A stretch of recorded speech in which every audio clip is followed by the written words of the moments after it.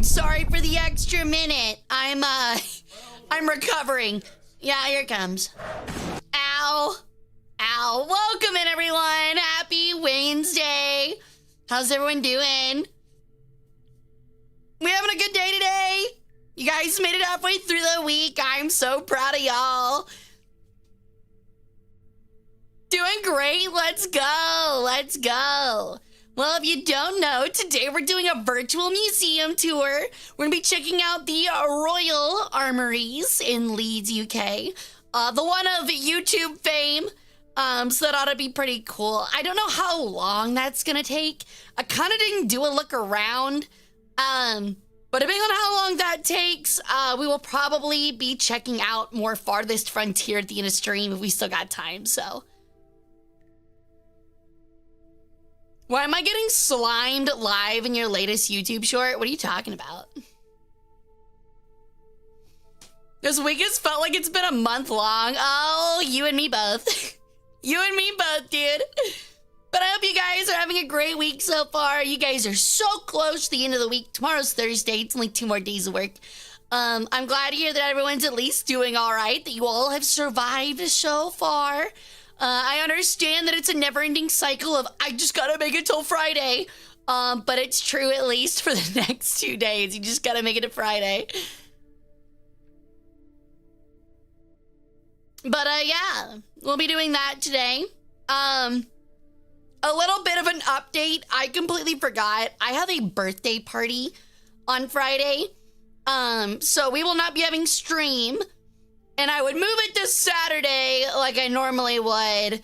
But Saturday, I have a wedding. So, kind of unfortunate and extremely annoying how that worked out. And that I was only told about that literally yesterday. But that's all right. So we won't have a stream Friday or Saturday. But we will be back on Sunday at 2 p.m. for some more Total War. So, grats on the marriage? Why are you telling me grats, dude?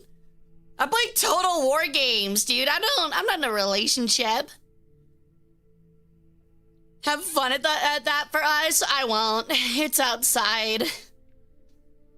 An outside wedding, dude. An outside wedding. It's actually gonna be so hot that I, the sun, am scared for once.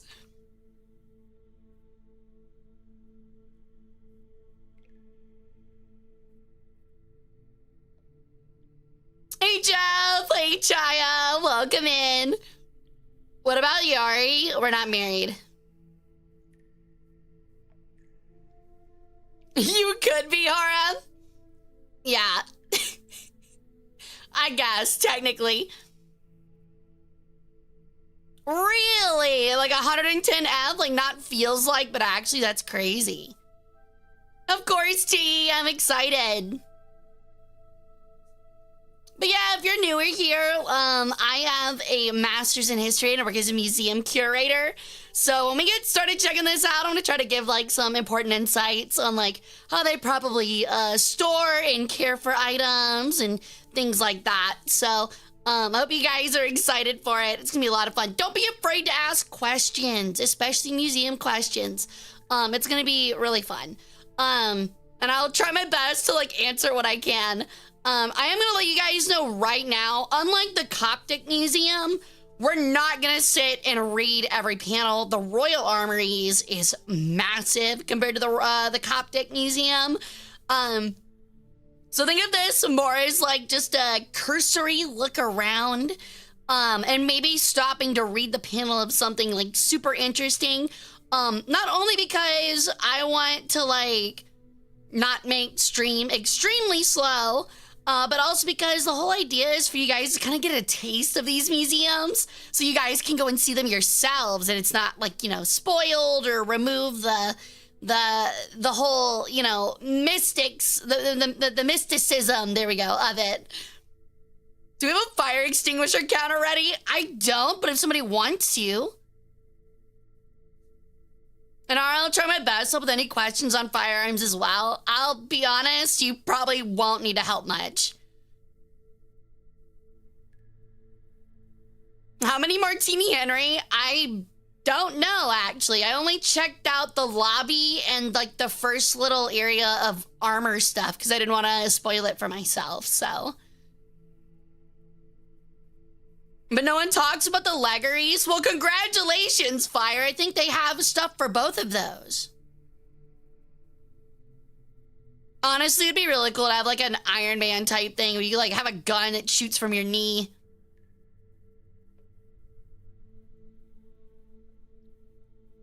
I think that's in that Iron Man, like, doesn't War Machine have something like that? Like, literally, like, he, like, kneels and it, like, shoots, like, something out of his knee or something. I don't know. Maybe I'm thinking of something wrong. Both of them do? Okay, well, that's interesting. Watch those knee rockets. But yeah, I'm pretty excited. I actually haven't ever seen the Royal Armory stuff. I watched a little bit of the YouTube videos, but I haven't watched like a ton of it before. They've got some pretty interesting stuff. They got a lot of fun stuff over there, so go check out their YouTube channel. It's been going for a while. I'm sure 99% of you have heard of it, but they do good stuff over there. They're very entertaining. How much damage do you think a modern tank would take if it was shot at by a bombard?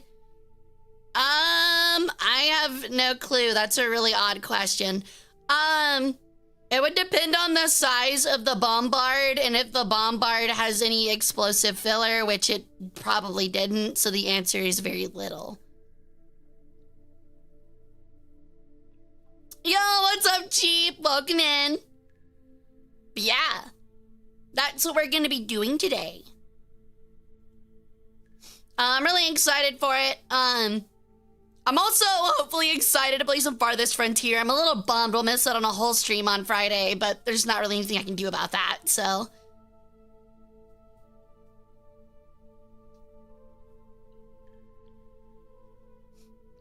Did you accidentally turn off sub notifications? No, did they not work?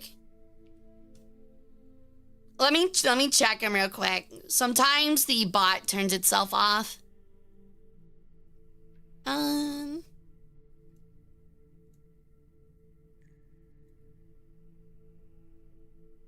they're all on. At least by the looks of it.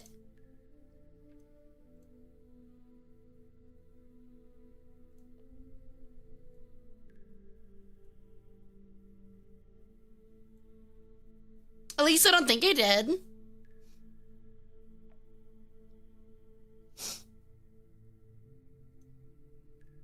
I'll be trying to get my parents to watch this. It'll be on your best behavior chat. Why would you do that? Why would you do that to yourself?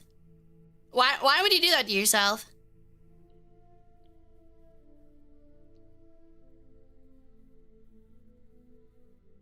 Yeah, I kind of say the most heinous things, dude. I don't know what you expected, man. Wait, so we only get Hara today? What do you mean? Did you not just listen to like the last 15 minutes I was just talking? Like, do I just say words and like you should nyap, nyap, nyap, nyap, nyap, museum? Nyap, nyap, nyap, nyap, nyap, gun, nyap, nyap, nyap. Okay, minute 15. I just said it like 30 seconds ago. You know what, don't worry about it, buddy. Don't worry about it, buddy. Just look at the schedule and wave. But yeah, so I will see you guys back here on Sunday after today's stream. But I'm gonna try to make things go a little bit longer depending on how I feel, and if I can keep my energy up. So we'll see. I was falling asleep all day at my desk today. It's become a rather common occurrence. I'm starting to maybe overwork myself a little bit. Time to do drugs to stay awake. I am literally like practically like snorting caffeine pills at this rate.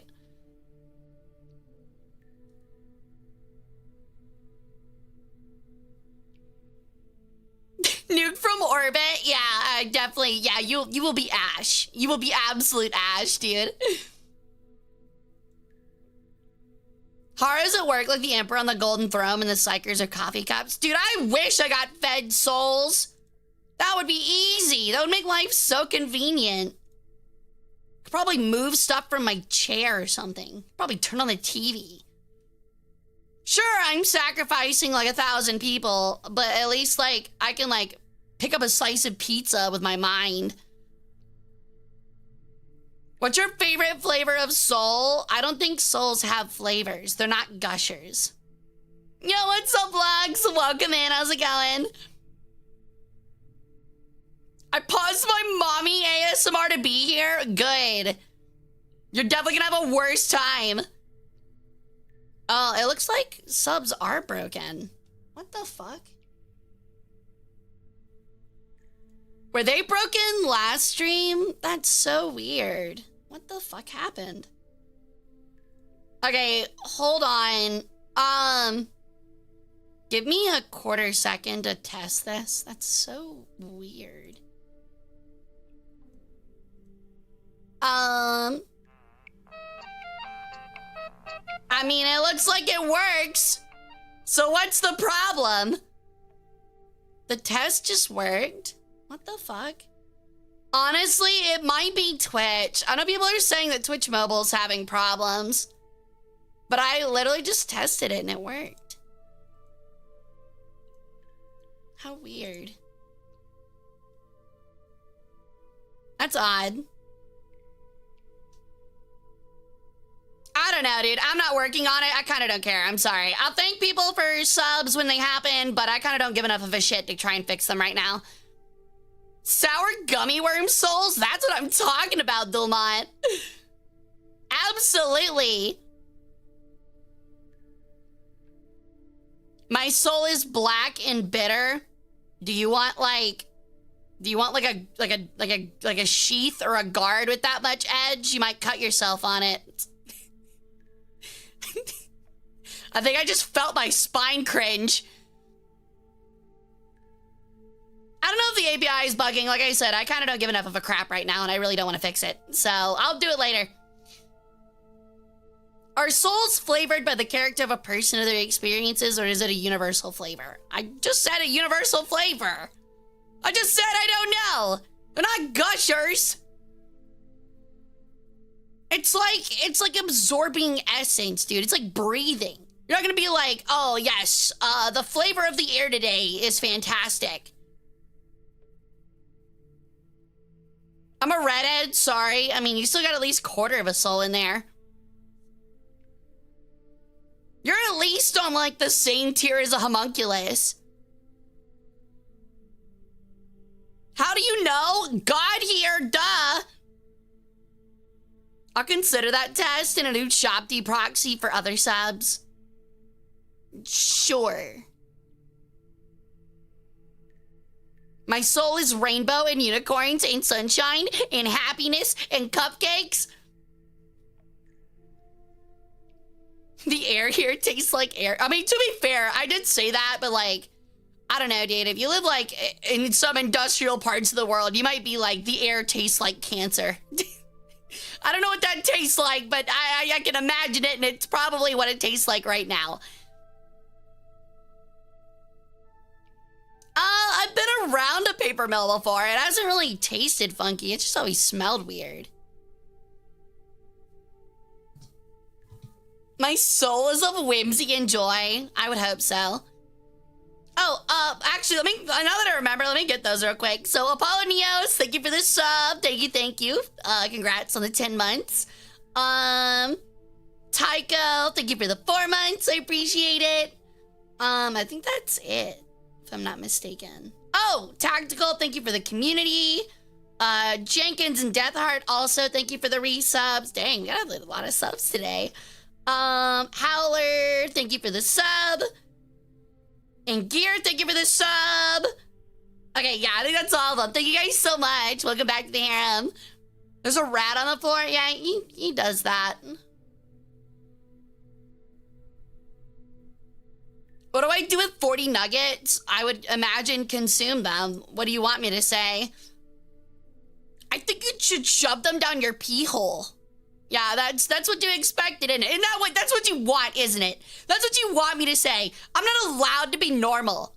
I'm not allowed to be normal, dude. Chad just throws things out there, and they're like, ooh, maybe she'll ask me to shove them up my pee hole, and then I'll have to do it. I'm not doing that, dude. Ow! I'm not doing that. I'm not your little jester to hop around here with my bells and whistles.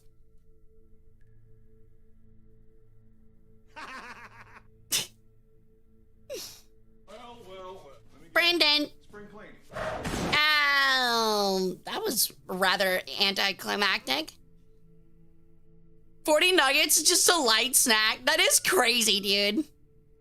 I'll admit, I'm not in good shape, but at the same time, like, I don't think I could eat more than a 10-piece. Worse than Greek. Yeah? He is.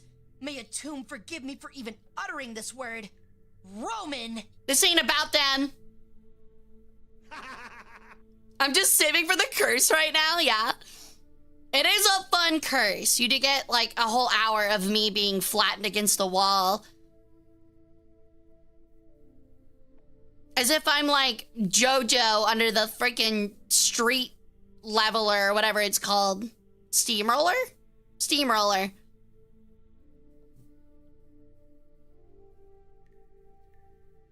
Ow. But yeah, I'm looking really forward to the museum. I don't know if I'll have... Do you guys want, like, music playing during the tour? I guess I should ask that. This is more of a Twitch question. Do we want, like a lo-fi mix going or something like that? Because, like, I feel like it could be kind of empty air. But we'll have to see. Roll-da-roll-a-da! I still remember, like, watching that for the first time and being like, holy shit, that's so sick. Can you play Egyptian funk? Why would I play bad music? Why would I play bad music? Through the fire and the flames? No.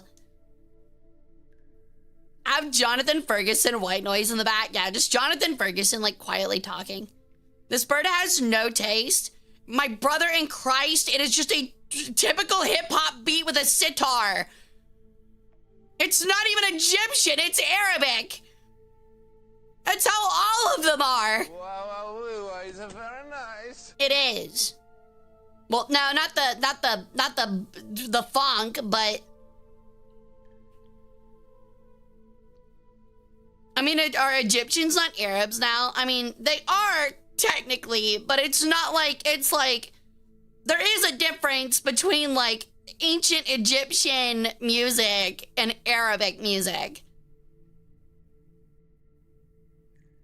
It's like saying, like, black metal from, like, the 80s, from, like, some 80s Swedish band, like, to burn down churches and do, like, illegal stuff, is the exact same as, like, I don't know, a Viking poem epic. It's not the same. Just because it's from the same place and the same technical culture, it's not the same.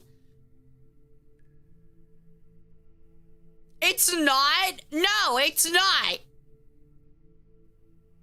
Put on horror music during the tour, your viewers will disappear one by one. Yeah, like, honestly, it'd be a really funny ASMR. A VTuber gives you the hot local curator gives you and your friends a personal museum, but you guys, one by one, keep getting kidnapped and disappeared mid-tour. They definitely burned down buildings also in the Viking epic poem. I mean, they did, but it's not the same. Ah, yes, my sick Vikings totally had a really cool electric guitar and a full drum set on their Viking barge. Yeah, sure thing. Do museums normally have music playing in the back? Thanks, my mom made it for me. I mean, sometimes it depends on the museum. Like, if it's like an art museum, no, because like the whole idea is like they don't want to distract from like connection with the art. I would say most history museums don't, because they'll have like some kind of like video or audio thing going on for a lot of exhibits, and that like interferes with it. But there are plenty that do have like period accurate or just like some like honestly like elevator music, depending. The idea is to like immerse you more in the exhibit, not take you out of it by playing Ariana Grande as you're trying to learn about George Washington's fight or commanding, like you're trying to like learn and immerse yourself. You're not gonna have like statues of George Washington and like the Battle of Bunker Hill and all of his tactics and shit. Like, and then Ariana Grande is like playing quietly in the background. Like, it just kind of takes you out of it, you know? Would George Washington have listened to Ariana Grande? Absolutely not. George Washington would be a Post Malone fan, and we all know it. Last time I was at the Royal Ontario Museum, they were playing news radio. That legitimately sounds terrible. I'd play Walk Like an Egyptian, the ancient Egyptian section. I would literally rip off your legs and cram them down your throat. Do you want to hear a story? When people say things like that, King Bob, no, it does not make me want to hear a story because it makes me feel like you're going to say something really weird. They should play epic rap battle of history tracks. I don't know about that one. Hey, Oda-san, welcome in. I feel like George Washington would be a country fan. Probably not. You have to remember, he was like high society British. Good choice. Bye. Later.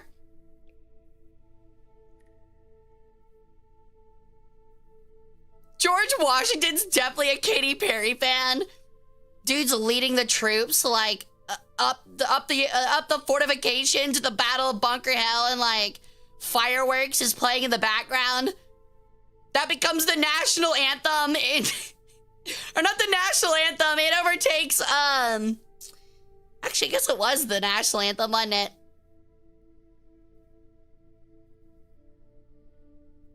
Party in the USA does hit different when Cornwallis surrenders. What would be the song playing while Benedict Anderson becomes a traitor? What would be his theme music? What modern pop song would he be listening to? I bet you $5. It's like 5 Rings by Ariana Grande.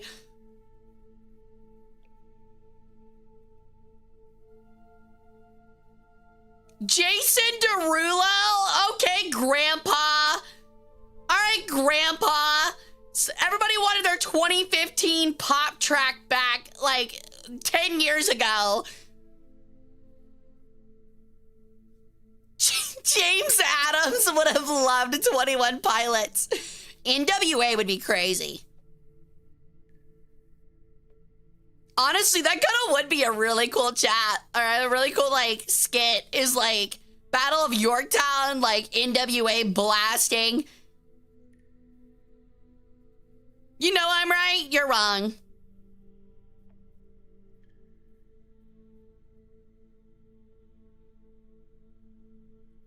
We got some unks in chat, we really do.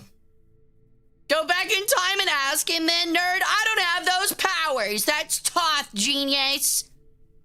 I just licked your hand. What are you gonna do about it? Okay, actually though, like personal story, like worst thing ever happened to me today. I actually had to take off work. It made me really sad. I got to leave early. My boss like kind of consoled me for a little bit and bought me lunch because it was actually that bad. I was walking through one of the exhibits today, dusting all of the cases and cleaning them. And I looked down and I went, oh, hey, look, some of the mounting putty used for some of the graphics fell onto the ground. I should pick that up. And I'll go like reuse it. It was gum. It was chewed gum. It was chewed gum. It has happened again. I have found a way in the museum to touch more chewed gum. Yes again. I was just like, bro, who just lets gum fall out of their mouth in a museum and doesn't pick it up? Like, the fucking state of humanity. It was like so garbage. But I was like, oh, that's fine. I'm just gonna go wash my hands, hand sanitize, and then wash my hands again. Oh, I was kidding, Lex. None of that happened. I just consoled quietly at my desk. Ow. But yeah, so that was my day today. If it's out of my mouth, it's not my problem anymore. Well, knew you were a spitter. I pegged you from minute one, honestly, Jenkins. You're a quitter. You're a quitter. Just like cigarettes, the doctors are lying. You're supposed to swallow all of your chewing gum. I should know. I've got currently a 4-pound ball of bubble gum in my stomach, and the doctors say I'm perfectly healthy. Makes my insides minty fresh.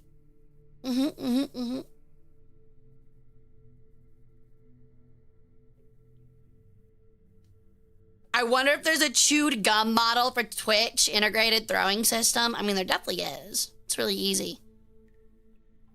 If you swallow your gum, it turns into a jawbreaker in your stomach. Does it really? I didn't actually know that. I'm not someone that actually swallows gum, dude.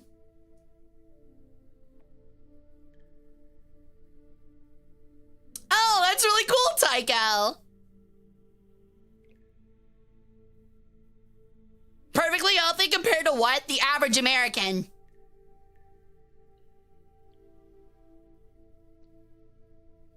I hate how close C and G are on a keyboard. You mean like how you typed ho earlier?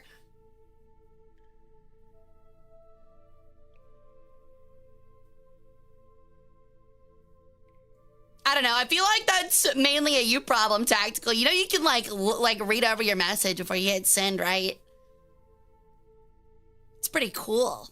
It's a cool feature. I'm glad they added it. Yo, what's up, Baron? Welcome in. I'm a quick typer. Yeah, me too. I know the feeling. I like how Jenkins is like looks down at his keyboard and he's like, brother, there's literally a whole extra key.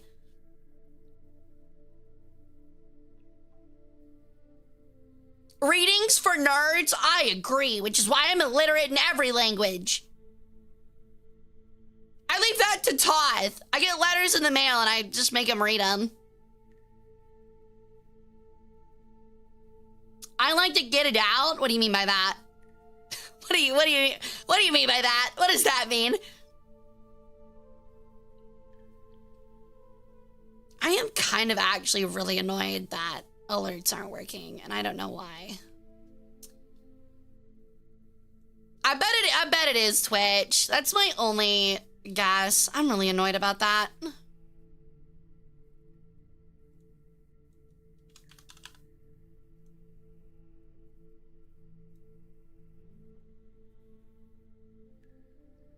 Do we have any surviving ancient Egyptian flutes, or are those Arabic too? I don't know about that. I would imagine that like something like flutes from that period wouldn't last very long, because at best they're going to be made out of wood. At worst, they're made out of bone or even reed, and those don't exactly last long, you know? They kind of tend to fall off pretty quickly.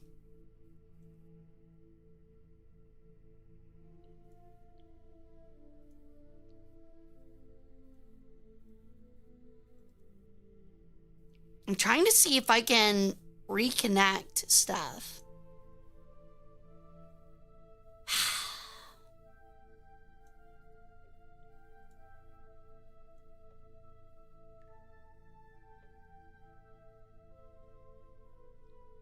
You know what has 4 eyes and still can't see? Mississippi?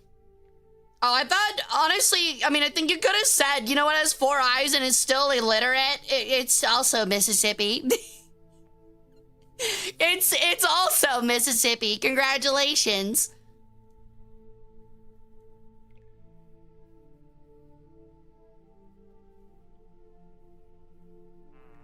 Yeah. See, subs work on my end. I think it just doesn't like you guys. I'm gonna be honest.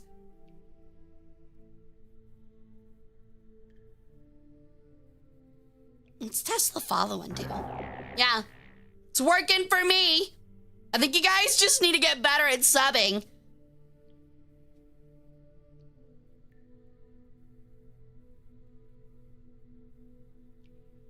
Damn F. Hey, welcome. Look, I'm Southern. I can make that joke. We're all hillbillies down here.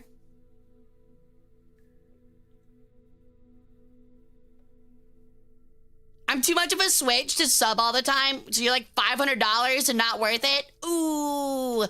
Oh, shit. Oh, shit. That's right. I'm gonna wait until you're well used.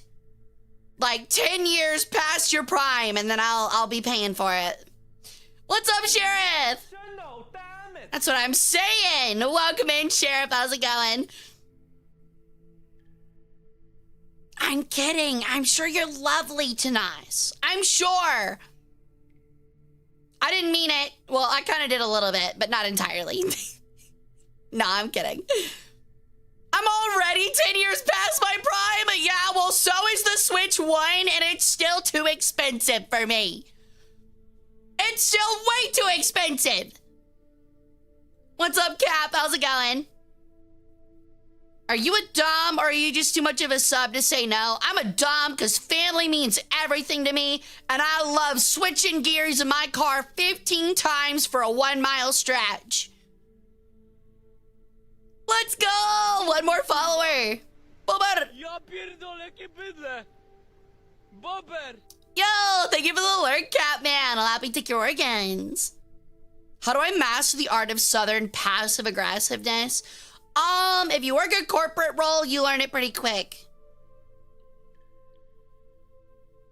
I'm like Doc Holliday, always claim to be in my prime, possibly out of delusion. Are you a lunger as well?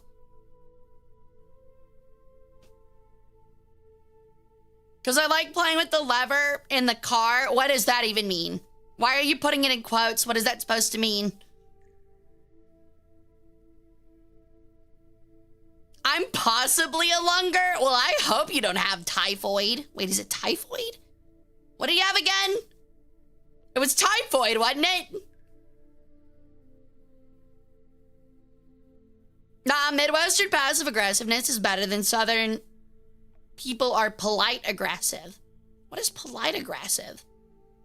Well, like I'm stabbing you in the gut and being like, how you doing? Hope you're having a good day. Hey, Dustin, welcome in. Autumn Shay convinced me to watch Gone with the Wind, and all the characters are so mean. I think, Gone with the Wind is like old. They're all just kind of like that. Bless your heart. To be fair, a lot of people misconstrue that and think it's always sarcastic. That's not true. So, Hara, how did you spend National Aviation Day? I spent National Aviation Day by building a rubber sling for all of my modern planes that fly into 2 2x4s that are oddly painted like 2 specific buildings from the early 2000s. Yeah. That's what I did. It's kind of fun.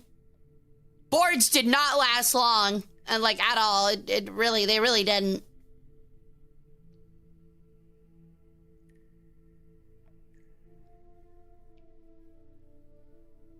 Is it like business aggressive, you know, like saying in highest regards in an email? In a way, it can be in a way. They weren't 2x4s, they were 9x11s. All right, man. All right, dude, you just gotta upshow my joke over here. What about board number 7? Oh, that one just like missed and like hit the grass nearby. Clearly used explosives. I don't know, dude. Some might say that the Home Depot like knew it was happening and did nothing to stop it, which I think is pretty fucked up. I upshowed your mom last night. You realize it saying upshowed my mother implies you're having sex with my father. I want you to make sure that you're aware of that. It's not a bad thing. It's just, I don't believe that was your intention. But, I mean, if you like Zombie Weenie from literally an undead god, I mean, that's your choice. A fish ate that. That wasn't a fish. So congratulations. You had fish dick. How's it going? How do you like that, Gear? You really look dumb now, don't you? I'd say there's an egg on your face, but it's more like fish dick. So, yeah. Yep, there you go. I tried to warn you. You didn't listen. That's what you get. Is that like fish sticks breaded and all? Sure thing, champ. Wow, it's very nice. It's very nice. Why fish stick? Because in the myth of Osiris, he was killed by his brother Set and cut into 12 pieces, and all of them were thrown in the Nile. All of them were recovered, but his wing donger.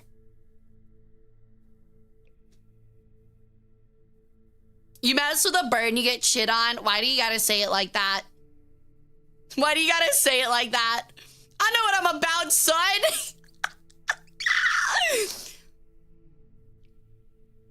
That's pretty fishy. Bill. Bill. Am I wrong? You're not, but I feel like that's discriminatory against birds. Ancient Egypt really was all about those body parts. I think they were. A lot of ancient peoples were. Alright, continue the fucking fish puns and people are getting cursed. I'm not accepting fish puns right now. I am not accepting fish puns. I will turn you all, you know what? Keep it up. Next person makes a fish joke gets turned into a sentient fucking,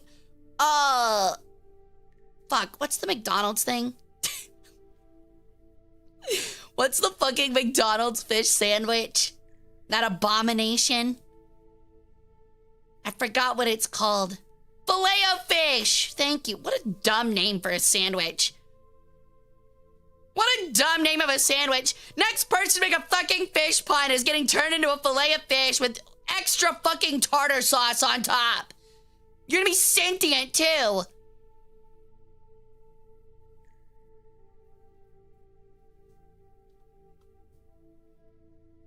Coke Zero. What? Coke Zero? Do you like fish stick? Honestly, I wish I liked fish more than I do. It'd probably be healthier.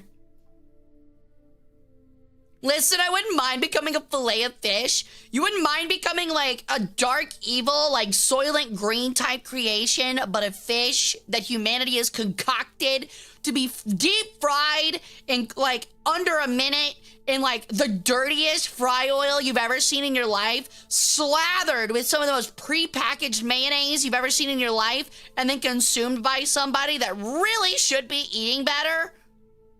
That sounds like a fresh hell to me, dude.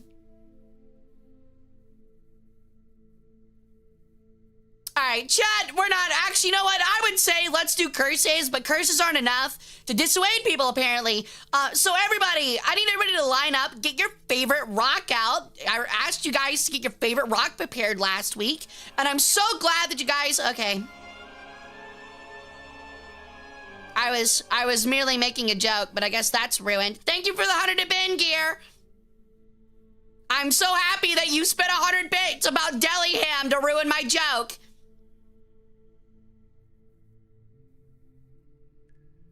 But it tastes crunchy? What the fuck tastes crunchy? That reminds me of a poem. Egypt embracing decimation? Mark Antony would be proud. I mean, we're not embracing decimation of our own forces, just like the other ones. In which, you know, every time you captured, you know, an enemy soldier, you'd geld them. Well, actually, no, my bad. You'd tie their hands, you'd kneel them down, you'd geld them. That's when you, like, slash off their dangly bits. Cut off their nose and ears, and their tongue, and then you'd let's say you take care of them. Like the Italians say, you take care of them. Give them a little bit of that tomato sauce. Tomato sauce, yeah. And then you put them in the ground without a tomb. Anyway, as I was saying before, considering that spells are no longer working as a form of proper punishment to dissuade pun crimes in my chat, what we're going to do is, remember how I asked all of you last week to spend the week thinking about your favorite rock and to make sure you start carrying it around in your pocket, or if it's large enough. All right, dude. I'm turning off sound alerts. All right, sound alerts are getting turned off. Never mind. Sound alerts are done. They were fun while they lasted. Chat can't use them. Chat can't use them, respectfully. So we're done with those. Those were fun. Those were fun while they lasted. Maybe we'll have them back later. Hooray. I can't say things. I can't make jokes with chat interrupting me. So we're done with those. We are done with those. Get them in while you can, chat. You got like 5 seconds, then I'm turning them off. Oh my god. There you go. Yeah, get them in. Netto rare, but walking ball torture. There you go. There you go. Oh, it's very nice. There you go.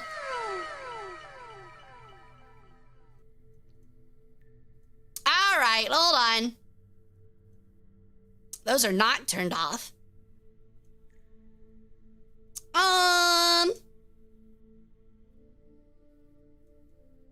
Also, mods, all the things got turned back on. Just letting you know. I am turning them back off. All right, cool. I will turn them back on when we can use them without being kind of annoying. Thank you. Yo, thank you for the follow. Mango3 Lee, welcome to the gold. How you doing? Later, Rhino. Sleep well, dude. Forgot my rock, but I've got this 100-pound ingot of lead next to me. Can I substitute my rock with that for today? Absolutely. Absolutely, dude. Yo, Oda-san, thank you for the 115 stream streak. Nah, I'm not saying it again. Y'all ruined it. I'm good. Thank you, though. Maybe another stream. I'll try and save it for later, but nah, I'm done. You guys get 2. Once it gets interrupted twice, stuff gets turned off, and I'm done being funny.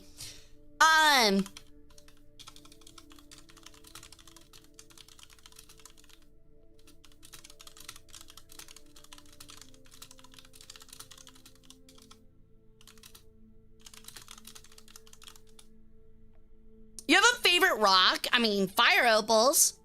I am wearing like 9 of them, so I could say I'm a little biased.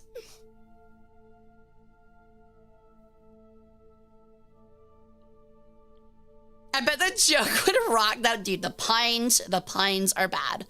The puns are bad. I'm showing them right now. What do you mean? Show them. They're literally in front of your face.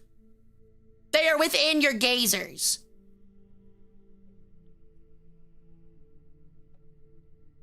The joke is rolled away. Tis sad. It's unironically like watching Oni plays and they try to set up a bit and Corey fucking it up 5 times in a row and then Michelle being like, fuck it, never mind. That's exactly how I feel.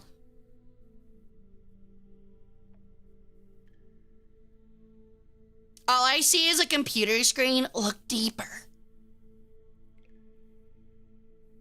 Imagine how weird it would be if like, you know what? Never mind. I'm not saying that. Actually, wait, no, I am. Well, imagine how weird it would be if my hand shot out of the monitor right now and just like slowly crushed your throat. Like in a loving way, in a loving way, not an angry way. In a, you're here wasting your time and you shouldn't be. So I'll help you get out of this situation. I'll take it. Chat literally like, oh yes, please crush my windpipe.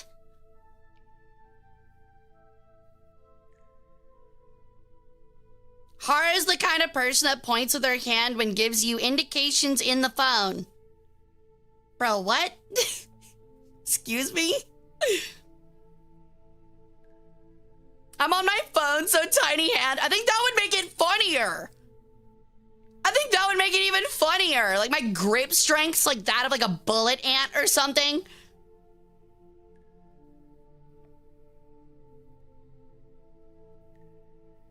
You guys should treat yourselves better. I just think it'd be funny if there was like a little mini baby hand that came out and just like, can't even wrap around, but just like, I don't know, like force chokes. That'd be kind of funny. If you're on the big screen, does giant Hara hand come out? Yeah, like my hand is proportional to how big your screen is. God, I hope nobody's watching me in a movie theater, especially like a triple wide IMAX. You might be screwed. Hara's got good grip strength. Yeah, what can I say? I'm really good at ripping things off.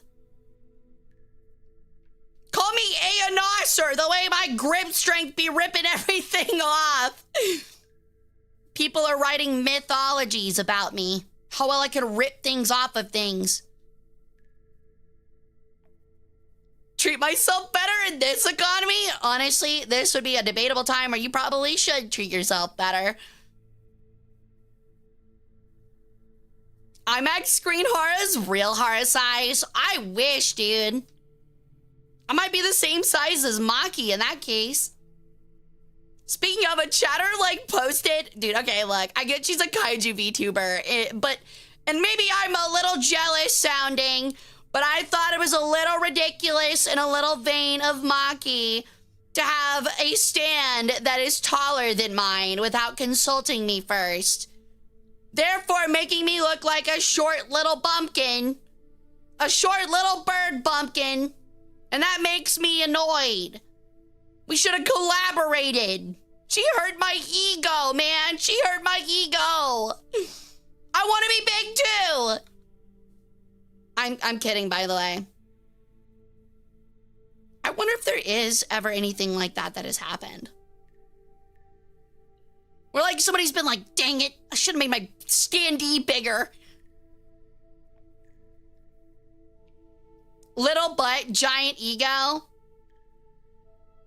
Do you just like come in here to insult me, dude? What's your deal? What's your problem? Turns out people are in trouble for selling bad platinum and the legend of Aya Nasser is true. Every time somebody strips a catalytic converter out from under a car, Aya Nasser like gains one soul to eventually bring about his resurrection.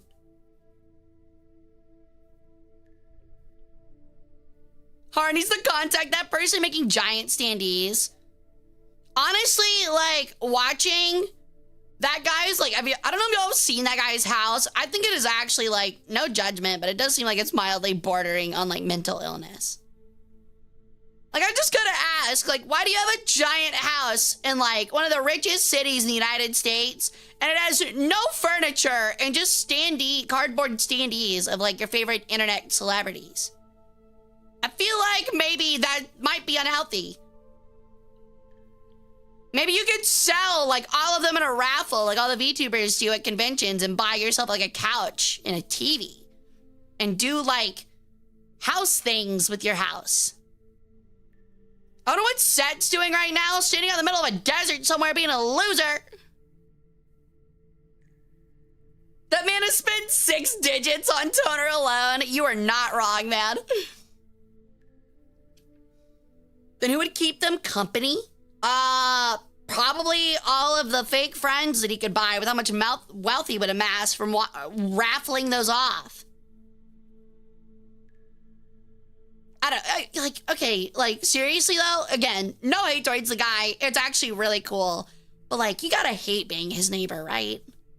Like, it's gotta be so annoying being his neighbor, right? Like, just imagine, like, a guy, like, peering through his blinds from across the street, and, like, his wife's, like, cooking behind him in the kitchen. He's like, honey, the neighbor's got a 25-foot-tall dragon woman in the yard again. It's casting a shadow over my lawn and killing my grass.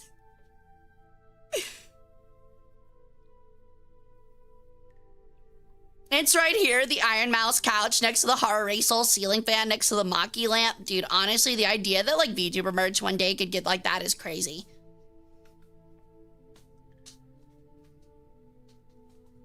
Rich people don't have neighbors, they have bordering territories. You have to remember that, like, a $50 million mansion in, like, LA is just a regular house for everybody else. Later, Julio. It was great seeing you, dude. Killing the grass in the shape of tits. Dude, actually, it's like 2 giant Olympus mines just absolutely carved out of your front yard. Wait, is that real? What, the guy that has like a 50-foot tall cardboard cutout of a VTuber? Yes. That's not a joke. I'm not gaslighting. I'm not making that up. That's not a joke. I'm not kidding. He didn't go to jail, though. I don't know if y'all heard about that one, which was kind of crazy. They found out that he was, like, cutting all the mouths and eyes, like, out of all of the standees and making, like, really threatening, like putting, like, threatening messages on them and sending them to random people in the mail. It's odd. Yeah, it's odd. And you know, just like everybody that goes that route, he got absolutely busted running naked through an Arby's. You know how it is, dude. You know how it is. Sometimes you just reach your rock bottom and you find yourself running naked through an Arby's. Been there before. Been there before. Yep. So relatable. So relatable. One day you're printing out a 50-foot tall cardboard cutout of a big titty dragon girl with 2 weenies, and then the next day you're running naked through an Arby's. Natural progression, honestly. I've seen a lot of Americans go down that route, if I'm being honest. Oh yeah, that's what they mean. That's the connection. You know, you go from Arby's, they have the meats, to, you know, the 50-foot tall dragon lady definitely having the meats, quote unquote. Yeah, it's tragic. It's tragic. I've heard they've been talking about passing legislation about it recently. The cardboard cutout thing, I mean, with the, you know, with the big, yeah, you get it. To stop the Arby's thing, yeah. Stupid California, always restricting my rights. There's no way anyone who's left in this chat being like, I could see this realistically happening. No, the guy did not go to jail. I feel like I need to preface that so I don't get in any trouble. To my knowledge, that gentleman has not been to jail. What did I walk back into? Word salad and running naked through an Arby's, apparently. Gives a whole new definition to ham and chatter. Oh my god.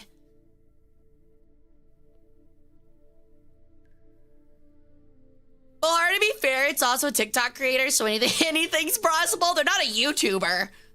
They're not a Roblox creator. I could see California lawmakers getting one guy like that, though. See, the funny thing is, not to talk modern politics, but I could see the exact same thing in Texas.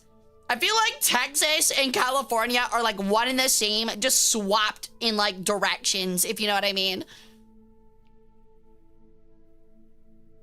My first thought when I heard you talking about a rich guy with a depressing house was asthma gold. I don't even think that guy actually has like a mansion or anything. I think he literally just lives in what used to be his parents' house, if I'm not mistaken.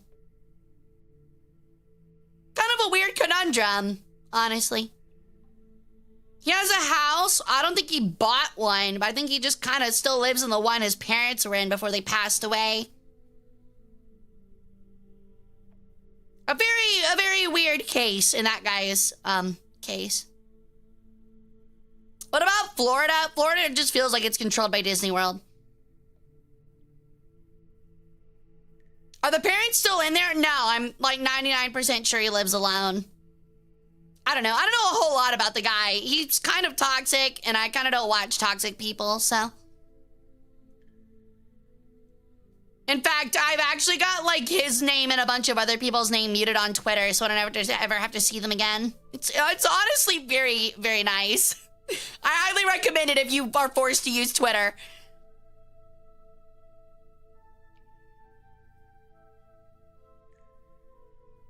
Old people, Florida, big home.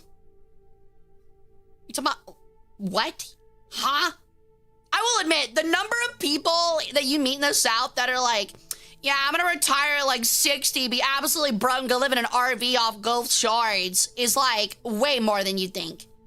Like way more than you think. It's actually an incredibly like big phenomenon. It's actually kind of scary. It's almost like a mass psychosis. So are you the kind of people that watch Low Tier God for fun? You mean like the fighting guy that tells people to kill themselves? No, I don't watch that. I just said I don't watch toxic people. I mute all the names. In fact, I don't really watch any Twitch streamers. I used to watch, God, what's his name? Peter Park. I used to watch a lot of Peter Park. He's pretty cool. I think that's just old people everywhere. That just doesn't sound appealing to me. Like, yes, I would obviously like to be retired. Yes, I'd like to be near a beach, but I don't want to live in an RV eating ramen and bumming.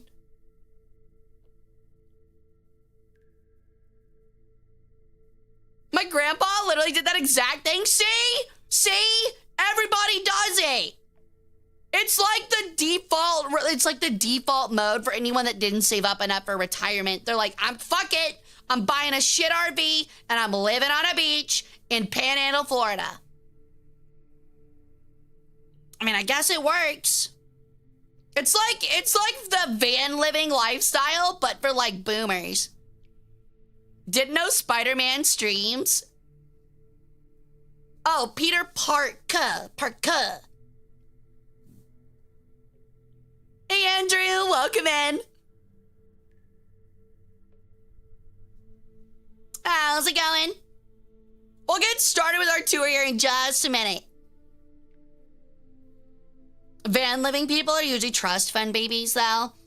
I have no experience. The few times I've seen it, it's usually like traveling mechanic types.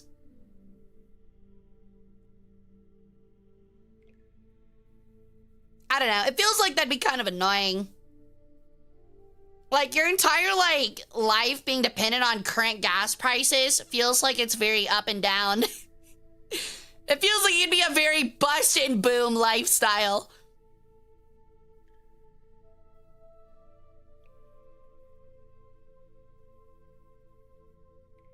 Peter Parker? Y'all. Okay, this is not a joke. His name is Peter Park. It's not Spider-Man. We need to get off TikTok. Pedro Parque. I deal with enough boomers working in a gun store. I'd rather use a 12 gauge breath mint than willingly live around more of them. I think it depends. Some of them can be really sweet.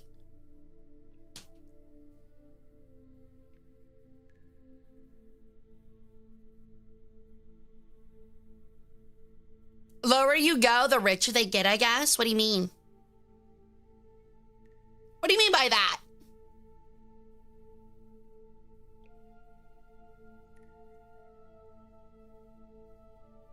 Hey, Moo, welcome in. How's it going? I really hate that, before a stream, my room was, freezing cold, and then I was like, all right, I'm gonna turn off the AC and turn off my ceiling fan, and now I'm sweating my tail feathers off. I actually hate that feeling so much. I've been getting it on occasion because of how hot it's been. You'll get one streak of sweat that goes down your leg or something, and it feels like a bug is crawling down it. I can't stand it, dude. I really can't stand it. I hate it. Makes me feel like I got ants on me or something, or like I'm a meth addict. I feel like I gotta start scratching my skin off to get the bugs out. Further down, the Florida pen gets expensive. I think it just depends on where you live. I love ants. I don't. Second favorite. What the heck, man? Who could possibly beat me? The Florida Keys are so cool. They are kind of neat. Don't they have a highway that you can literally drive over to get to them? I feel like only Americans would make a 5-mile land bridge to get to an island.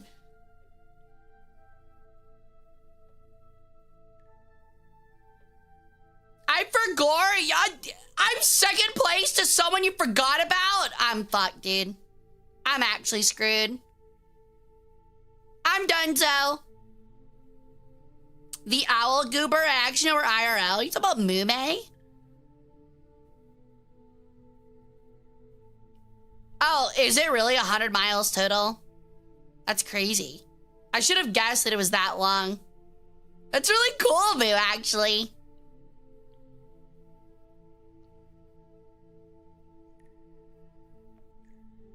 But that's what I mean, though. Only Americans would build a 100-mile plus bridge just to go to an island instead of, doing a ferry boat system.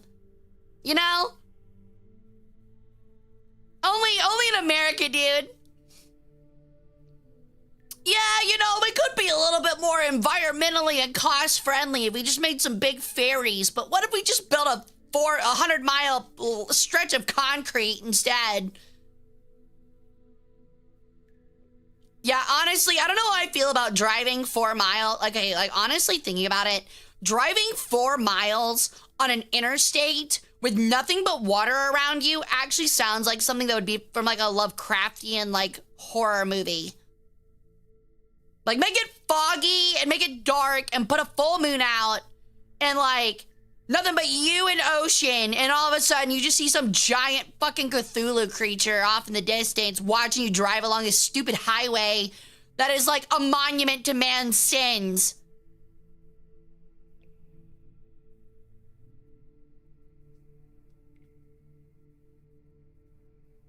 They first got a rail line, but it got washed out by a hurricane. Oh, by all means then, we should make it a fucking interstate.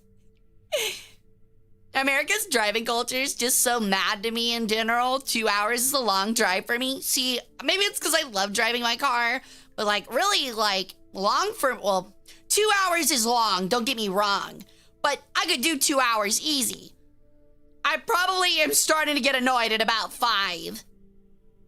And it's not something I do daily. How separated are the gas stations in those roads? See, that's a good question. That's a good question, dude. What happens if, like, you need gas? There's not gonna, yeah, there's one on each end, but that's 4 miles of driving. There's still some cars today that, like, probably can't make that. Thank you for the lurk, Trollberry, and I'll happily take your organs. If I drive 2 hours to the east, I'll end up in Poland. Whoa, buddy. Whoa, buddy. Chill out. We don't want to start an international incident here. Talking about driving quickly 2 hours east into Poland. Yeah, chill out, man. God.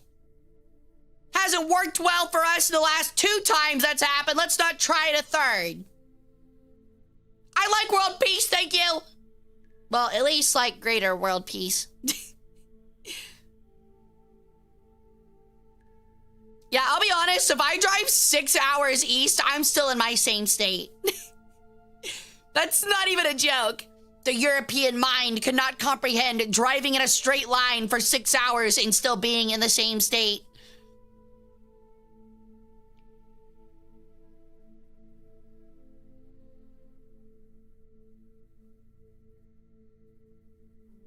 Is it really only 2 or 3 hours to go from Portugal to France? That really, like, doesn't feel right.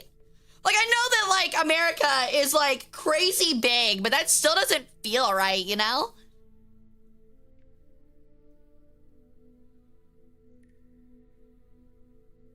Oh my god, I missed the super chat. I'm so sorry, someone somewhere. I may be an irregular viewer, but at least I'm not irregular like you. I am irregular in a good way. I'm above everybody. I'm perfect.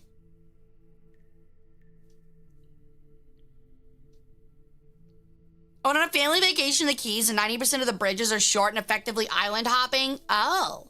So it's like islands between chains.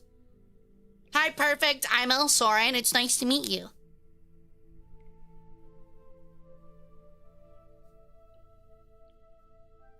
Yeah, I've seen the page that lets you compare the real size of countries.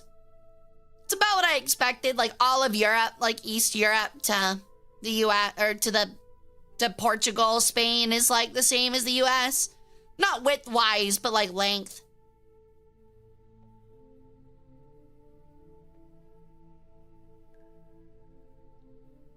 Europe as a continent is 400,000 kilometers squared larger than the US, fun fact.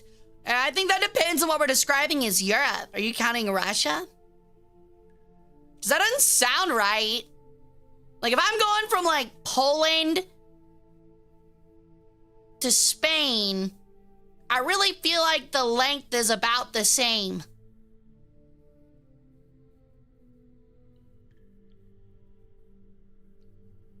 Longest bridge is the 7-mile bridge.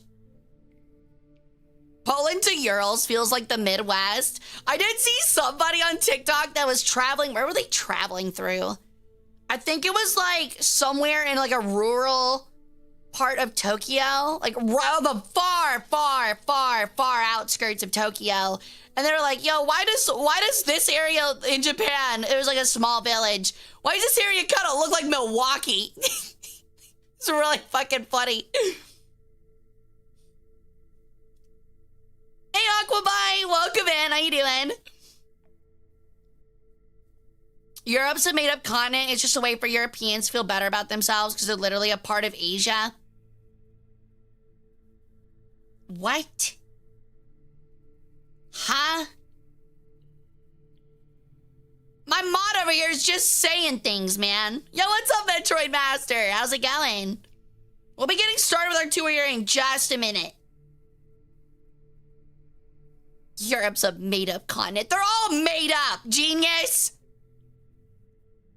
God himself brought down a giant divider for humanity to see and was like, look upon ye continents in despair. This shall be Europe. This shall be Asia. This shall be Africa.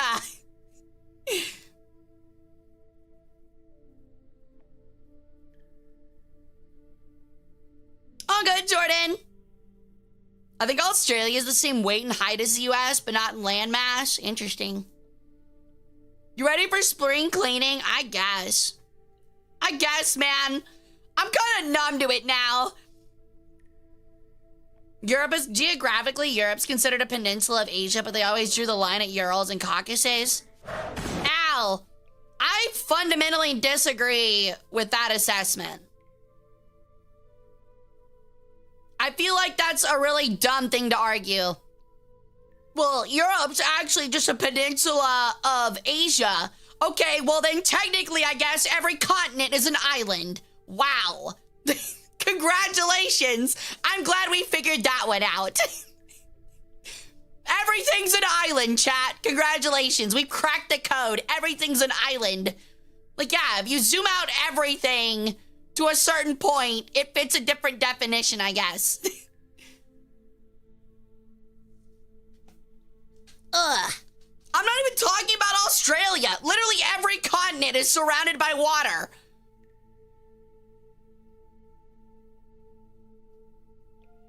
Africa didn't become an island until we built the Suez. I mean, technically Africa, if it was still conjoined to Asia and Europe, would just be one giant super island. By that logic, it could also mean that Asia's not real. It's part of the European continent. Thank you.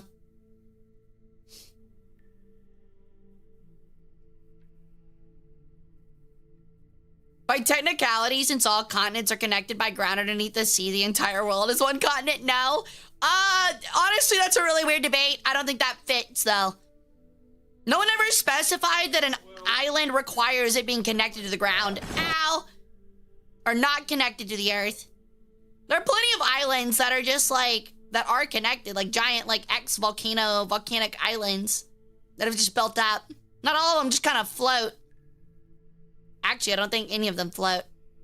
Actually, wait. I don't know. Are there islands, like large, like land masses that are just kind of like not connected to the seafloor? I didn't think so. I think there might be like one, but it's not very big. Like it's a pinpoint on a map. It's pretty much just like a sand barge. Also, by that logic, oceans don't exist because they're just saltwater lakes.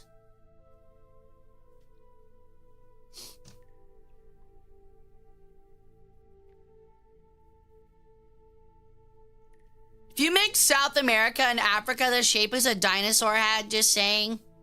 I expect a drawn diorama, hand-drawn from memory on my desk by the end of stream. Yes. Spring cleaning. Ow!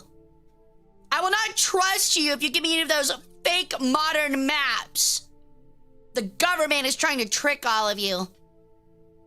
We actually still live on Pangea. They just built a really big canal between all of us.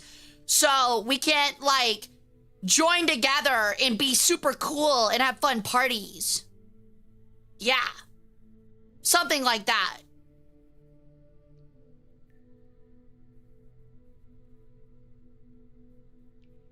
Yo, Jigglypuff! Wait, is that Hungry Box? Oh my god, it is Hungry Box! Dude, I love Hungry Box. Have y'all seen the stuff that's been going on with that guy lately? It's really funny. It's actually really fucking funny. Actually, I wanna show that off real quick. Hold on. So, If you don't know, Hungry Box is a Super Smash Brothers Melee pro. He plays for Team Liquid. I like him a lot. He's pretty funny.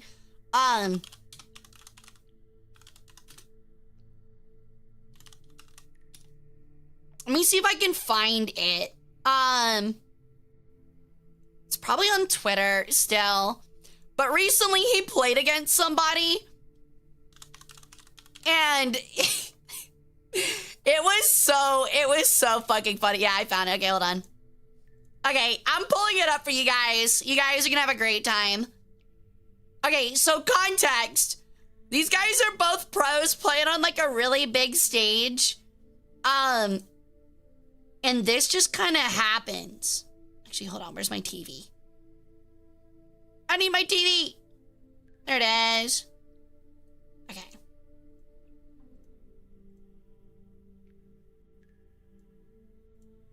All right.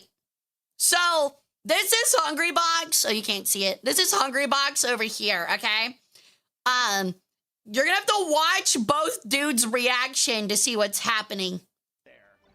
Get Cody off of him in that situation. Back off stage, trying to stay. Get Cody off of him in that situation. Back off stage, trying to stay safe. Something happened? Oh boy. I think they scared each other. I'm not sure. Oh no. What happened? No controller issue right now. What are you doing? What's going on? What is happening? There is some. So if you don't know what's happening, so the guy on the right has autism, which is no problem, Cody Schwab. And what happens is like right here, Hungry Box jumps in his chair trying to do a save because he got excited, and it overstimulated Cody, Back off. which scared him because he wasn't expecting the sudden like noise and movement. Safe. Something. And he's having a panic attack. And Hungry Box continues. And he's like, stop. Dude, stop. And he looks at him and hits him again. He's like, what are you doing? What are you doing? Stop. It's so fucking funny, dude. Like, Hungry Box is just like looking at him so guilty. He's just like, What's going on? What is happening? he's like, I want to stop, but like, I'm going for the win. Like, I love that he looks at Cody and then back at the screen hits him and he's like, what's your reaction? Like, can I get away with this? Is this something I can get away with? It's so funny. So, the exact same thing. The exact same tournament, I'm pretty sure. Let me move out of the way. Hungry Box is playing someone else. He wins, gets excited, and faints. He got so excited he fainted. Oh, is it 2 different tournaments? This was all within like a month. But he got too excited and fainted. Oh my God. I don't know. I love him. He's so funny. But yeah, he's one of those guys that like, he's one of those like competitive people that like just really gets into everything, you know? And it's really funny to watch. Yo, welcome in, Miles. How's it going? He just really likes that shirt, yeah. Oh, was it only a week apart? Okay, well then that's why I got confused. But yeah, Hungry Box has been like a pro for a long time, and there's been a lot of like, in my opinion, like undeserved controversies around him. Like the craziest being somebody that hated him so much threw a literal like live like giant crab at him, like a living, like an animal, like an actual crab at him as he was coming off of stage one time. And it was just like, what the fuck, man? But I saw people in the comments that were like, it would have been really funny if he had like used like the sleep insta-kill move that Jigglypuff has. Yeah, he does seem really friendly. He seems really cool. Oh crap, that's horrible. Stone that guy. Stone that guy. Cupper's just trying to gaslight. Don't entertain Cupper. All right, So are we ready to get started on our fun little virtual museum tour? Are we excited about that? Are we ready to go? Oh, did you actually send the dinosaur thing? Oh my god, it does look like a dinosaur. Thank you, Copper. That looks really good. That's interesting. I like that you guys, I like that you actually did hand draw it and it was on my desk within 10 minutes. I really appreciate that rapid response time. I'm trying to think of that poem where they stone people. Yeah? The Lottery by Shirtless Jackson. Yeah, I know exactly what you're talking about, dude. Everybody slowly walk away from Tactical. He's lost it. He's lost it. Shirtless Jackson. This guy's just this guy's just making his schizophrenia into a fucking, like historic poet.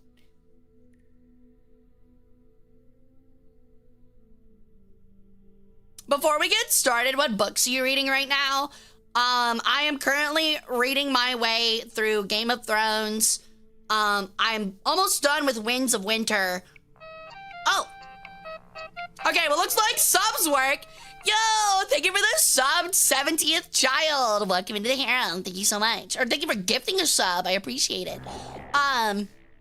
Samantha Riedel, thank you for the follow. Welcome into the cult. How you doing? What was I saying? I'm dumb and I forgot. I can't remember. Oh, the books I'm reading. I'm reading through Game of Thrones, almost done with Winds of Winter. I'm currently reading a book. I kind of can't remember the name of it because I kind of just like don't really look at the cover these days. I just kind of open it up because it's in my bag. But it's on like the history of kingship in ancient Egypt. It's just kind of like a big encyclopedia of all of the pharaohs. And I've been going through those. So it's kind of like a giant general ancient Egypt history book. Pretty much a textbook if I'm being honest. All right. Besides that, I'm not really reading a whole lot. I've been meaning to start Shelby Foote's trilogy on the Civil War that I got gifted to me a long time ago that are kind of collecting dust, but the books are very big and I don't want to carry them out of my house. So it's kind of hard to do that. I thought they were signed and I got really excited and then I looked through them again and realized they're not signed and got kind of bummed. I think, like, I thought I remembered them being signed, but I think I was told by the person that gifted them to me, they have signed copies and we're getting rid of the regular ones. Wait, why are we getting a forklift? Been reading American Gods. It's reminded me of you. Want to catch a stream again? Oh, I appreciate it. I really do. I've heard American Gods is really good. I heard they made a TV show out of it and heard some pretty positive things about it. I think it's very interesting. And I kind of wish that that's something that like fantasy people could focus like on. It'd be very hard, but it'd be very cool if like people could like workshop like an actual like modern American pantheon. It'd be kind of neat. Which I know that book kind of does. It's not like exactly like that, but it's a great book. You'll like it. I'll try and give it a chance then. No joke. My firewall jumped right after I joined today to the stream. Oh, so the phishing email didn't work. Did the phishing email not work? Did you not download the mod? Ah, shit. All right. So let me get it together. And actually, let me take a quick 5-minute break. When we get back, we'll start a little tour, okay? So I'm gonna take a quick break. I'm gonna get a drink, grab a snack, go to the little bird's room, apparently get hit by a chair. And when I get back, we'll start our tour on the Royal Armories Museum, okay? It'll just be 5 minutes, so don't go anywhere, okay? See you back here in just a sec. I'm not saying it now. You can't, don't put that in my brain.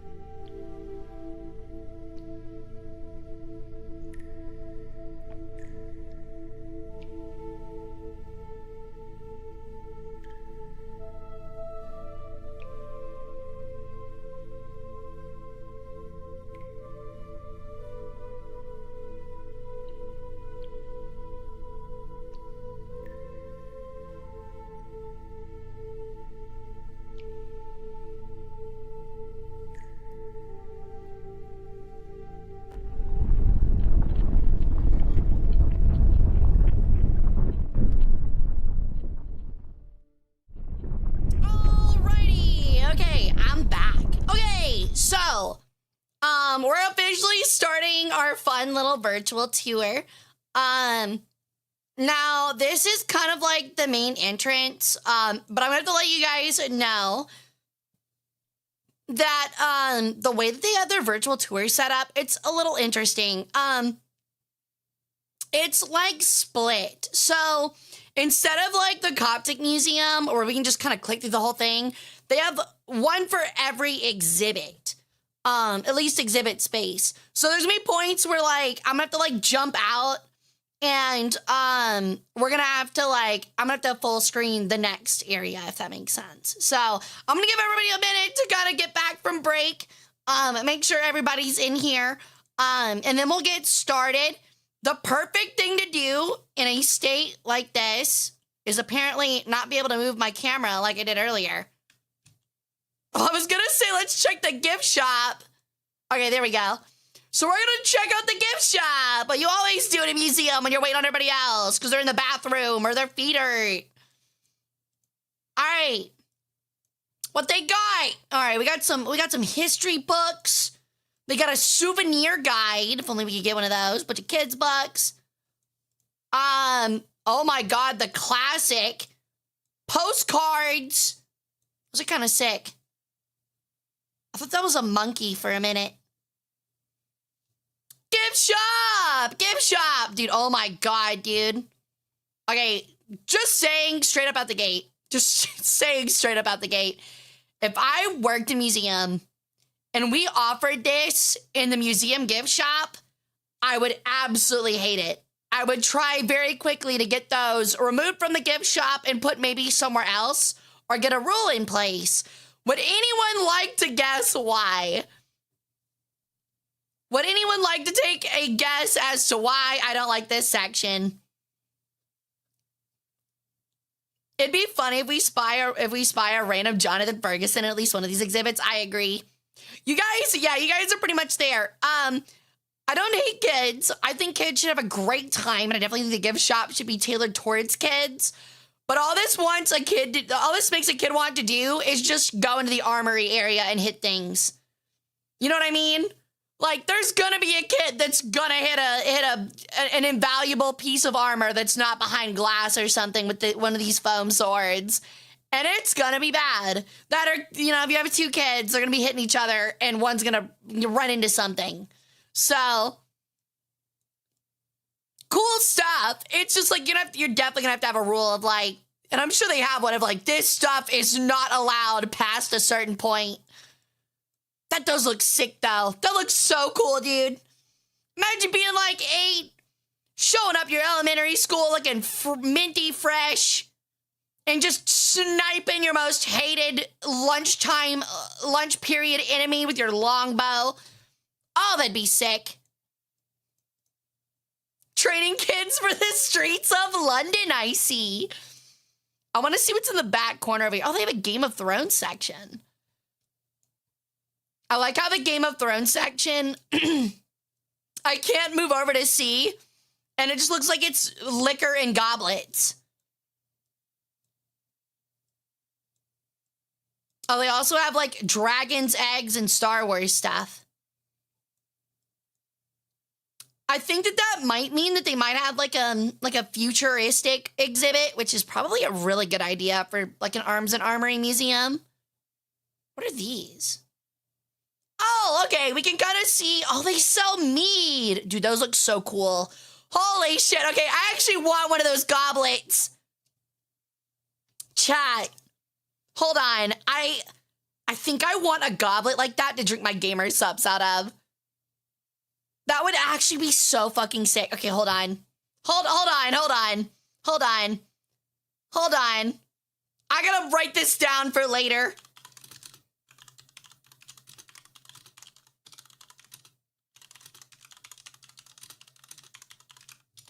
I don't know. Maybe that's like the most permanently like online Redditor thing ever, but I think it would be kind of funny. Mr. Ferguson said they have an exhibit for movie gun props, Star Wars included. That's kind of neat. Kind of reminds me of that, oh, they have like old teacups too. Like Eastern teacups. That kind of reminds me of that. Have y'all ever seen that one video? It's really old, but extremely well done.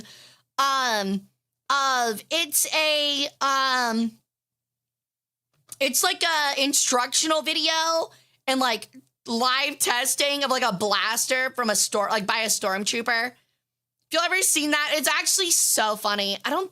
It's like SNL style comedy, but it's actually really good.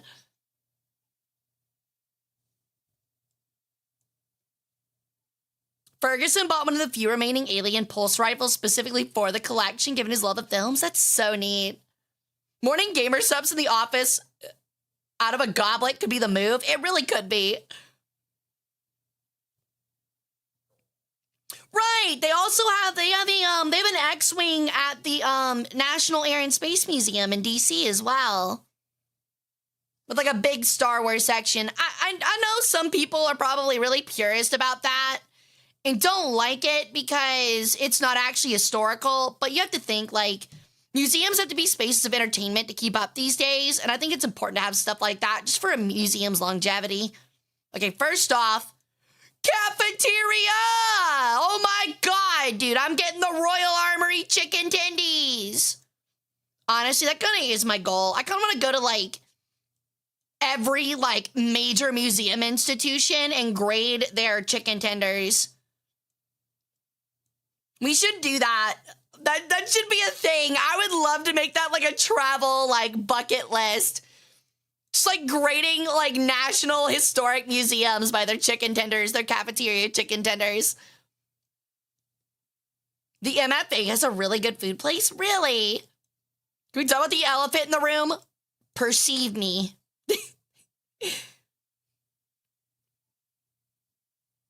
I can appreciate our museums recognize pop culture that bring in new people. I mean, it's required. It's just required. Yo, we found it, chat. The LARPer section. We found the LARP section. Right next to the candies, blow pops, and other plastic garbage that LARPers enjoy. Incredible! They know who they know their demographics, dude. You can get your fake plastic plate carriers and your British Mark I Lego model set right next to all the candy and swirly lollipops and hats with propellers. No comment? Yeah, I know what you guys are. I know what you guys are. The Mark V model kit is actually really cool, though. Okay. Kids named Hunter looking at those shirts. Dude, actually. Oh, they have a girls section to be a knight, too. That's really thoughtful. That's really cute.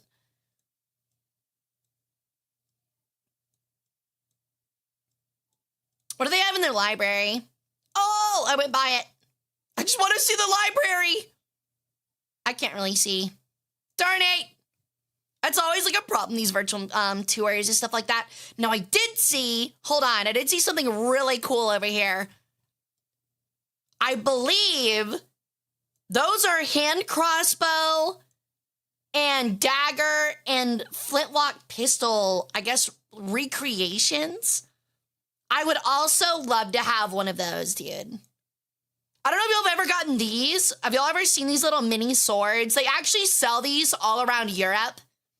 I don't know if y'all know that, but in like multiple cities, they'll like sell like mini swords of, and they're like actual steel. They're not sharp. They're more like letter openers, but they'll sell them in the style of like local like sword designs that they're kind of known for. Like my parents, when I was a kid, got some when they went to Spain, and like each city had different ones, which is kind of neat. Yeah, they're really cool. They're really cool, but I think they're supposed to be uniquely designed to where you go to. No, they're not stilettos, Volcolite. They're really dull. I think they're just like models. They're meant to be little models. They got some cool Henry VIII stuff. Yo! Welcome in, Raiders. Welcome in, everyone. My name's Hara Rae Sol. I'm an Egyptian Peregrine sun goddess, and I do history, variety, and strategy game streams. Today, we're doing a virtual tour of the Royal Armories Museum. I am a museum curator in my non-goddess time. So if you guys think that's neat, I'm here to give some expertise, a window into the look of museums, and just kind of like enjoying the museum space with you guys. Right now, we're checking out the gift shop because we're about to get started. But thank you for the raid, Nuclearius. How was your stream? What are we all doing? Okay. I think we've waited long enough. We're going to go ahead and check out the little lobby. Dude, everybody has to have one of these coin tornado machines, and always there's some dickhead kid that shoves something that's not a coin in there. Love these. Love these. They're like in every museum along with a penny smasher. And there's always some jackass kid that shoves some bullshit garbage in there. All right. We got a suit of armor. That's Henry VIII. Ooh. I wonder if that's a recreation. It's gotta be, right? But considering the damage, it's making me think it's not a recreation. That's really cool regardless. Okay, that's just like another part of the shop. We got the informational kiosk. I'm not gonna lie, I didn't see the stop there, and I thought it said, let's help spread coronavirus, and I was like, hell yeah, man. Let's all get in a circle and cough on one another. Oh, they have like a little business center. Oi, mate, where's the chippy shop? I can't have me British institution without a chippy shop. Who are we kidding? It's the cafeteria. Okay. So, it looks like they have like little guided tour books. Oh my god, we found it. We found it. All right, chat, tour's over. Everybody, can we get an applause in chat? What a great tour this was.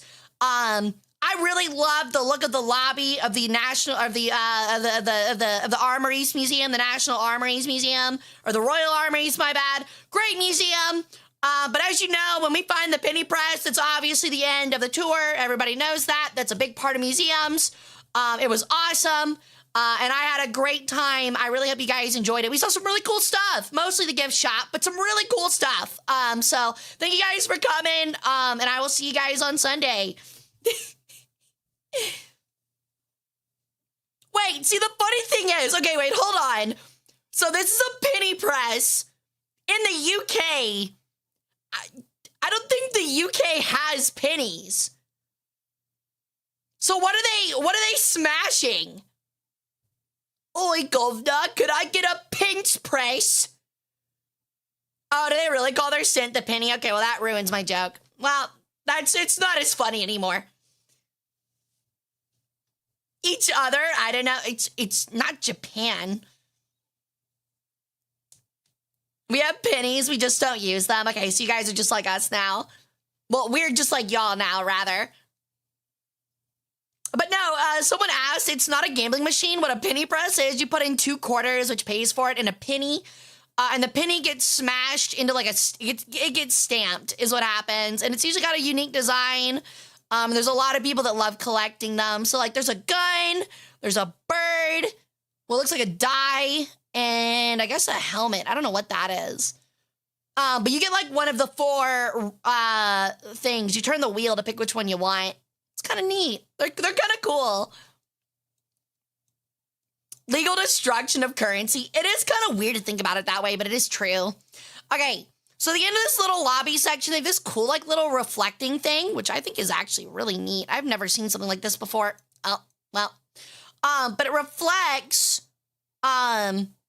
this cool little, like, tower area that has all this armor and stuff in it, which looks insane. I kind of hate that they didn't take a picture of this.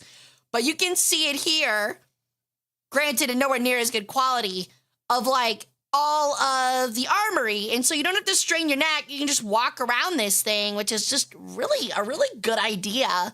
It's really, really neat. It looks like it's got tapestries and stuff as well. It just looks really pretty. Still got one from the Bovington Tank Museum as a good luck charm. That's awesome. I know there's some people that collect them like stamps, which is really cool. What is this on the wall over here? What are those? What is that? I like that even the windows kind of look like medieval windows though, which is kind of cool. That's a cannon. I didn't even notice that my first time around. That's just a straight up cannon, a little mini cannon over there. But yeah, I wonder what those are. Oh, there's more cannons. How did I miss these? I reviewed this area on the way in to make sure it worked before stream. That's a long one though. That's gotta be naval.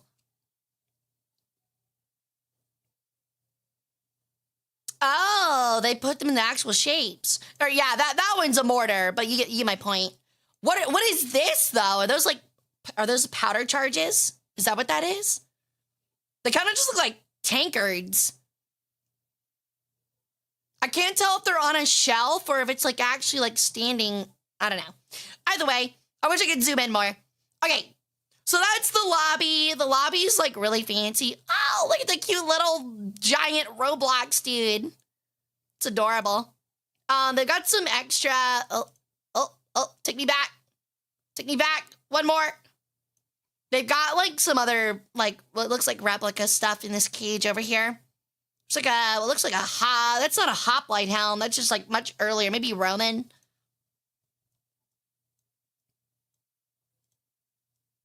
What events they got going on? Oh, I can't even see. I want to see what events they had going on. Nothing up. Probably because of coronavirus.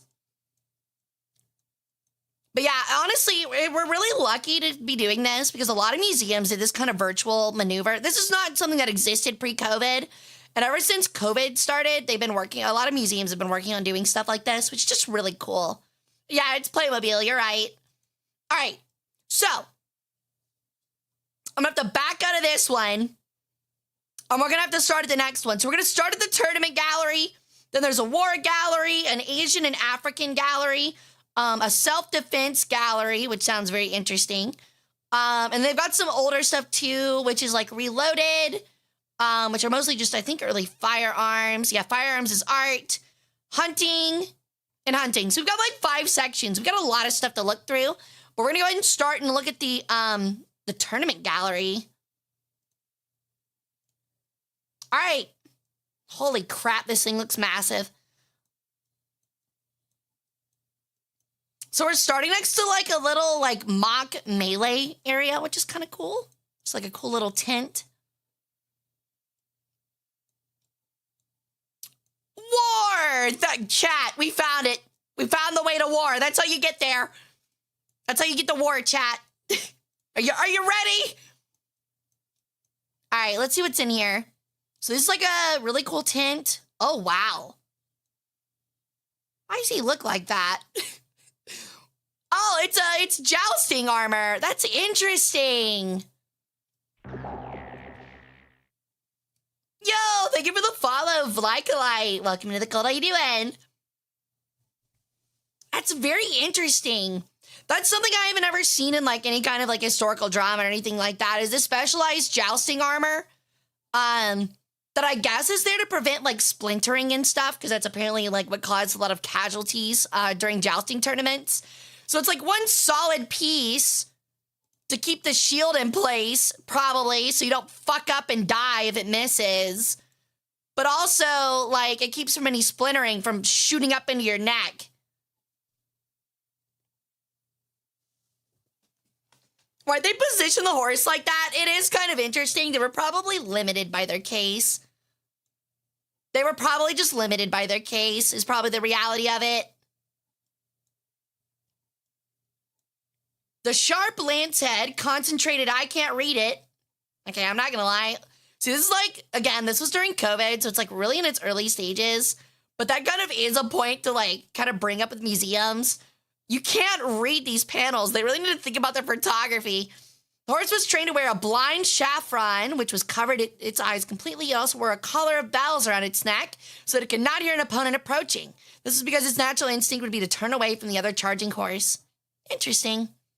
I bet you anything that was just for joust, or not even just jousting. I bet that was for war too. That's I didn't know about that. It's kind of cool. All right, so we have some suits of armor. Sadly, again, the quality's not the greatest, but it's about the best you can get in something like this. So this is like, they have different, like the different medieval styles, it looks like. Like this is apparently like the Italian style. This is actual field armor. You can kind of see the difference. Also, just by the look of this alone, this guy looks like he was way taller than the other two. Let's see if we can check this out real quick. Oh, wow. This guy's got a big ass nose and a mustache on his. Yeah, honestly, it's because a lot of these virtual museum tours were made during like in a hasty way for like museums to stay relevant during coronavirus and the lockdowns and stuff. So a lot of them were just kind of done as quickly as possible with an inexperienced like budgeting service. It's still really cool and we're very lucky to have it, but like that's kind of why I said like we're probably not going to read everything and just kind of make a cursory walk through it. That way, if you guys want to know more, you can hopefully go visit the museum yourself. That one's very ornate, though. That guy kind of looks like a Power Ranger. All right. So that teaches you about heraldries. Then we've got what looks like a really cool tapestry. That looks really neat. That's so cool. Oh, it's got the lances behind it too. It's got the actual like wooden lances for competition. Dude, that one looks sick. It's like, it's ribbed, chat. The lance is ribbed for the other guy's pleasure because you're shoving it up his ass. Hey, Wall, welcome in. Don't say that. I can say what I want. I'm a museum professional. It's historically accurate. Yo! Welcome in, Raiders! Welcome in, everyone. My name's Hara Rae Sol. I'm an Egyptian Paragon Sun Goddess. I do history, variety, and strategy game streams. Thank you for the raid. AWOL, how was your stream, dude? What were y'all doing? But yeah, I work as a museum curator full-time, so we kind of do these on very rare occasions to kind of give like a little bit of fun expertise and things like that. I wish we could see a different angle. Because I kind of can't tell what this tapestry is for. I guess it's just here to depict a joust, though. Jousts were very interesting. I don't know if y'all knew how the jousting circuit worked. But just like kind of in... Oh, never mind. Oh, they just got like a little thing. Okay, so those are 16th century lances. But a lot of... duels or like stuff like that, like melees and jousts and stuff like that. You're kind of like your ante was the armor and horse you fought with, and if you lost, you had to give it up to the winner. So like for actual combatants, people would like literally make their lives off of like these tournaments by just defeating opponents, getting their shit, and then selling it back to them. Not selling it to new people, selling it back to them. Which is really funny because if you think about it, it's like, well, yeah, obviously, like the super customized, like expensive gold gilded armor with like special house symbols on it is going to be valuable to nobody except for the guy who wants it, and it's going to be very valuable to him. Yeah, and it's custom made to fit one person. So, but yeah, that was very common. Dude, these helmets look sick. Those look so cool. As much as I love fantasy armor, there's just some cool detail that gets lost in the idea of trying to make it fantastical. Like, how many times have you seen like a fantasy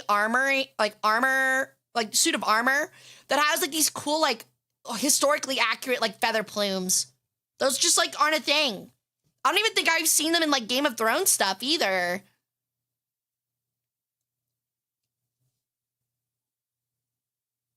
Yeah, there is a modern jousting sport. There's also a modern melee one too. As in like team melees, which is really neat. Oh my god, is this the Magna Carta? An ambassador French court. Wait, is this actually like a copy of the Magna Carta? Oh, okay. No, it's signed by Henry VIII and Francis I, confirmed they were both happy to meet to celebrate the peace between their countries. Okay. It's the copy of ratification of the Field of Cloth of Gold by Henry VIII. Okay. I was about to say, I was like, they just got a fucking fat-ass, like, copy of the Magna Carta in here. That's so neat, though. Look at those fancy-ass signatures.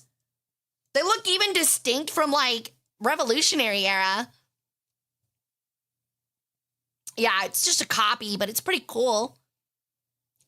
I think it is a legitimate copy, though. It's not like a, you know, like a modern replication. It's like just a copy of the agreement. If you guys didn't know, especially for things like the Magna Carta, they would have them sign like 10 to 15 copies and they would disperse them everywhere. They did that for like everything in this sense. I would love to join a melee. I wouldn't, dude. I still see that they're like, yeah, it's really cool, but you still get like fingers broken very often and like you can get concussions and stuff because, you know, even though they're holding back, they're still hitting you in the head with a fucking hammer. Ew, a pike. Designed to impress. Oh, a buckler with a question mark. they think it's a buckler. Wait, what is that? What is this thing?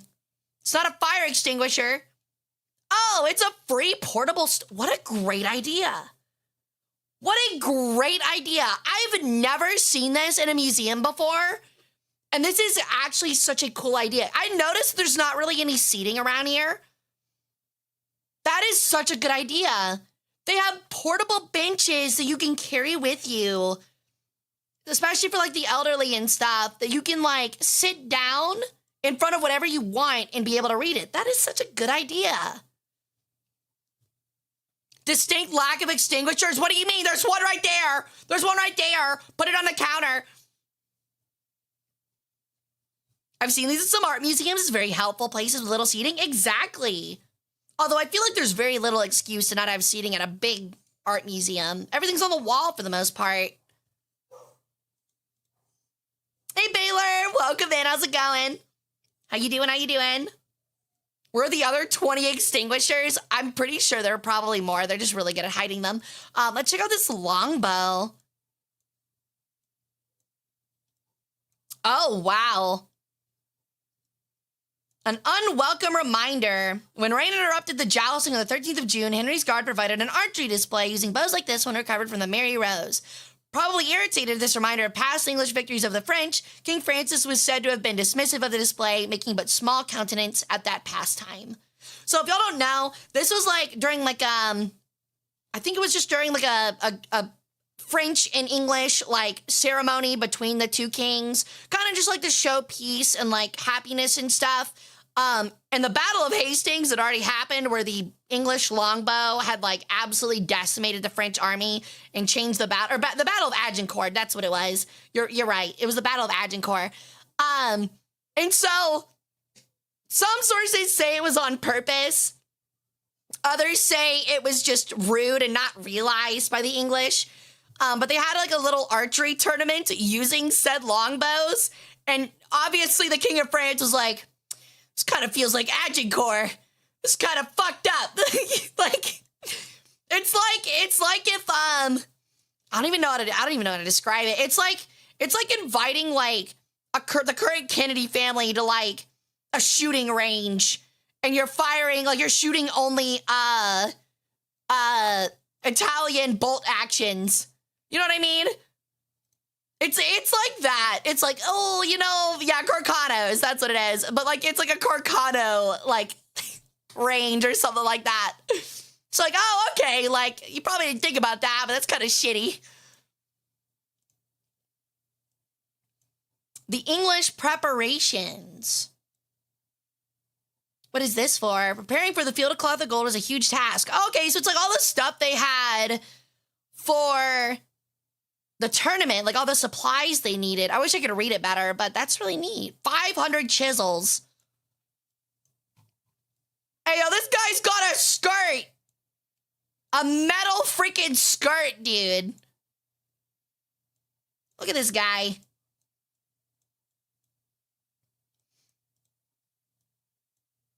I kind of wish the pictures were a little bit better lined up. It's kind of hard to see everything.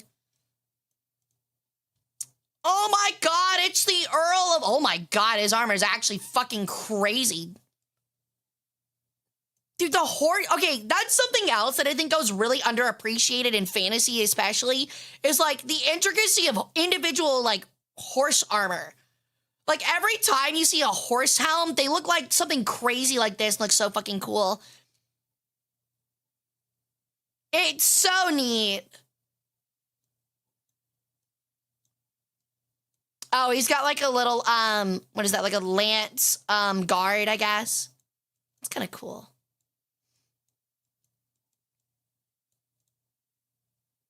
I do like this little, like, cool little alcove area. It's kind of neat.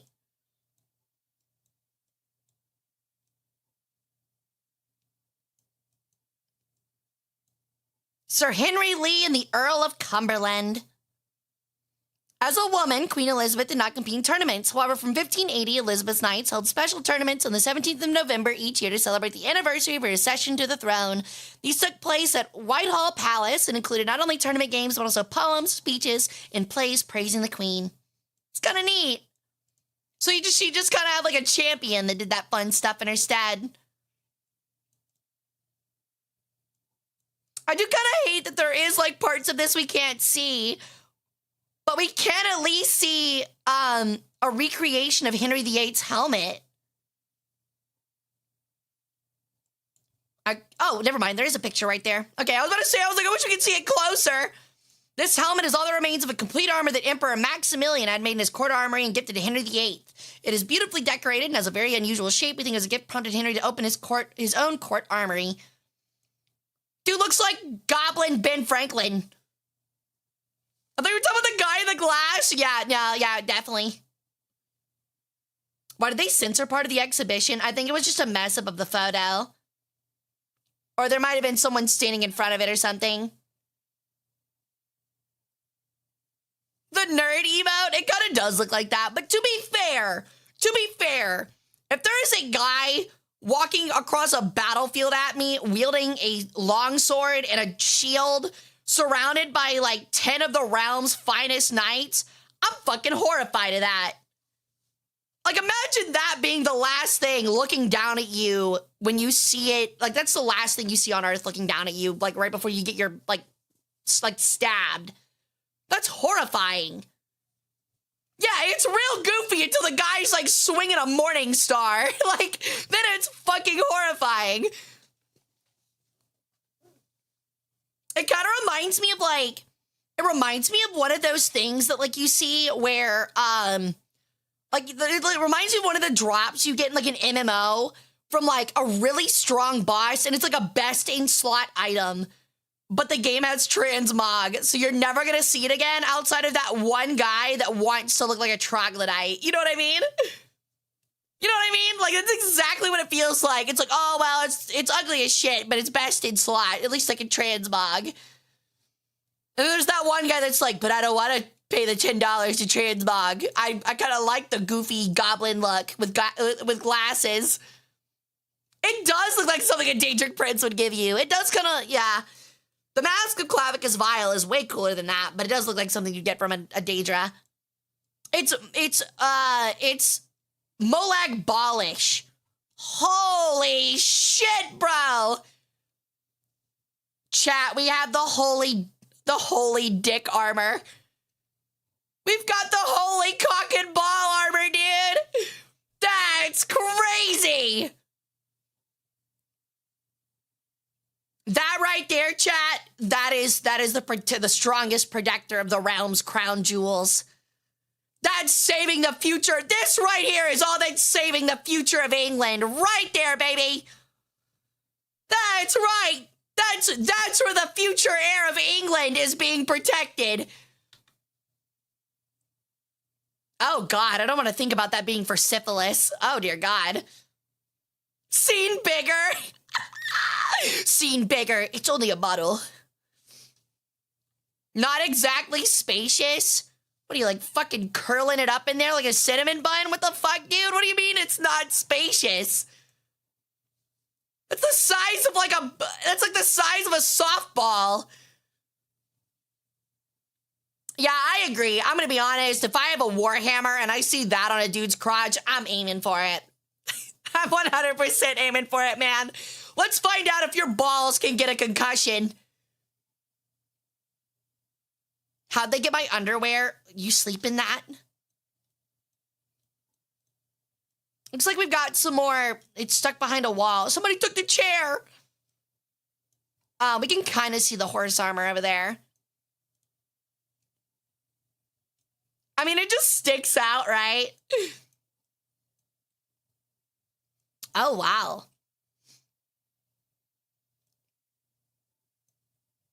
What are these?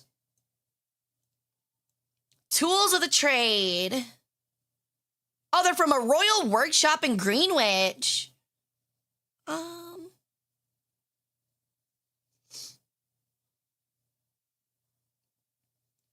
okay. So this is like the mold and move pieces. Yeah, because there's the hammers. That's cool. How neat. That's Ferg. Shut out the virtual tour yet? I'm afraid not, dude.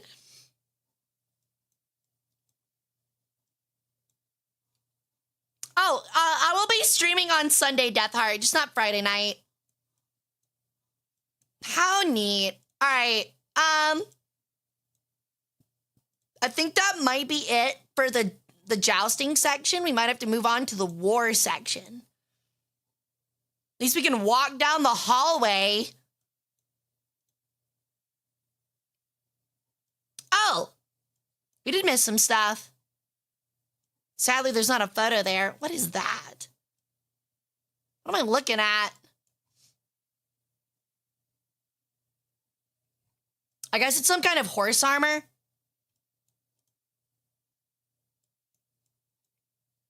It doesn't really, it's not exactly easy to see what it is. Ooh, a little, a rapier. Neat. We got some pole arms and some hammers. How cool. These are so pretty, though. You can really tell that only rich people can afford these things. A second cafeteria! Dude, holy shit, this place is awesome. Imagine, like, being, like inhabiting a suit of cursed armor like this, being picked up by a museum, and you're like, I'm so ornate, I'm so beautiful, whoever wears me is gonna get cursed, and you get put on a wooden pole constantly, forever looking at the museum chicken tender stand. The museum chicken tender and beer stand. Forced forever to watch people enjoy their tasty snacks in your cursed armor. Were rapiers used outside of dueling? I believe they were. I'm pretty sure they were. This does just say for jousting, though. I'm 90% sure they did. All right. Well, that was really cool. I think we mostly saw everything. That's a really cool image. Do they have, like, information on these heralds? Sir Nicholas Carew, probably at the 1518 Greenwich Joust, entertained the French ambassadors, a favorite of Henry VIII and famous for his jousting. His impreza says, in prison I am at liberty, and at liberty I am in prison. In 1519 was banished from court, later regained it in 39, but was beheaded on Tower Hill for treason. Oh, shit. Well, that's kind of ironic. Can we talk about that? That's kind of ironic. Like, you're telling me his standard, or his standard and, like, his image in 1519 was a guy's disembodied head in a castle tower locked behind a gate. And then, like, 20 years later, he gets actually beheaded on a tower hill. That's like so ironic. Oh, is it Greenwich? Okay, well, I don't speak British, but I'll try my best. Thank you, Mango.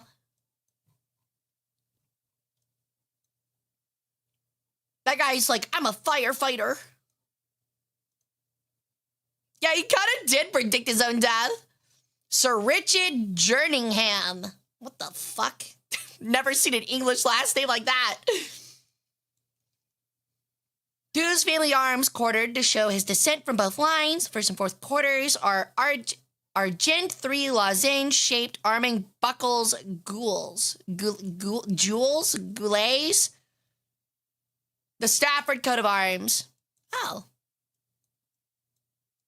I want to see the cool dude. Oh my god. He's doing the tongue thing, man.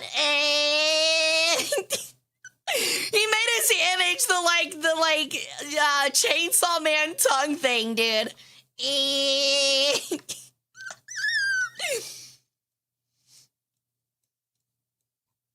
Oh, it's Jules, just the old English spelling. I can't read that one, sadly. How neat, though. Okay, so that one's really good. We're gonna go ahead and check out the War Gallery. From what I remember, the War Gallery has like way more stuff than the Jousting Gallery. Because I don't think it's just medieval stuff. All right, so it's kind of weird that they start you off in a random section. See if we can find the front real quick. This is not the front. In fact, this is the back. Quite literally found the back. Hold on. Let's see if I can find the front, then we can work our way through it. Is this the front? Oh my god, it's actually massive.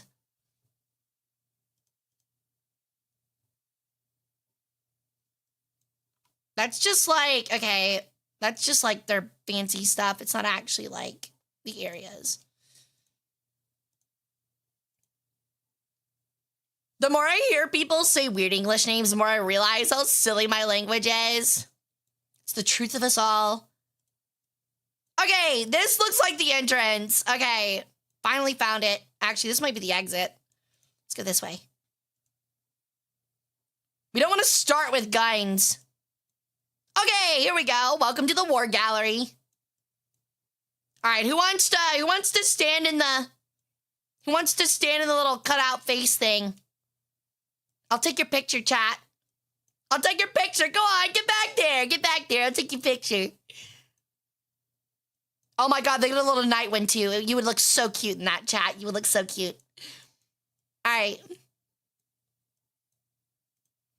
So it looks like they do plan on going through just about every era.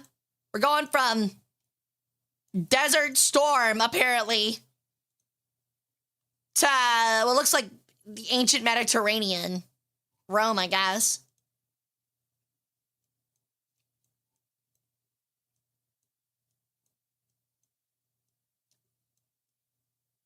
Ooh. Got a cool little tunnel. All right. Oh, wow. They've got a Corinthian helmet. That's so cool, dude. Fucking egghead.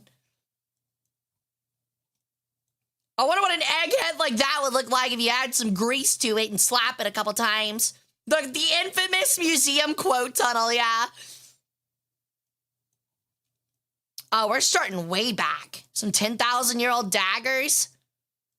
The first battle, the earliest known pictures of battle, men fighting, about 10,000 years ago. Does it say Australia? Oh, as far apart as Australia. Don't only say where. I can't read it. Unfortunate. Maybe we can read it here. Oh, great picture. Oh, it's like flint in like a replica sling. Cool. Bronze spearheads. How cool. These are legitimate too. Those are so neat. It's interesting how simple spearheads used to be. Yeah, I am a little locked in, yeah. Meanwhile, Chad's still busy stuck talking about a gun from the modern era, and we're talking about ancient world. Oh, they have Greek stuff. Yo, look at that winged helmet. That's so sick. That's awesome. Used by Sam Knight and companion infantry and cavalry. It consists of a bunch of stuff. It's distinctive was called a word I cannot read, a curdophylax, called a heart guard by the Greeks. Oh, cool. That's so neat. Yeah, that's the breastplate. Look at his little belly button, dude. Look at his sculpted belly button. The helmet is so cool. That is so neat. In the shin guards. I don't get it. Where's the picture of Brad Pitt? Ew, this picture kind of stinks. Holy crap, that is an old sword. Probably developed from the Vikings and a similar broad double-edged blade with a wide groove or footler on each face. How cool. About 1100. Purchased in 1941 from the collection of Docre Kendrick Edwards. And these are all iron. That's a boy's sword. How big was that boy, dude? That thing's long. Of a child's sword from medieval Europe. How cool. What are those? Prick spurs. Okay. Oh, okay. So this is just straight up like horse spurs. Interesting. I don't know why this is all blurry. It's just an axe. Greek mythology has always been my Achilles heel. Boo! Boo! All right, chat. We're making a roll here and now because apparently the scary curses are not enough to dissuade the punsters in chat. What I'm gonna need you all to do, your assignment for Sunday, I want your homework done by Sunday. Go out into the world. I know I'm asking a big thing of you guys. And touching grass. I know you guys don't like doing that. But I need you guys to go out and you're gonna find your favorite rock, right? Try to make sure it's at least bigger than the palm of your hand, okay? And kind of got some weight to it, okay? Go find your favorite rock, and I want you to bring it to stream on Sunday. Don't ask why. Don't ask why.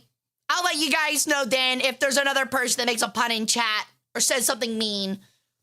But just bring one with you, okay? Just bring one with you. Bricks also work. I count bricks and cinder blocks. So if you're just like basic and like cinder blocks or bricks, bring one of those. You're probably gonna need one. So yeah, just make sure you guys bring one, okay? We're totally not gonna use them to stone your constituents.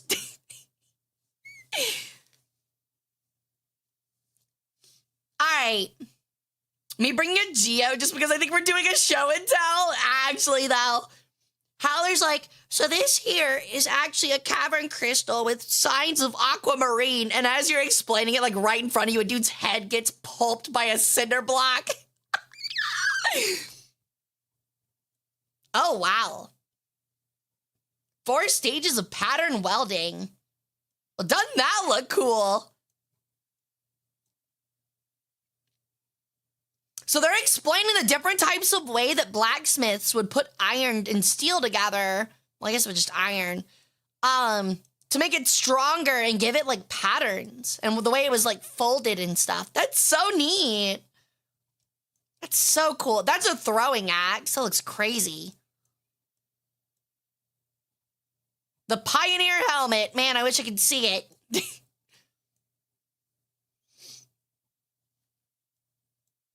Early Damascus, I'm not sure. If it's iron, it's not going to be Damascus. Well, it might be, but it's not going to be like ancient Damascus. They have a pattern welded spearhead, which is this one. And I think that's what this is talking about. So you might not be able to see the pattern, but that's how it's done, at least. Like this is, I think the white is meant to represent a different material. This is how they were creating like alloys.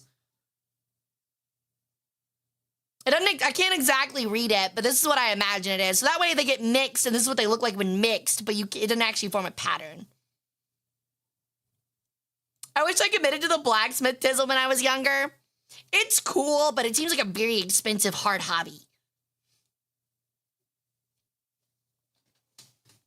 Blurred for indecent exposure of head. You're so right, dude. What is that? So many. Okay, this is all replica stuff. So this is Roman. How cool. Look at the tang on that thing, dude. Look at the tang on that. That ain't no mall pocket knife. That ain't no mall pocket knife right there, chat. That's got a thick-ass tang on it. It is disgustingly Roman, though. I will agree. It is disgustingly Roman.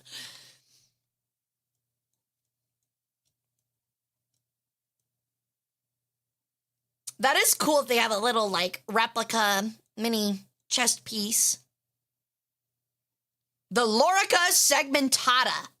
Well, maybe I want to see that Roman girl's Lorica segmentatas, if you know what I mean.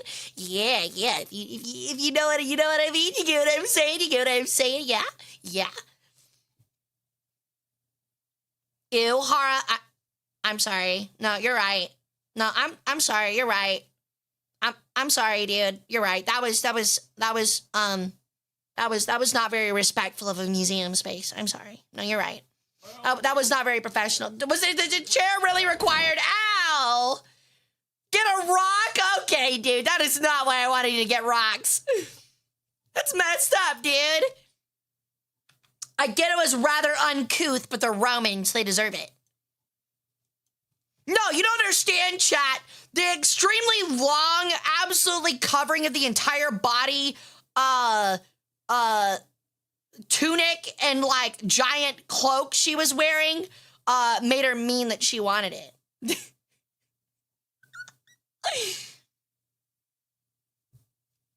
Her toga that covered her entire body meant she was asking for it, chat. We prefer Egyptian women. Yeah, dude, honestly. I shared a picture of that earlier. I don't think a lot of people realize, even like special, it's a joke, I'm being ironic here. I don't think a lot of people realize in ancient times, especially in like Egypt and the Mediterranean, just like how often women just had their tatas out. Like that was just standard fashion. Like I'm not even kidding. Like every woman had her boobies out, man, and it was not a weird thing. Take me back! Take me back, please! Send me back to ancient Rome. Hey, Tara, welcome in.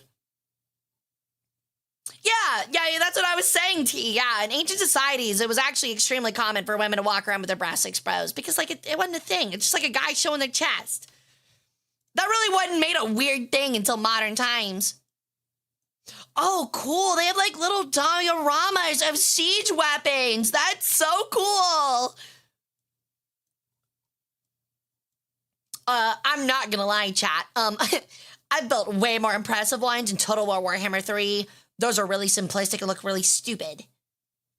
I don't know. Where are the skulls? This doesn't look very accurate. Where are the skulls? And like, I don't know, the flamethrowers that come out of the magical flamethrowers that come out front. I don't get it.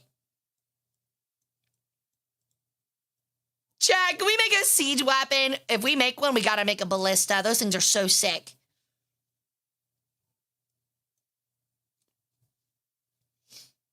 Not me at 13 watching Nat Geo about undiscovered tribes because they showed tatas. Oh dear God, you were down bad.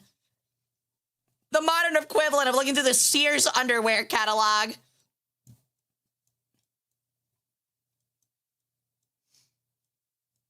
What is that? Oh, it's a top-down model of a fortresses. That's really cool. They even got like star fortresses and stuff. Oh my God, this is so neat. The amount of work that probably went into just this little space, but how much care is in it is so cool. This is such a good idea. They look like they're made from clay, but they're like actual real fortifications. That's so cool. It's not a star fortress, whatever. It's the same idea. You get what I'm saying, you dark.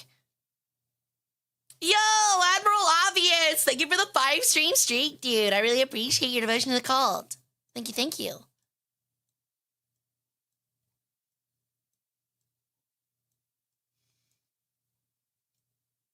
The decline of the castle. Brendan. Spring cleaning. Ow! Yeah, I'm not gonna lie. The castles honestly are a really cool idea until everyone realizes wait, we could just go around them. Like, you know what I mean?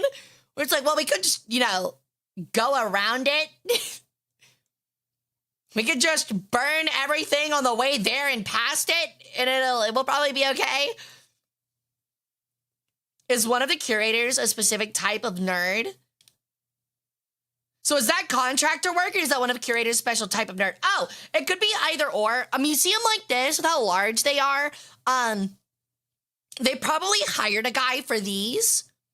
Because they look like they're made out of like some kind of like plaster or something like that. I don't think they're 3D printed. If they were 3D printed, they probably hired a guy to make a 3D like design for it, and they printed it on a printer. But that doesn't look like this. They look like they're like made from like plaster or epoxy or something like that. So they probably hired an artist to do these. But all of the panels and boards and all of the information definitely came from a curator. A museum this large probably actually has a team on hand to create stuff for exhibits like this.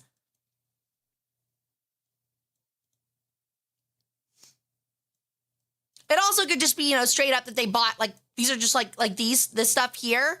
It could be a company sells props like these, and they just, like, bought the props and built them. Do museums have access to 3D models to print out from, like, a database?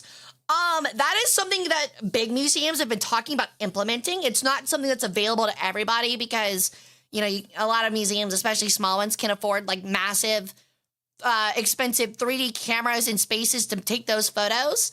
But there is certainly a push for it right now to digitize things like that into 3D spaces, not just 2D. Usually you'll have like high quality photography or scans that most museums do for their collections. But that is certainly something that's starting to be pushed in the museum space. So is there perchance a Skaven exhibit in this museum? I don't believe so. Everyone knows those were wiped out in the 1200s and that nobody really thinks of them as people.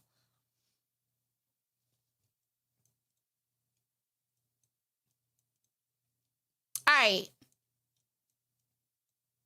So these are like more swords. I don't know what these are. I sadly cannot read them. I don't think there's a little thing for it. Where's the keeper of firearms and artillery? Good question. I'm sure he's around here somewhere. It would be kind of a really cool, like, Easter egg if you actually get to that section. He's just, like, waving at the camera or something. Fire extinguisher count 7. Have you actually been keeping track and looking? That's so funny. Okay, this is something that a lot of museums don't have outside of the big ones, and it's something I've been pushing personally for my museum to get. Are these really, really cool, like, dioramas. Sadly, we can't get a good look at it, I don't think. But I, for one, love these top-down diorama ideas. They're so cool. With these really, like, minifigs. This is something that museums also outsource for. This is something I've been researching for our pretty large museum. Because it's something we've been considering working on. And this is something you would outsource to. Like, usually, even sometimes you'll, like, reach out to, like, hobby people. And, like, kind of contract them for this kind of work. Like, the painting and stuff like that. Just invest in Warhammer Fantasy figures. That would be really funny. I wouldn't be surprised if there's, like, a board game or tabletop museum that has exactly that. The Danzig handgun. A uniquely medieval bronze handgun that would have been mounted on a wooden stock or tiller. It was ignited by placing a length of smoldering match cord under the priming powder in the pan. The English term handguns, first recorded by an English archer, Roger Hunt, or Hart, was killed by a firearm at the Battle of Agincourt. So you're telling me that the Battle of Agincourt, these Frenchmen are getting fucked up by longbows, and then some French nobleman gets within range of an archer and goes, "Sacre bleu, merde," and then fucking lights this handgun and shoots him dead? That's so fucking funny. Fucking blows a guy's head, smooth off. We did our little, like, history of firearms. I did, like, a little history of firearms stream a while back, a little short presentation, and it actually talked about these. These were started in China and became very common, actually, as self-defense weapons for a very long time. You wouldn't hold them on a stick in the Chinese case, though. It was literally like a fucking pipe that you would, like... It was essentially a pipe bomb, like a very crude pipe bomb that you would hold in your hand, and because it's open on one end, it would all spit out one direction instead of blowing up your hand. Exactly, JJ. Welcome in, by the way. You are entirely correct. This is probably inspired by those early handguns. They were actually called handguns as well, I'm pretty sure. Actually, I think the Chinese translation, it ended up translating to, like, hand cannon, literally. Really? They're building the world's largest Civil War diorama? Is that at Shiloh? Wait, does that model battle have periscopes to get that level view? I think it does. Oh my god, you're right. That is so sick. They do. That is such a sick idea. You're so right. It does have little, like, periscopes to make you look at ground level. That's so cool, dude. Oh, that's so sick. It is the one in Leeds, yes. But yeah, I work as a museum curator, so not at this museum, I wish. But we've kind of started doing virtual museum tours, on occasion, where I'll go through and we'll, like, talk about the museum's collection and my experiences in a museum and stuff like that. These shields are crazy cool. That's the Austro-Hungarian symbol, is it not? Actually, it might be different. It's not a dragon, it's an actual bird with a key, or a key. That looks so cool, actually. That herald is awesome. It is really fucking rad. I wish I went to this museum while I was in the UK. Yeah, I feel that. I like to think the Plague of Justinian was a secret invasion of the Dark Ages to hide Skaven in human society. They've been doing a pretty good job at it then. Bunch of cool pole arms. This guy looking like a scared fucking dweeb. This guy looks like he's fucking shaking in his fucking... This guy looks like he's shaking in his boots, dude. This guy's gonna shit his gambus in.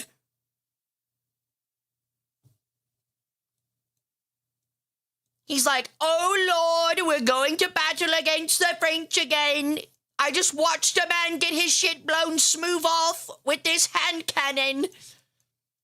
Oh Lordy gee, King Henry VIII has sent me forward with this essentially farming tool."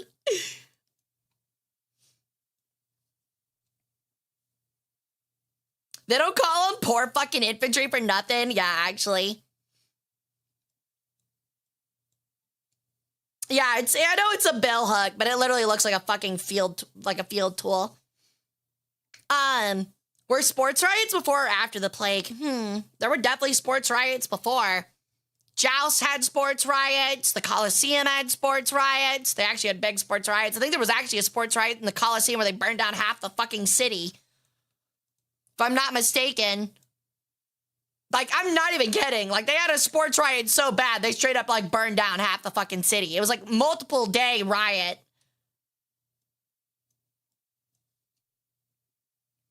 Oi, Governor, did you see that French weenie man pull up in a hole in Jerry? He got himself a little one-handed pipe bomb kind of thing. Oh, so the Knicks existed back then? No, just New Yorkers.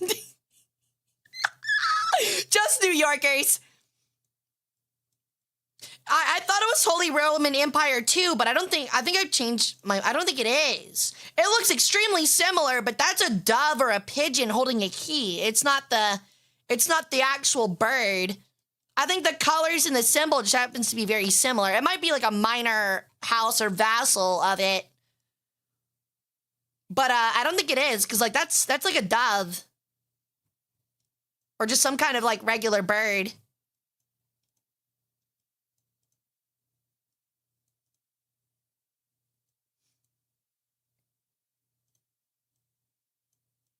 Oh, wow. It is kind of amazing how we keep going through these suits of armor and every single one looks vastly different.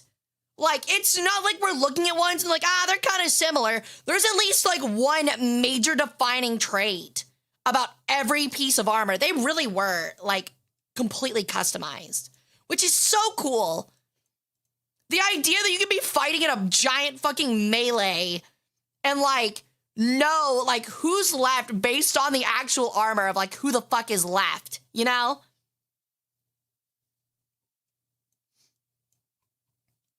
I also really love, I think my favorite designs are the ones that have like the curling like vines and like stuff that are done in like gold or like gilded bronze. It looks so sick. That's easily my favorite design. I love those so much. Gotta customize your expensive armor so it doesn't like Neighbor Dave or the really rich mercenary that you're getting thrown into battle with. It's mainly the codpiece. I don't think. Most of the time. Some of the time, sure. Oh, that's a very unique helmet. It's a very unique helmet. He's got hearts. He's got little hearts down the front of it. That's really cool. You think like the Lordling asked for like spades and he was like, oh, it's gonna look so sick, dude. I'm gonna get little spades. And then it comes out looking like hearts and like every battle he gets made fun of. He's like, no, it's spades. It's not hearts, it's spades. And all the other knights are like giggling like schoolgirls. Benjamin's got himself a little couple of hearts on his helmet. The little pansy. Yes, they could move quite well in armor, yeah. It was so custom tailored and custom made that like it actually moved quite well. Like, why do they all look scared, dude? Every single like foot soldier looks so afraid. I mean, I guess understandably, but dude, the Outrider armor looks so sick. Dude, that horse armor is crazy. Also, damn, that guy got some long toes. Bro, looks like like the Grinch. Nothing beats the Iron Hand's armor first cyborg knight. He had the first artificial hand recorded. He did. It was really cool. Yeah, Gott's Iron Hand. Yeah, the German mercenary. Just another example of like sometimes the mercenary dude with no land holdings has more drip than you do because he's killed more men. Oh, I like that cool little scabbard. That guy looks like Hernan Cortez. Look at his little dainty socks and his like croc-like slippers. These are massive though.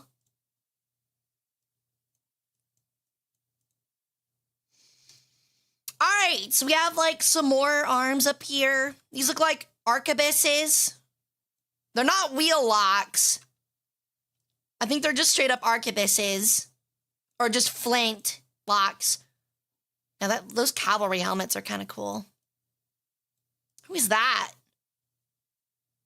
Why's he got a stick? Bro's got the baton. Bro, that is a fancy fucking horse. Holy shit. He's got the candy painted horse, man. That thing's dripped out like a modern Lambo. It does kind of look like Cromwell. Does it say? I don't think it does. Oh, Colonel Alexander Popham. Damn, with that fucking giant-ass pistol, you bet he's popping somebody. Popham is right, dude. He's popping somebody through the chest with a 50 caliber fucking round ball. Colonel Alexander Popham. What the fuck is that last name? It's a honestly, very medieval English one. He's like, first, I extend this baton, and then I gat your bitch ass, because my last name's Popham. On my dainty candy paint white horse that represents a Lamborghini Murcielago. You don't even know what that is yet. One day, that's going to be a really popular paint in a Post Malone song. Who is that? Oh, a peasant like you would not know Post Malone for sure. Yeah, that horse does have a thick fucking neck. Just like that one. I do remember them saying that, like, war horses being bred, like, really were bred, like, extra fucking stocky. Like, nothing but muscle. The Tyler 1 of horses. Oh, there's a cool Gambison. Oh, I think that's a wheel lock. No, that's not a wheel lock. It's a matchlock. God damn, those things were long. The problem is that Tyler 1's like 5'1". Do you think his like medieval helmet would reflect the giant dent he has across the top of his head? I like how this guy is like, look here, you'd see my fucking sick-ass ornate pistol. Check this shit out. Oh, he's like one-handing it in the painting. That's so cool, dude. He's got it up against his hip. Pistol on my hip. You don't want to hear that thing talk. Awesome. So cool. Dude, the slippers are frying me, man. They look like fucking Crocs. They look like medieval era Crocs.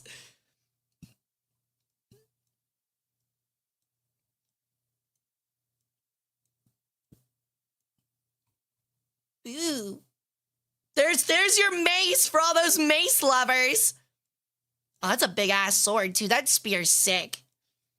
Always love when like the spears have like the cool little like frills and stuff on the end. That looks like the fucking mace of Moloch Baal right there, dude.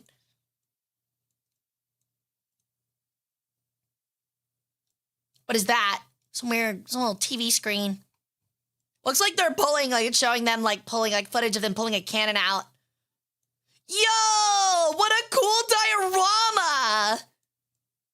That's so sick. Dude, I love these kind of really cool, like super realistic dioramas. Look at the hats. Look at the hats, dude. Oh my God, men used to have such fucking drip, man. Bring it back, men. Start wearing these again. These are fucking sick. Wear the frilly fucking long coats. Wear the cool, like, boots. Put the fucking sick-ass, like, feathered cap on. That looks so fucking sick, man. God. Chivalry is dead, man. Not because I want men to hold the door more, but because I want them to bring back this kind of outfit. Yeah, it doesn't look like there's a huge explanation for this. Oh, it's the Battle of Pavia in 1525. Those are some long-ass pikes. Problem is now if you dress well, you get hit by a drone. Gotta start wearing that garbage ghillie suit. The urban ghillie suit, dude. You're literally just covered in garbage.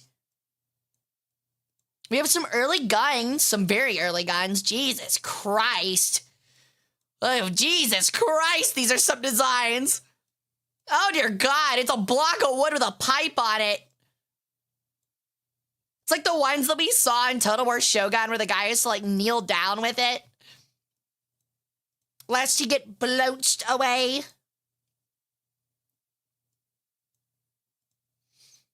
How cool. Got some paintings. Oh, man. I can't see these up close. Ooh, that one's still painted. Yo.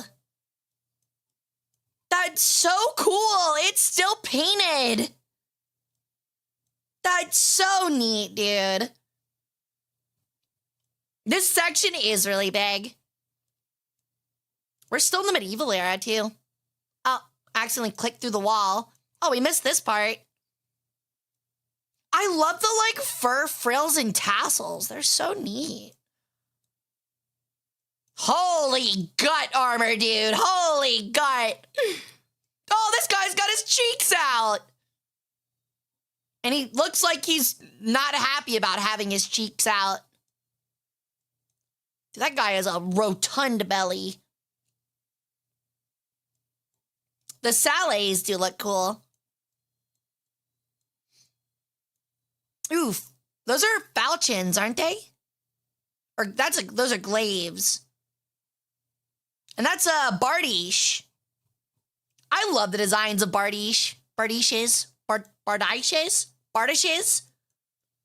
Hara fat shaming back in 1500. It's not shaming. Everybody thought that was cool. Also, there's another fire extinguisher for your fire extinguisher check. And there's a phone for your phone check.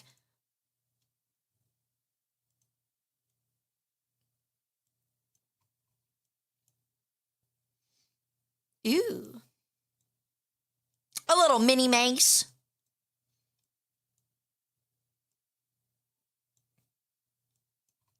Oh, wow. What is that thing? Oh, it's a frame. It's a frame. I was like, that's the weirdest looking crossbow I've ever seen in my life. It's a frame for a suit of armor. It's a stand. That's really funny. It's like, that's a really weird weapon. What kind of weapon could that possibly be? Oh, look at this stanced up archer. That looks so cool.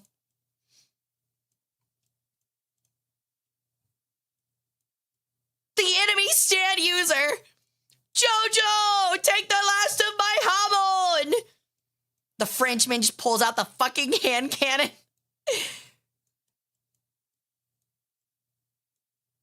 How cool. And then you got like your little reenactor dude right here.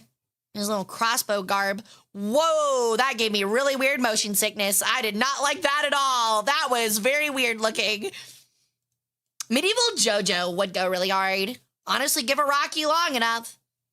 I bet there will be one. Okay, we've already been through this area. I don't know if we went all the way back here. Feel like we did. No, we didn't.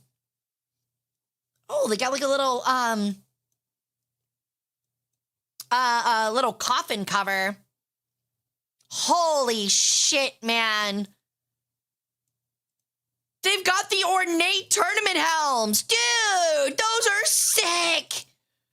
Dude's got a giant fucking red bird on his head. That's so cool. I hate that they're blurry there. That pisses me off. Let's see if we can get a better angle. That is a big cock on his head. Dude, what is with these photos? These photos are trash. That guy's got a dude's head on his fucking helmet. We got a giant bird, a green bird, and it looks like just over some dude's head. It's really cool. Yeah, I'm not gonna lie, dude. They really need to retake these photos. This is the second tour we've taken. Oh my god, we're in the stairs. We just got banished to the stair realm. Did I move into the wrong spot? What is happening? What is happening, dude? Holy shit. All right. Well, I'm just phasing through walls. I'm now accidentally at Waterloo. I have accidentally reached Waterloo. No, it wasn't the first floor. I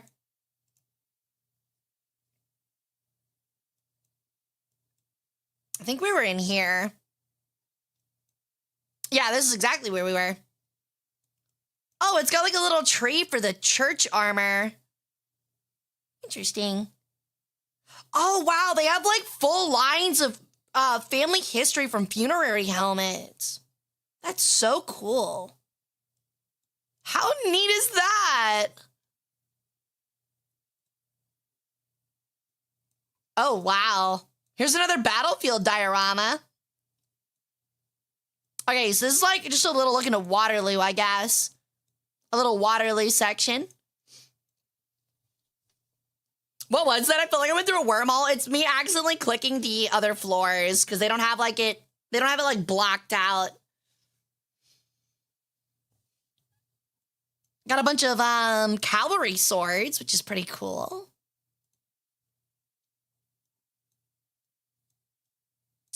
they've got like an explanation of like the composition of Waterloo style armies or era armies. Guardsmen, heavy cavalry, light cavalry, horse artillery, foot artillery, riflemen, light infantry. There's so few riflemen. It's just all like regular infantry.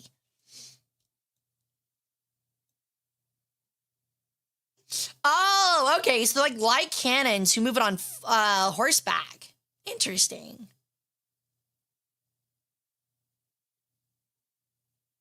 How interesting. So they have, like fast action artillery, like mobile artillery. That's really cool.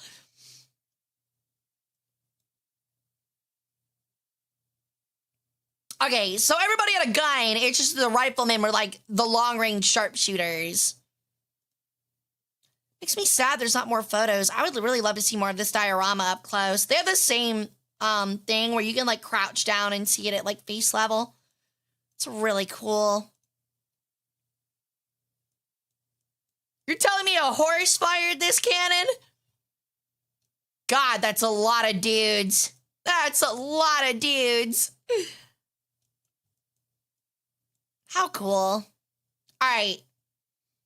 I guess we are now moving into the Waterloo area. Is that what this is? We are. This is like the Napoleonic era. Studies of 5 figures for the painting of Wellington's March. The Duke of Wellington. Cool. So it's like recreations of what was painted there of like 5 soldiers in the army, I guess. Yeah, I've watched Epic History's whole series on Napoleon. They're really cool. Oh, wow. That's an interesting looking shoulder brace for that pistol. That's cool. It's very unique. Haven't seen anything like that before. Got your little dueling self-defense pistols. A really cool spear. Changing firearms. Find guns fired with a piece of burning matchlocks. Okay, so these are all, yeah, okay, it does say like match, flint, and wheel. I think wheel locks are my favorite. They're so cool, and they're almost always like really ornately done. Also known as the drip era. Yeah, those are match, I'm pretty sure. Actually, no, those are flint because they strike and that stops the sparks. Ooh, that's a really cool cavalry sword. It's wavy.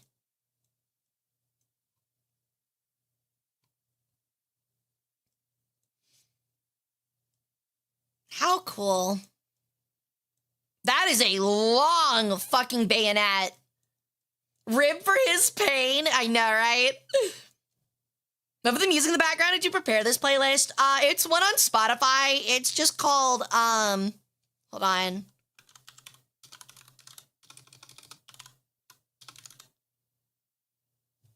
It's Medieval Tavern Ambient by Snage88 is the playlist on Spotify.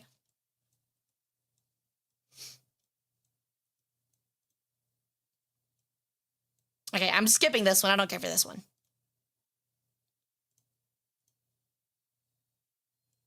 Ooh.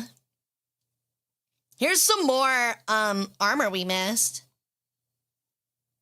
It's honestly very, like, interesting to remember that, like, actual cuirasses and forms of plate armor weren't phased out until after World War I. You know?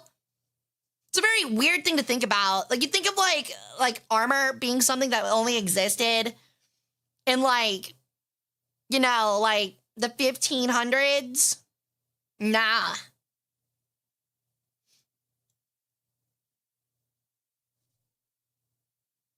English Civil War armor's ugly, in my opinion. Is that this stuff? Only in heaven. The banners are cool. World War I armor is insane. It's very unique in a very scary way. Look at how ornate those spearheads are. Those have to be ceremonial, right? It feels like those would snap off if you stabbed someone with them.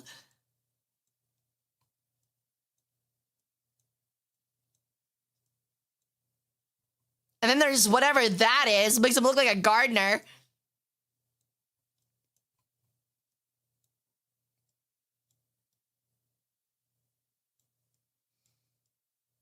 almost look like very like official. Like they look very officer-like, you know? Got a cool saddle, a very pretty saddle.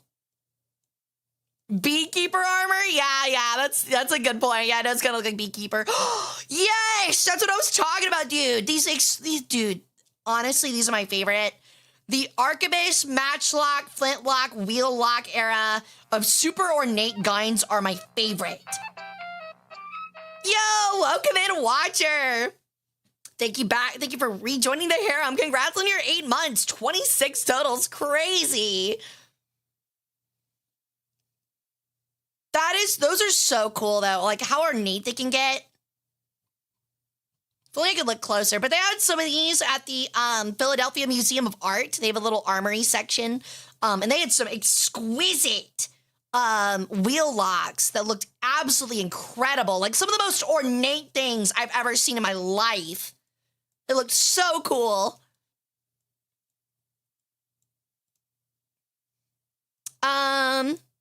Those are some interesting helmets. Those look kind of Asian to me. You know, they make me think of like late Shogunate era. It's not, but they kind of remind me of that. That bench over there would be such a cool view, would it? It's just over a concrete plaza. I don't know if I agree with that. It's just kind of a concrete plaza. Never mind. All right.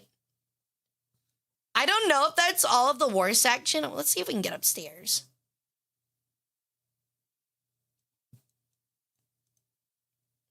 Oh, we didn't check out this little amphitheater area. I guess they have like somebody here that works like a reenactor or answers questions and stuff. That's cool.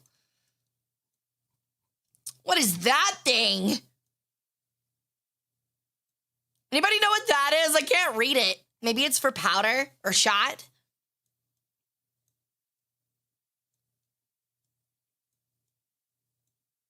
Where's the jump input? I know, right? What's up, Hunger? The cheek flaps that looked like that protected the nape of the neck.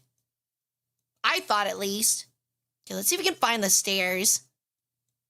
This is the end of this area. Sadly, the Waterloo Napoleonic era isn't that big, but I kind of get it. I think the idea of this starting out was mostly like medieval stuff, so. Let's back to the tournament section.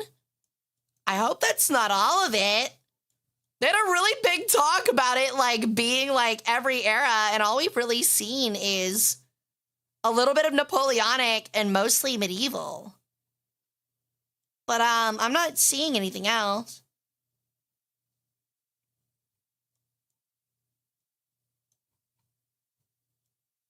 It's a lot of tissues. They got a lot of Lysol wipes. Oh, that's an interesting statue if it stops moving. Oh, there's just not a picture there so I can see it. I get it. There's like a really cool statue like right there and I can't see it right now. That was the tournament section. We've already seen that. God, this place just keeps on going. It's like a liminal space. Did you go past the Desert Storm area? I didn't see it. So we've got like the medieval armor over here. Maybe we have to go upstairs. Oh my God. Oh, okay. I found it. I found it. We had to go upstairs. I've done it. All right. We did it, chat. We did it. We made it. All right. Oh, wow.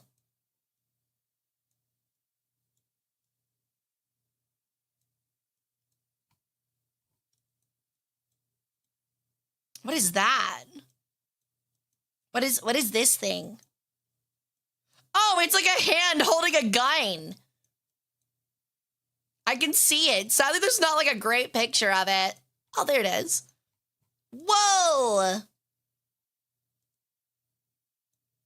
It's a skeleton hand holding a pistol, dude.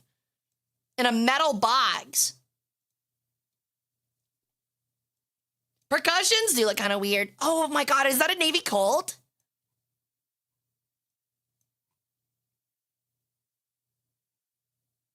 That's a Dragoon revolver. A model 1848 Dragoon.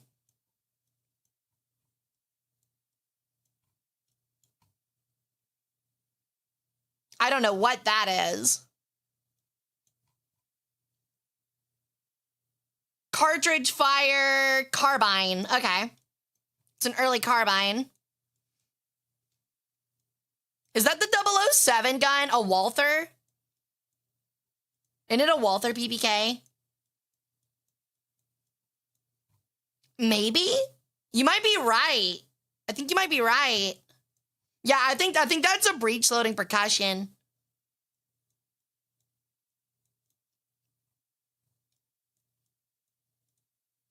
Those are black powder revolvers, I think. Yeah, I think they're the paper cartridge revolvers. Got a bunch more officer swords.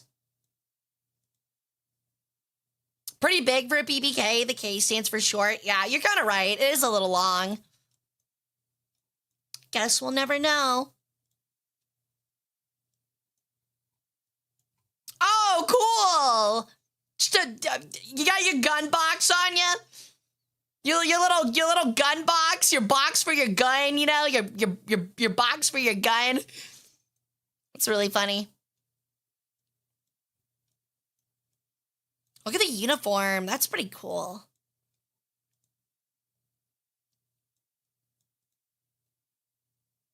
This is Crimean War, right? I have no clue. It kind of looks like it.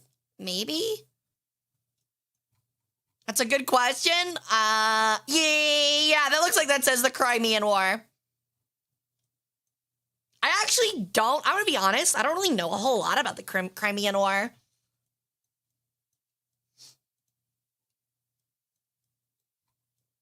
Why did all the pistols come in boxes? Yeah, these are all percussion revolvers. Ooh, a lever action. I don't know why I couldn't think of that. Oh, they've got one disassembled. That's so sick. Oh, I wish I could get closer. That looks so cool. They got one completely disassembled. That's so neat. Look at how simplistic that little section is. Yeah, they were an officer thing, but it looks like it holds like everything you need to actually take care of the gun. Like there's your powder horn, and you probably had a container for your shot. It's probably like paper for your cartridges or something like that. Or percussion caps. Really? I didn't know that. Interesting. The Great Rebellion of India. Like, I get it's like the Great Rebellion of India and was like a time of oppression for the British Empire, but like, it's kind of funny. They kind of like gloss through it. They're like, yeah, 2 pictures, we're done. Yeah, we only really need 2 pictures for this section. We're just gonna move on. We're not gonna get anything close up. Just make sure people go on through it quickly.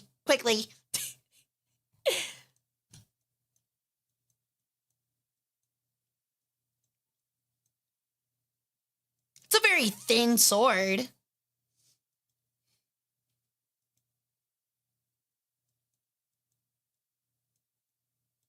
Remember American observers being really impressed in Crimea that the new Enfield rifled muskets allowed infantry to engage and destroy Russian artillery positions at range? Oh, interesting.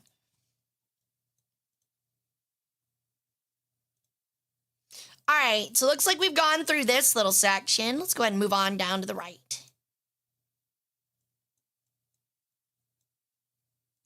The rebellions against Britain is a whole museum worth. It kind of is. You're not kidding. Oh my God, a Gatling gun. Whoa, dude. The Gatling principle. What a sick setup. That's so cool. Got a Gatling, 2 different types of Gatlings, 3 different types of Gatlings. A Hotchkiss, an aircraft machine gun, and then just a regular MGs. It's just a straight up minigun. That's so cool.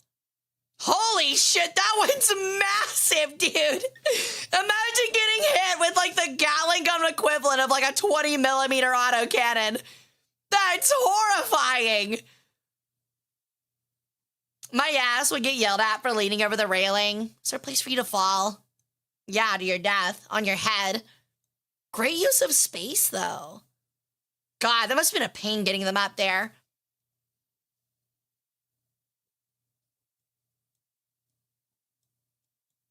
Yeah, I've seen the puckle gun. We've talked about that. It's very interesting. All right. Oh, it gave me the title card for the one down there. This looks like the African campaign.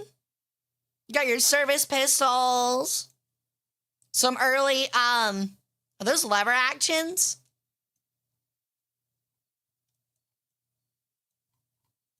And your earliest bolt actions, too.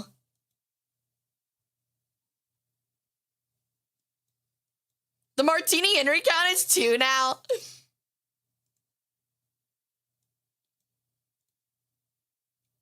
Yeah, the Boer Wars, yeah. Whoa, look at that weird thing. What is that? I can't read what that says, but look like the giant like armored piece on top. And then there's your infield, your standard infield. What is that? Matchlock something.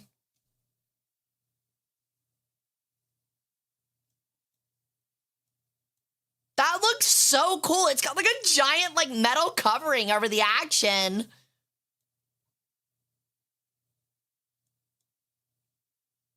That's also a weird one.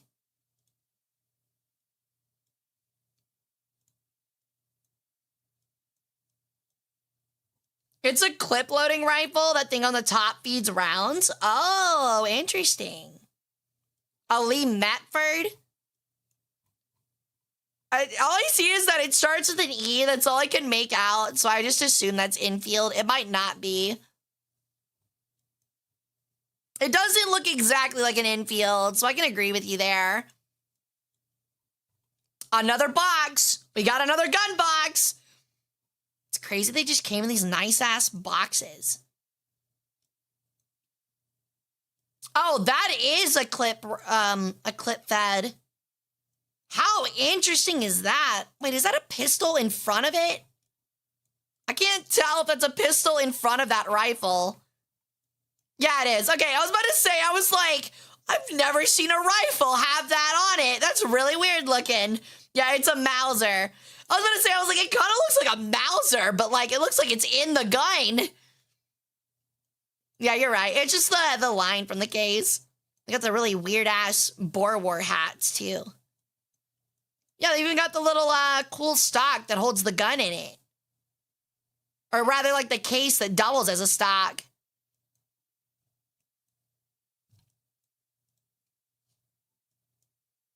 What do we got over here? More guns. Oh my God. All right, well, I gotta find the stairs again. God damn it, Hara. Oh, fuck me, dude. Where are the bloody stairs? Okay, there we go. Found them. Me when I'm at the museum and I accidentally face to the floor.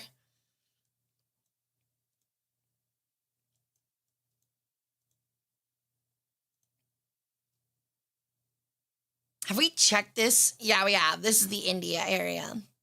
Okay. Boink. Boink. Boink. Whoa! What is this thing?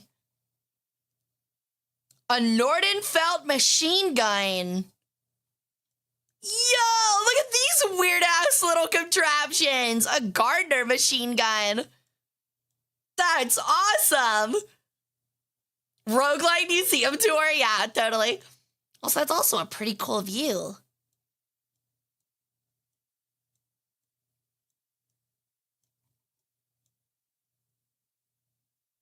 Hand-operated machine guns developed following the success of the Gatling. Used against torpedo boats, their solid steel projectiles can penetrate iron plates up to an inch thick. Cool. It's like an early naval autocannon.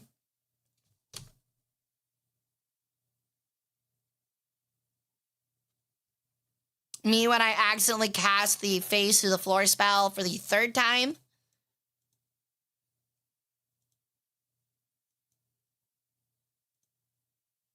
God damn it, dude. I gotta check where the circle goes before I click. Oh, no, it's from the website tour. I don't know why they have a little weird spinning rat there in the corner, but it's required by the museum. Something about, like, clicking on it to donate towards, like, some weird cult. I don't know. Some British humor thing, you know?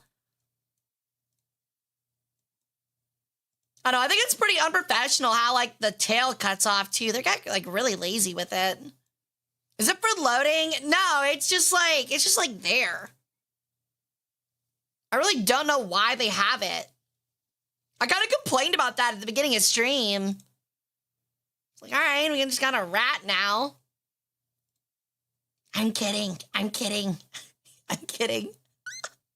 I'm joking. That's our priest. His name is Rasputin. All right. I think we're finally nearing chat's favorite part. Oh, we get an upper view of the diorama. Cool. Risk of falling.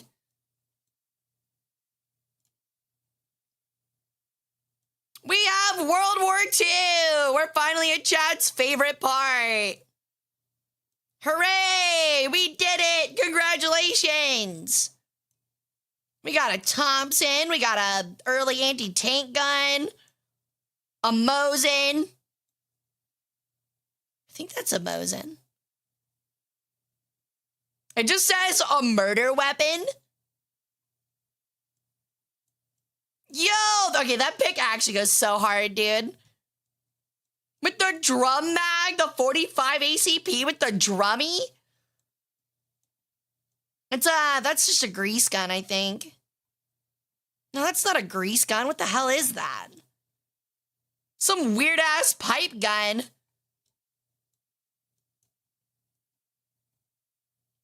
Isn't that like prototype German submachine gun or whatever, or Austrian? I don't think that's a Sten. It's just like a pipe with like 3 little fittings.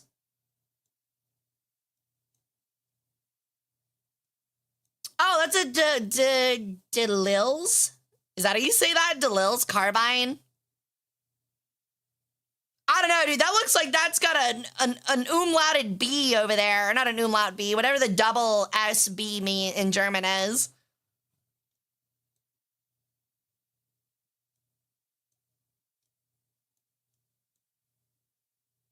I don't know what that is. No clue what that is. That's the Walther suppressed pistol. Yeah, whatever that's called.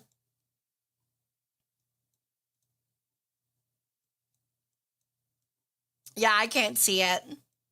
Yeah, it's the one shot. You can get it in Sniper Elite. What else we got? Some more bolt actions, an MP40, an MG, what is that, 32? I think that's a 32. A potato masher.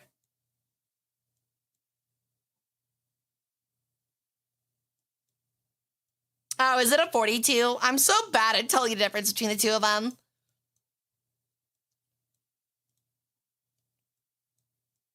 They skipped the World War I section. We might have just gone the wrong way. Oh, is that a Gewehr 43?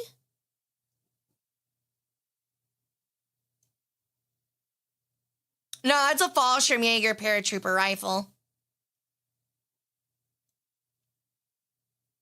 It's not the Gewehr 43. What is the... Oh, yeah, FG 42. That's what I was thinking of. Yeah, the Fallschirmjäger Gewehr.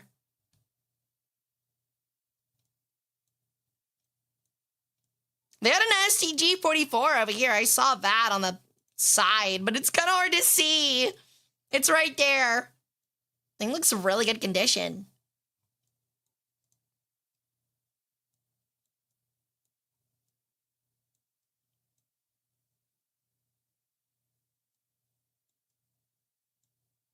Wow.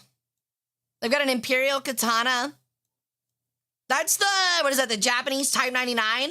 Or is that a Brin?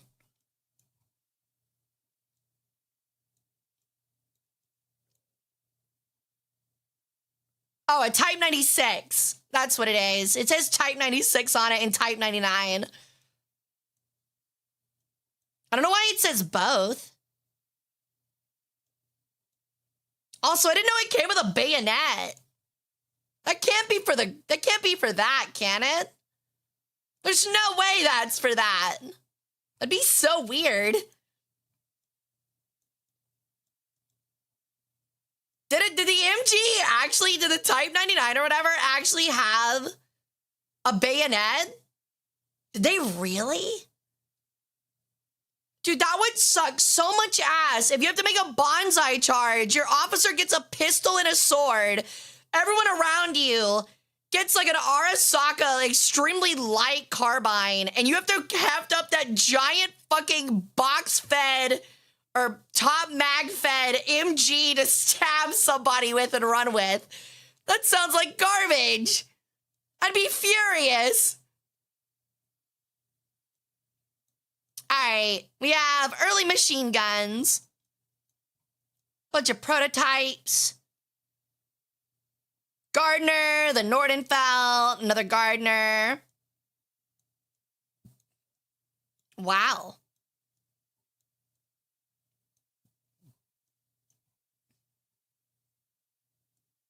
It's interesting how, like, close that one kind of looks to a Browning. It's not. It's very obviously not, but it's... That one kind of looks like one, too. You can tell they really like that, like, box, chamber. All right, now we're in World War I, I believe. Yo, the trench shotgun, the model 1888. I think that's right. Isn't it the model 8 or M1919? That's what it is, dude. Oh, wait. This is the model 1887, wasn't it? The shotgun was named the model 1887. 1897. I'm in the ballpark. I'm throwing darts all around it. I was about to say, I was like, that's not the M1919. Throwing darts all around that date, dude. I'm close enough. God, that thing's so cool. I've always loved the really cool heat shield and the little nut for the bayonet. It's so neat. Really? Over 400? Interesting. Just get yourself a club, dude. Yeah, I'm not gonna lie. I think you can tell, like, World War I is, like, premier, like, orc territory. Like, Warhammer orc territory, dude. You got your batons, you got a club, you got your fucking, like, rusty garbage can armor, like... Oh, wow, that one got crushed. How cool. God damn, dude, that is a massive magazine for a bolt action. Oh, wait, was it a repeater? Was it a repeating rifle?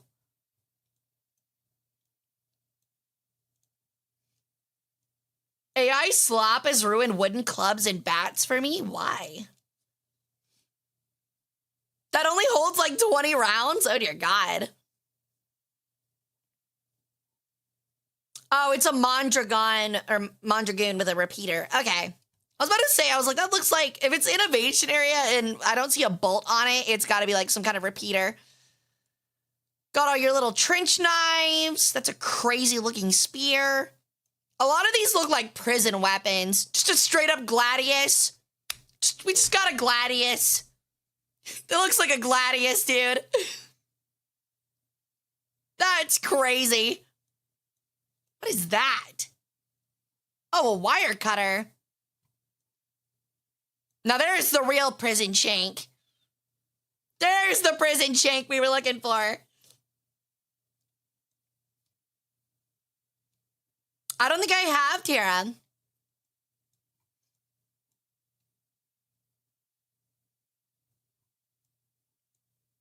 Ooh, what are these? Oh, medals and photos and like little letters and stuff. That's cool. How neat. Oh, they got like a giant picture of like a division or a company or something. How neat.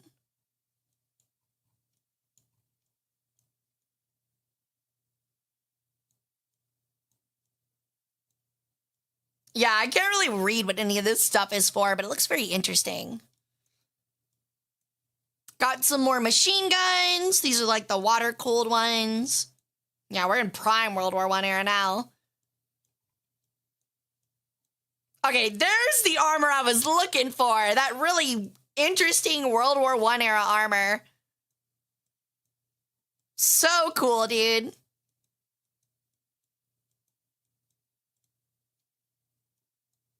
Really? Pawned it? Wow, dude. I would get in a fist fight. Oh, Pickelhaube. The Pickelhaube. It's got no point, dude.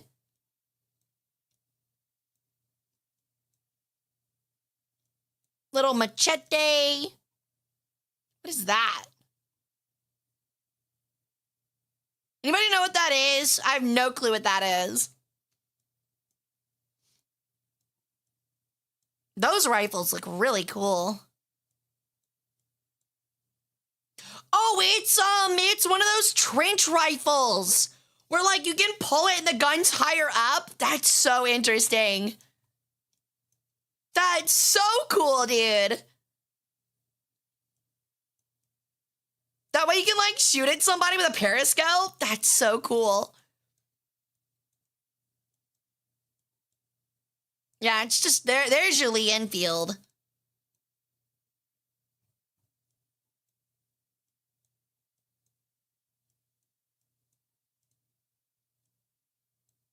Some more officer sabers. Oh, wow. Now we've got the wacky stuff. Isn't that like a flash hider?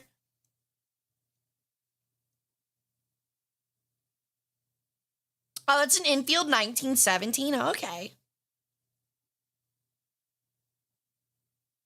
I don't think I've heard about it, Nekos. It sounds very interesting. This is a grenade launcher?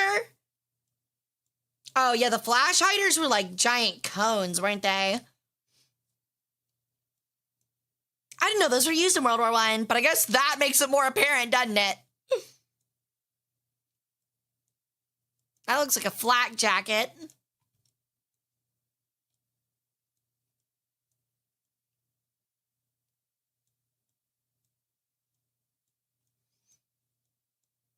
Have you seen the wacky stuff from the Wild West? I don't think I have. I think it is, yeah. I think it's a grenade or a smoke launcher. It's like a break action by the looks of it. How interesting. I really didn't know they had stuff like that in World War I. I thought that was more of like a interwar, early World War II period kind of thing. All right.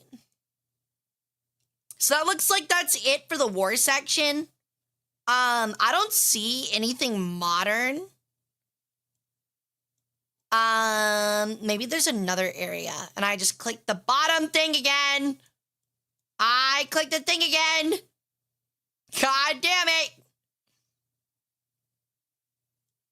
Yeah, I think it's because it's British. They were focusing more on like the Napoleonic and then they kind of like went over that to like the Boer War era. Where are those stairs? Oh, they're over here. Extra value from getting backroom to the previous sections. Yeah. You guys get an extra little quick look.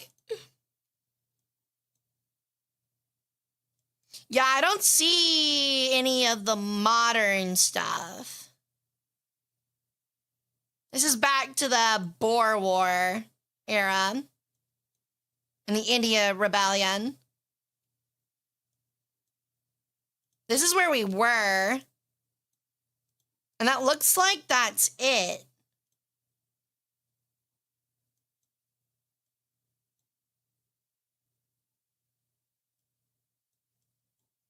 Interesting.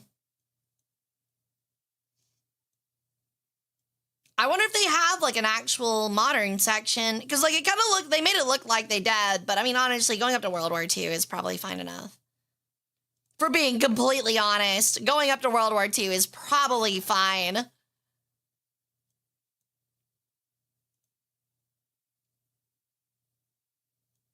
Did we reach this floor for the tournament area? Oh, we did. There's just not really anything up here. Oh, there's a little bit, actually. I can't walk over there, but it's there. Oh, I saw the circle. Hold on. You can see it. Got it. I think is that kids' armor? Is that replica or children armor? I think it's replica. I don't know. That looks suspiciously child-sized. Yeah, I think it's small scale. I don't think there's a point in making something like that. Holy crap. Look at that thing. Made for Samuel Luke Pratt.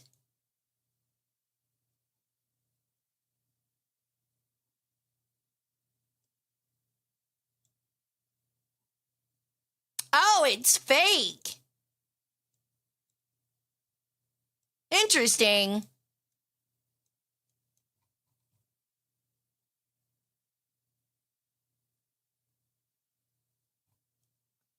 Wait. I can't tell because of the line if it's saying it's fake or not. It says fake in bold letters, but then it says which lanes blah blah blah blah blah blind prove that blah blah blah be genuine. So like you can't tell if they're cutting off that it is genuine or that it's not genuine. Yeah, I know there's 2 more galleries we can go through. Yeah, I can't read it.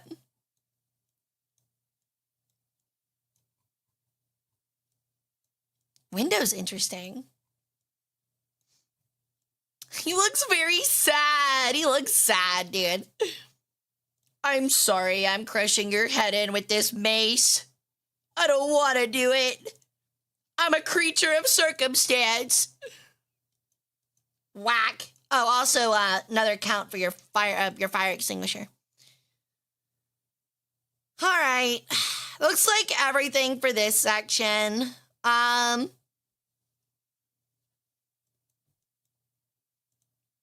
Let me see if there's anything this way. Okay. Yeah, it doesn't look like it. Okay.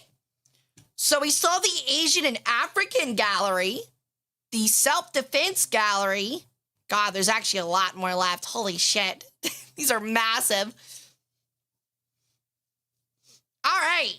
Let's check out the African gallery. Oh, good Lord. There's so much stuff left. You could spend days in here. That war elephant armor is so cool, though. Oh, and look at these. That's so sick. They have, like, bucklers. Still hate that that's blurred out. That makes me angry. Oh, they've got those, like, interesting knife things, too.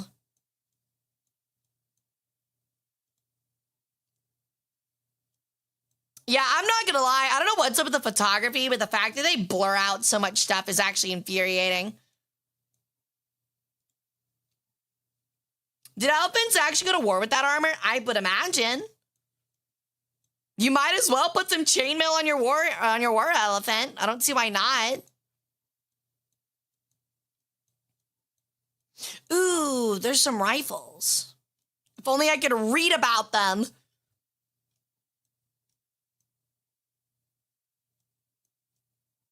And that looks like early shot or powder storage. A double-headed mace or flail. Or is that a morning star? I never know the difference. A morning star is fixed, right? Fixed with spikes. So that's a flail, right? A double-headed flail. No, I think it's just like the photos are just kind of not great quality. It wouldn't make sense. Because like there's some stuff that you can get right up on and it's not blurry. See? It's just poor photography.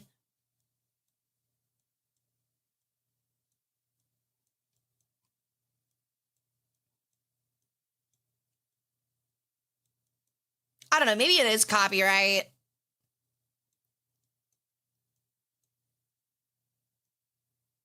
That horse armor is so cool, dude. I don't know why I'm like so interested in horse armor, but it's so sick.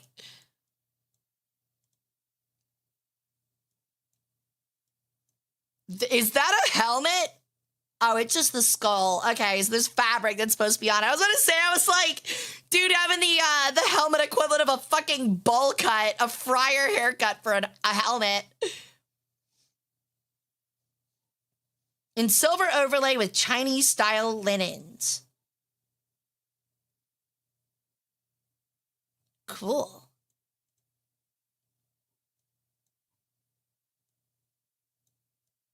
Oh, Islamic Africa. That's really neat. Look at that cool powder horn. And those are, what are those called again? Those are the special, matchlocks or whatever from, Arabia. Jazales. That's right. Jazales. Yeah. I think those are Jazales. They look like it.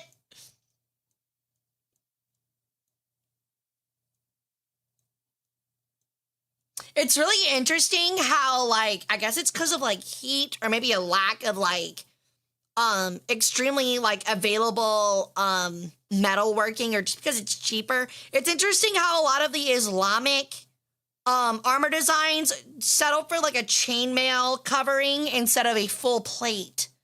Like a lot of the European designs choose. Holy shit. And then there's that guy. Can I get a frontal picture of that guy? Holy crap, dude. That guy looks sick.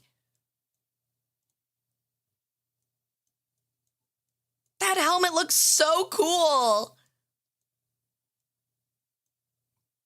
I really think that a lot of fantasy games could add a lot of cool designs to their game if they actually focused on a little bit of the Islamic Golden Age. And it's kind of disappointing they don't.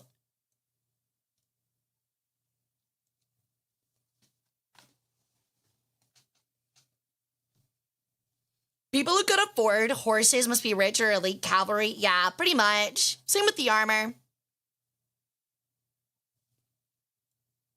Holy crap, dude. Look at that Chinese armor. A Dingzhu. Cool. A Dingjia. That's like their Gambison, I guess. Yeah, it is. Lamellar armor.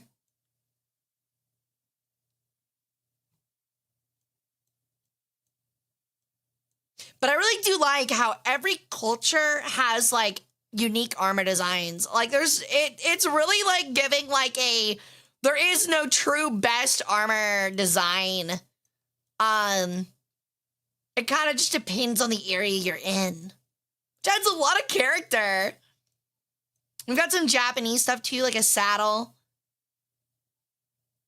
Or is that a shrine? No, that's a photo of a shrine. What is that? Is that a saddle? It doesn't exactly look like one, but maybe it's just because it's on a box. That also doesn't look like a saddle. If it is, it looks very uncomfortable, but it looks like one.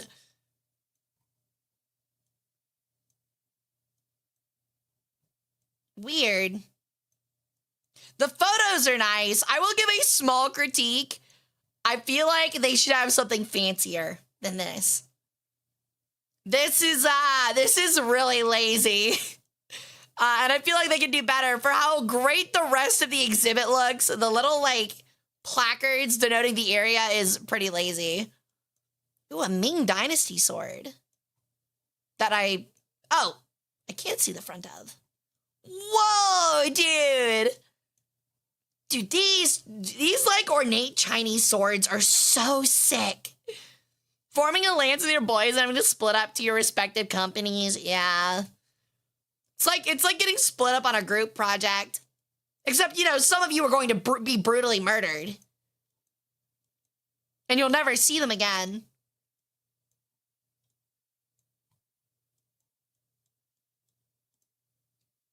Got some early firearms as well.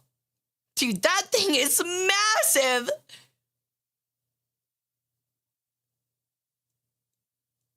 That's crazy.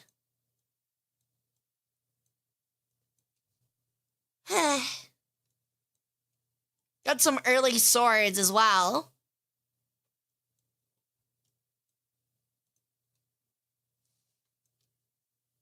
Whoever did these photos did much better than the last two. I agree. An early crossbow. That's really cool. What is that? What is that thing?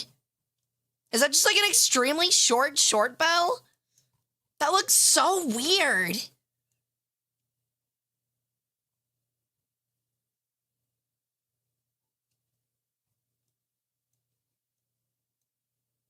That's also really interesting looking. Maybe? Oh my god, they had different, like, arrowhead. They had, like, different tips for different utilities, like their fucking green arrow. Slingshot, crossbow, short bow. Yeah, I guess the string goes there and you, like, pull it back like this and let go. Same with this, you, like, pull it like that. I don't know. That's really weird looking. Yeah, it could also just be unstrung recurve. You're right. Ooh, now we're getting to the shogunate stuff. Oh, they talk about the conservation of it. Only I could read all of it, dude.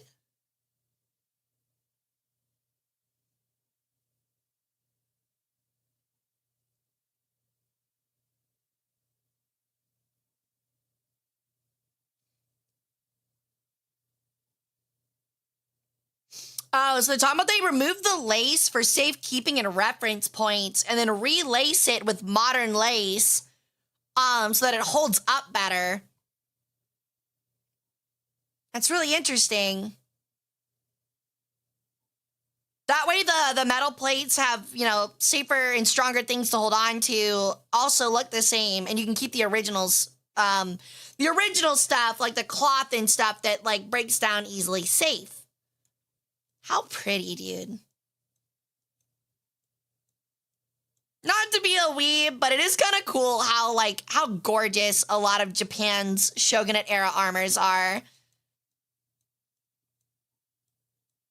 Like, I know we've looked at some pretty cool, like, cuirasses and stuff like that, but I really don't think they come across, like match up against the beauty of the Shogunate era armor.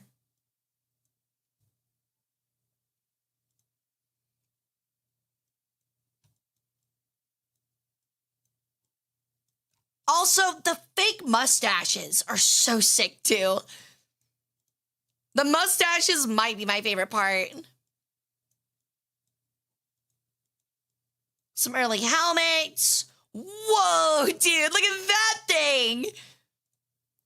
That thing's massive.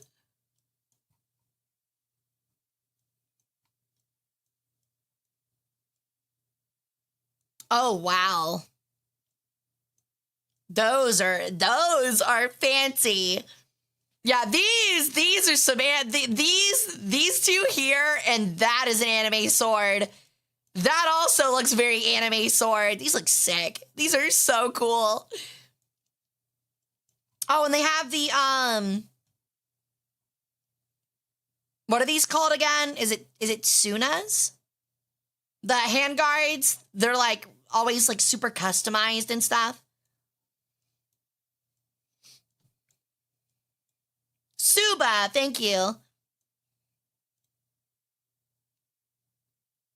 Dude, look at that crazy horse head armor. That's what I said, man. Horse armor continues to be my favorite. They've even got like the cool like painted like armor for the horses too. Oh, and that also looks fucking sick. All right, dude. Horse armor's unmatched. Horse armor's so sick. And you've got your pole arms as well. It's interesting also to see how Japan focused for like the very thin, like sharp point stabbing spears. Meanwhile, a lot of Europe was like these like large sweeping glaives or like large spearheads. Because like you can tell that these are meant to like focus all of the pressure into one small point to give better penetration. Which is like really is very different compared to what Europe seemed to have gone for. And that might just be honestly because of, you know, restrictions and how available iron was. Oh, the shoulder pads are so sick.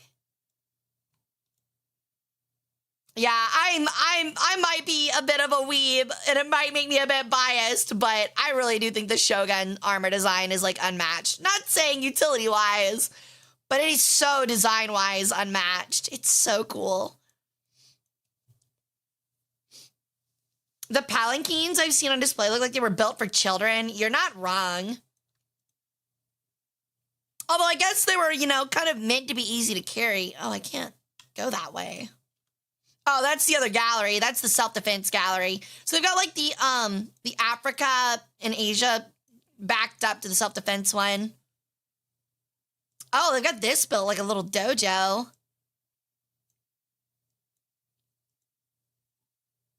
I really like the cool like demonstration areas they have going on. Okay, that's also self-defense. So it looks like we're done with the Africa-Asia area. Those look crazy also. Those look really sick. I don't know what that is. Like, I don't know. I guess that's just some kind of architectural thing.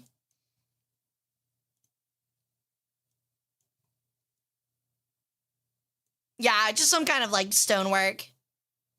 Okay.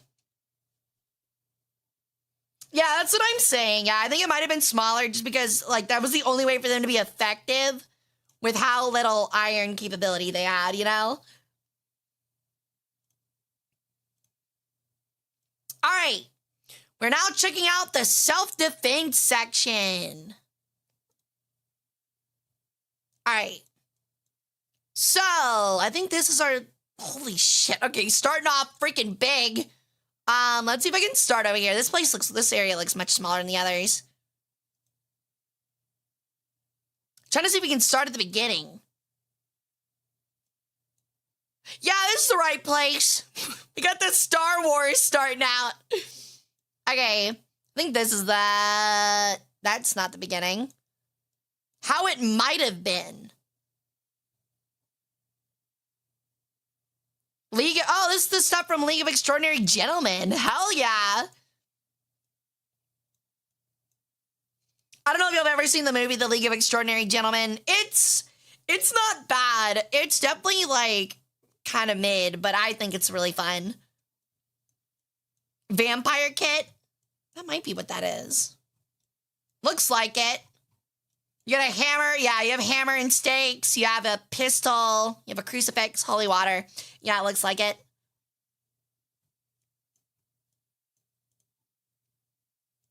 I'm trying to find the beginning of this, but it's kind of hard to find. Because it kind of just goes from, like, guns to swords.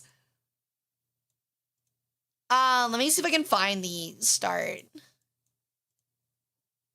I have a feeling they'll start somewhere else.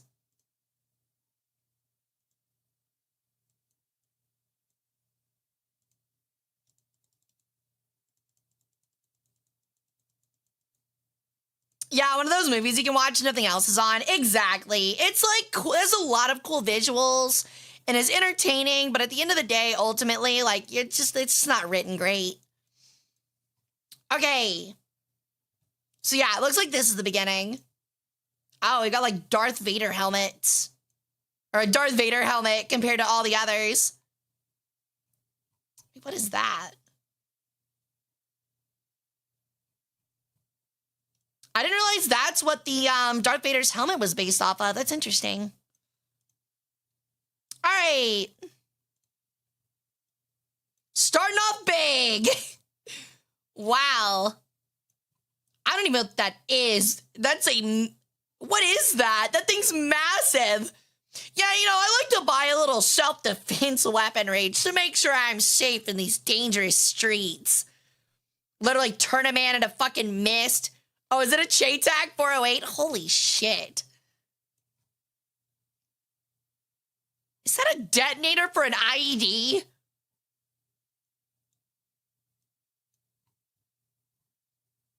That's crazy. Oh, there's some pistols.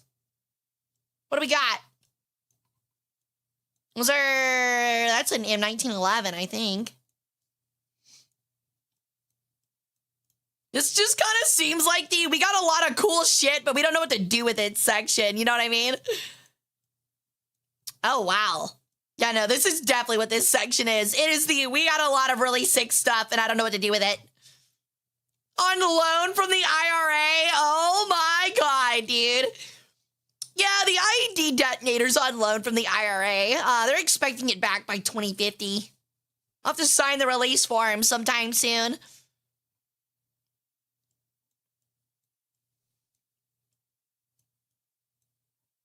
What is... Oh, is that the... What is that from? Are these the helmets from Monty Python?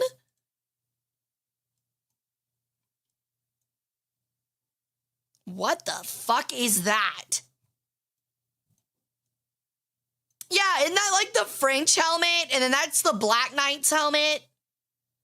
Am I like mistaken? Or not, no, that's the Knights Who Say Knee helmet. And that's the French dude, because remember he like slaps his little weird head? He's got a little egghead helmet on. Are you sure that's the Black Knight? I thought that was the Knights Who Say Knee. Either way, you guys see it now. I'm not crazy. Oh, holy shit, that book looks like it goes hard. But yeah, these are fantasy. I think these are like props and stuff. Okay, what's this area? Whoa! The self-defense swords. Holy shit, and it's just scenes of like people brutally murdering each other. Holy shit, dude. This chick's pulling this guy's head back. Like, hold on, let me pull in your hair real quick. You're not getting pegged, you're getting your throat slit. This guy's like, this is not what I thought would happen. I thought I was gonna get pegged, man. That's why my pants aren't on. Turns out she's just literally stabbing me in the neck. And she's just like, oh, that's convenient. She's just like, well, this is boring. She's like kind of like half-heartedly puts it in this dude's back. She looks bored. She looks bored, dude. She's kind of like, eh.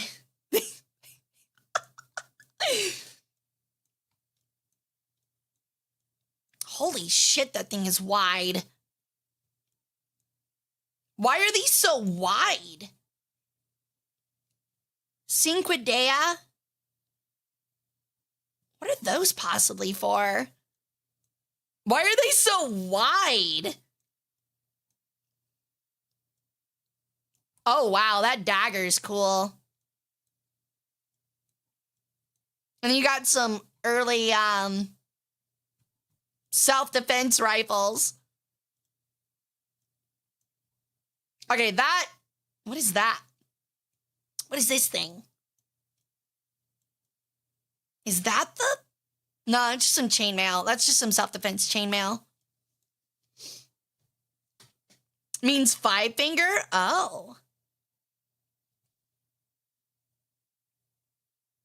The amount of cities that had sword control laws in Germany led to Grossmesser knives that were longsword, greatsword length? Really? We've got some early self-defense pistols. Those are really cool. Oh, thank you for pointing that one at me. That's a double barrel. You got your little, your old-fashioned mall cane swords.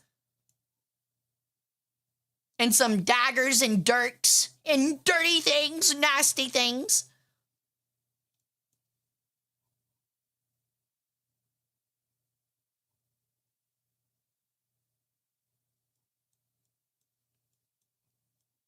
It's good for cutting and stabbing. Oh.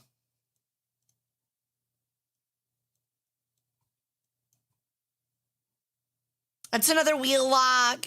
Whoa, dude, those wheel lock pistols look so weird. They're so neat, though. Like, does that not, look like something you'd see from, a steampunk movie?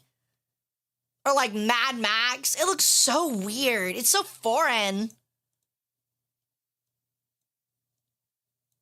You've got some more, rapiers. This guy's like, yes, please stab me.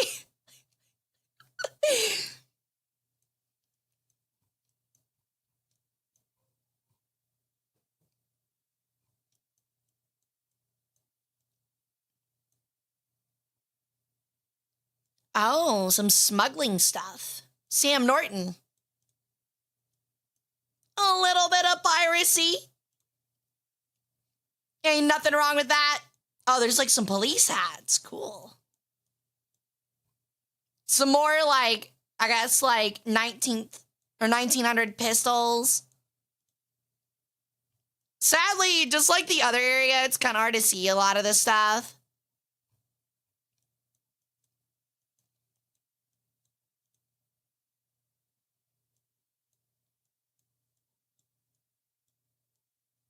Are these things found by the police?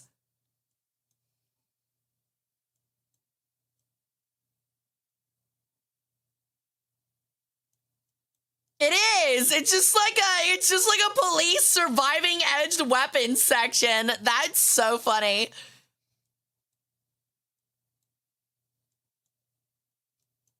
That's hilarious. Is that an outlet? Or is that a shock baton? What is that, dude? It looks like an outlet. Like an extension cord. They have a DIY weapon collection. Okay, what is up with the jaw harp?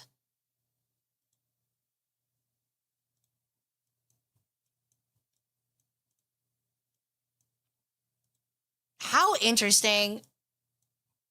Yeah, you got some bully clubs. Sadly, we can't see it too well. And I think what looks like some early handcuffs, some manacles. What is that thing?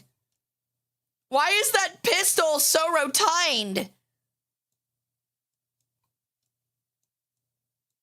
Oh my God, is that an umbrella pistol? An umbrella gun? Yeah, and I don't know if that's gold. I think it's brass. Oh, a pocket crossbow. An assassin 17th century pocket crossbow. That's insane, dude. A pocket crossbow is nuts.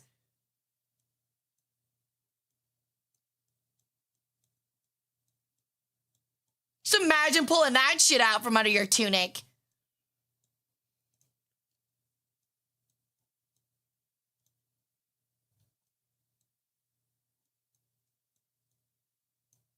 Oh, some more surviving edged weapons.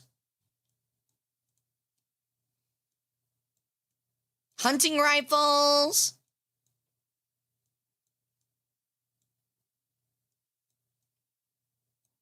What is that? Extending spring truncheon. Why does it look like one of those Japanese fake ninja sai? Why does it? Yes, surviving tubed weapons section is what this is. Surviving tubed weapons.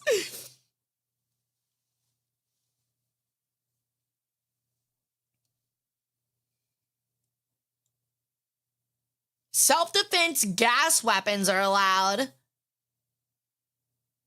It fires a gas cartridge? What do you mean by gas? Are we talking like pepper spray? Are we talking like a cyanide mustard gas? Like what do you mean by a gas pin?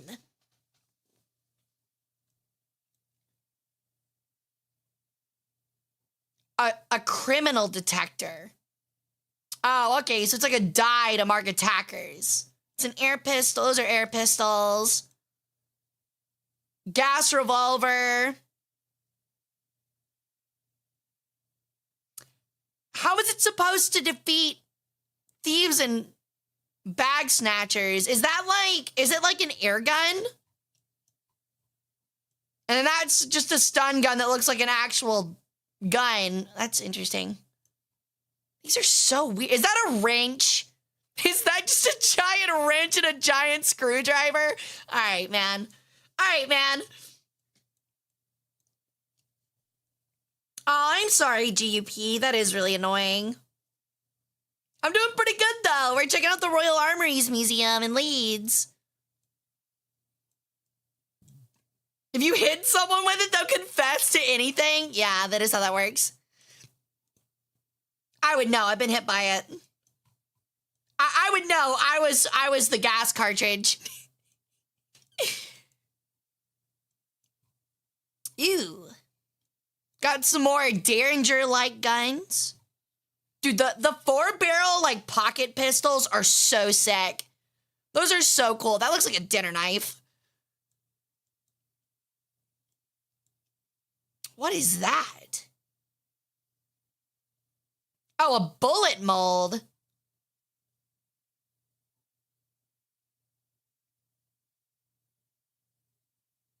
They would mold their own shot? That's interesting.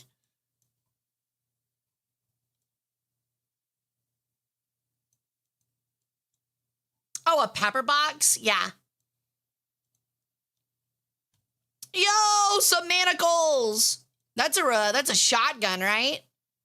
Yeah, a centerfire shotgun. Oh, this is the Wild West. Okay, so they do have a little bit on the Wild West. Yeah, I'm not gonna lie, dude. If I was like, yeah, I was about to say, if I am in the Wild West, I think my biggest fear would be a fucking lever action shotgun. That's gotta be horrifying. A lever action 12 gauge? Yeah, I'll pass, dude. I would rather not be turned into ground beef.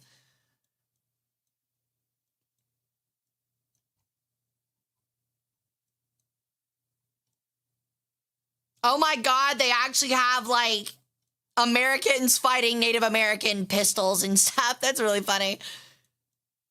And they have like fencing stuff too. The fencing stuff's neat.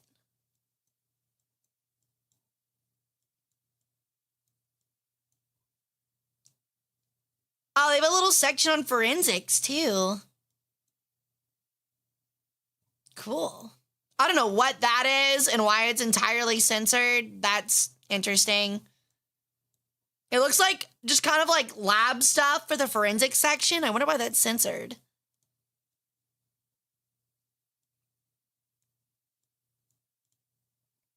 We've got some more swords, rapiers, dirks, and daggers.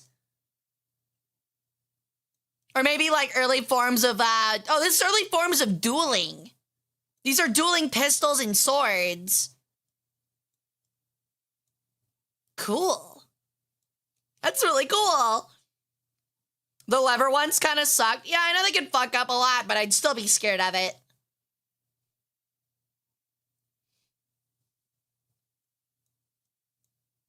I don't know if a lot of people knew, but during this time period, when you dueled with swords, it wasn't like pistols where you were trying to kill each other, at least most of the time.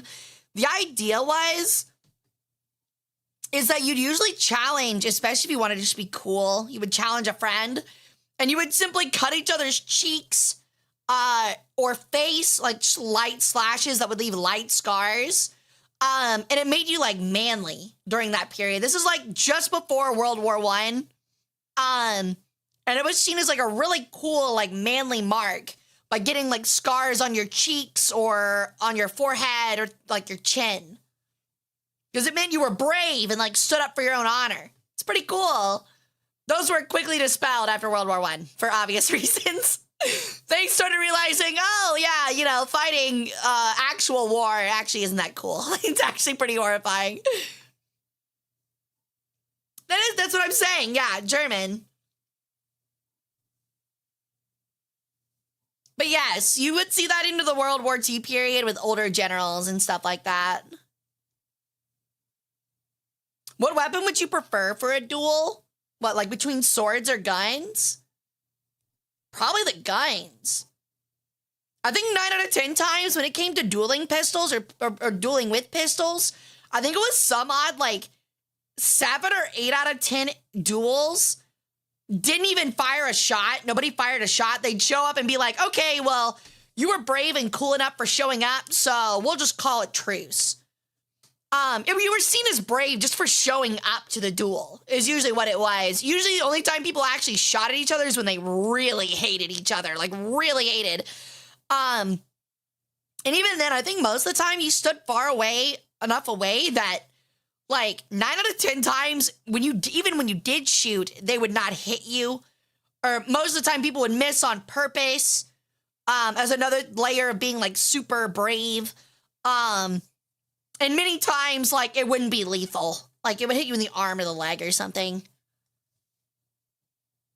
Because, like, 9 out of 10 times, the idea of dueling was to not kill the other person. It was to kind of prove they were a coward and didn't mean their words and besmirch their honor by them not showing up. We've just got a thing on a riot gear, I guess. Just got a section on a riot gear. Okay. West Yorkshire. Oh, I've been working out. Mom, look, I've been working out. Ugh. What else we got? He was in a pistol duel and fired in the air 5 times for shooting a man that was trying to kill him. Okay, I feel like that's super honorable until the second or third chance, and then you should probably be like, all right, fuck this guy, and just fucking blast him. That's my personal thought. It's like, look, I was kind to you 4 times, and you still shot at me. Apparently, this isn't gonna work. Hey, Madden, welcome in. All right. How cool. I don't know what this big old thing is. Thing's massive. I can't imagine carrying that for self-defense. The armed public servant.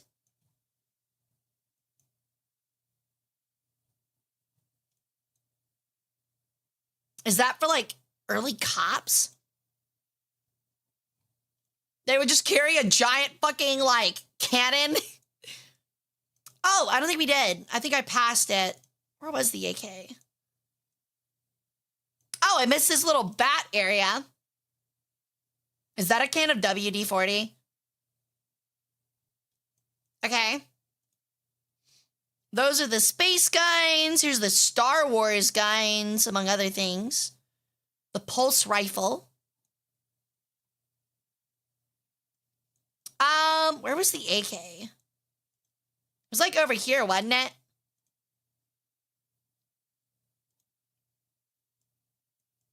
Oh, there's an Uzi.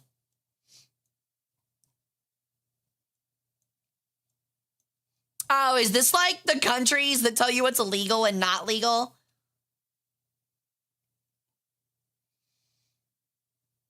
Looks like in pretty much every country, you can at least have a double-barrel 12-bore shotgun.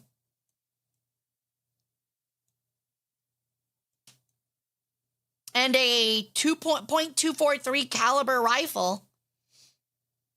Interesting. Oh, and outside of the UK and Russia, you can have a S&W revolver, too, a .357. Interesting. Interesting that Russia prohibits against that. It's kind of interesting. And then there's Finland and Greece, or no, Finland and Switzerland that are like, yeah, you can have a self-defense Uzi. Only if you're in the militia, though. Only if you're in the militia. You have to tell us if you have a double-barrel shotgun, but you can have the Uzi as a treat. Notice how the U.S. isn't even allowed because everything's on the list? Well, mostly. If that double-barrel 12-bore shotgun is sawed down a specific length, it's not allowed. Same thing with the Uzi submachine gun, unless it's single fire. So technically not. I mean, I guess you could get a full auto Uzi, but you'd have to go through a lot of stuff. But you can buy switches, not legally, which is why we're not going to talk about that in chat. Yeah, you can do this, like, incredibly illegal thing that would, like, land you in federal prison for at least a decade. Oh, they do have an American... No, wait, they do have an American section. It's just got its own case. These were the firearms most popularly used in crime in the U.S. in 2000. A bunch of pistols. $430. Wow.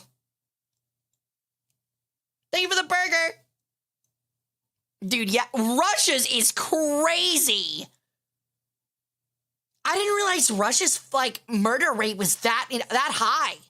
You're telling me Russia's murder rate is almost 5 times from gun violence than the U.S. is? That's insane. I had no clue. That is actually nuts. What is South Africa's? I can't see South Africa's. If it's lower than Russia, that's actually insane. I can't see it. But that'd actually be mind-blowing. Alcohol and poverty make a nasty mix. I'm sure they do. Estonia's and Belgium's are kind of high, too. Really? Belgium's is higher than the United States? That's interesting. Well, this was made in 2000 to 2002. It might be different now. But Belgium having a higher gun violence rate than the United States from 2000 to 2002 is very interesting. Also, the United States gun death rate is definitely lower than that now, too. I mean, I get it's per capita, but still. Yes, this was 2000. So, like, the case for all of these they're probably lower on average than they are in this area. Like, probably all of these have come down, especially South Africa, which I don't think is embroiled in civil war anymore. It's probably still much higher than most of the other countries on this list, but it's probably not astronomical. Really? Higher rates in Europe now for guns? Yeah, a lot of the big U.S. cities got cleaned up a lot through the 90s, and it's only continued to fall. It's currently at 13.1? Are you telling me we doubled? Wait, are you telling me we, like, almost tripled gun violence death? That's actually crazy. There's no way that's right. There's no way that's right. There's no way we almost have triple the amount of gun deaths. Or, no, this is homicides. Firearm-related homicides, not just gun deaths. There's no way we have 3 times more today than we did in 2000. That would actually be insane.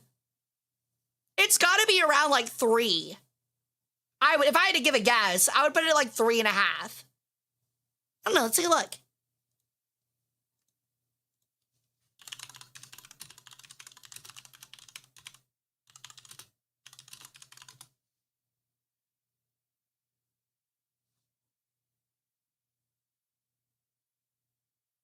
Ooh. It's not much better. I I'm gonna be honest, chat. It's not much better. It's like 4.6 to 6.1 ranging. That's not great. That's still not great.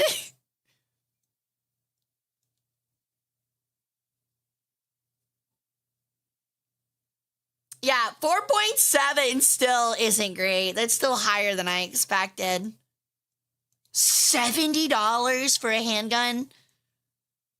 There are people in chat right now that are like, oh my God, what I'd give for a gun to be $70. Even if it's some shitty pocket pistol, some little shitty pocket rocket, what I would give for $70 pistol. $70 is crazy. It's funny that firearms here are about the same prices they are, well, not exactly the same now, but like you probably get a good pistol at like what, like 600 right now? If I had to give a guess.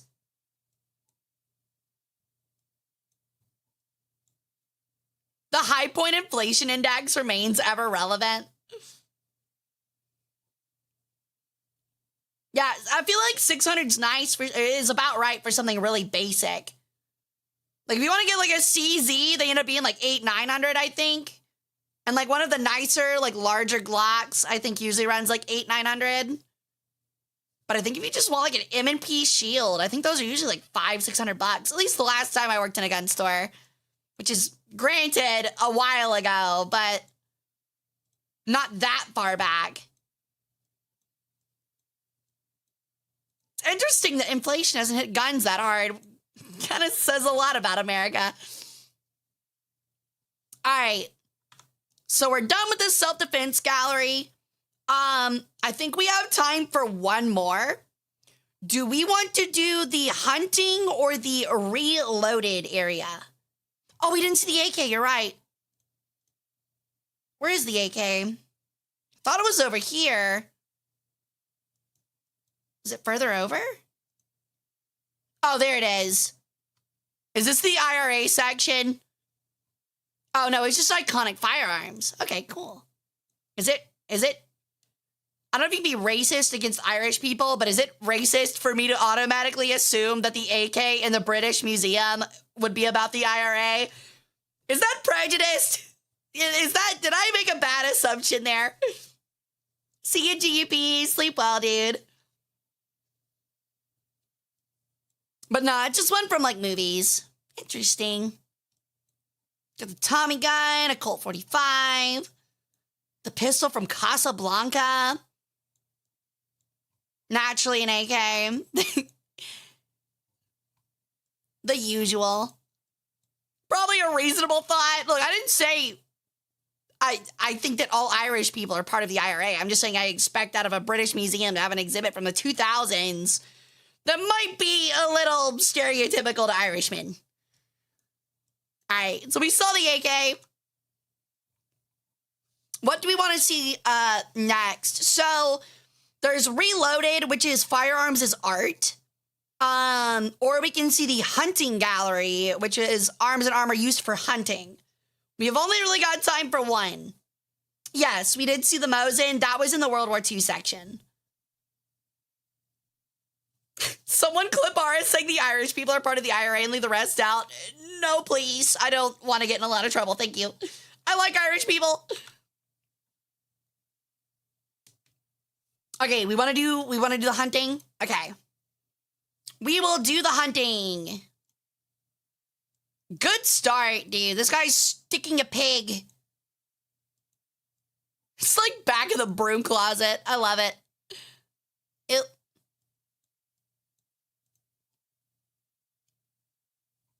Well, there's not a whole lot of pictures, sadly. But at least we can see some of the rifles and stuff. There's not really any more angles, which is really disappointing. They really didn't care about this one.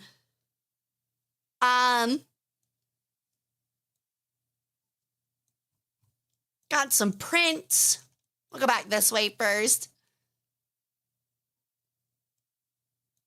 These are early shotguns by the look of it. I wonder what that's for.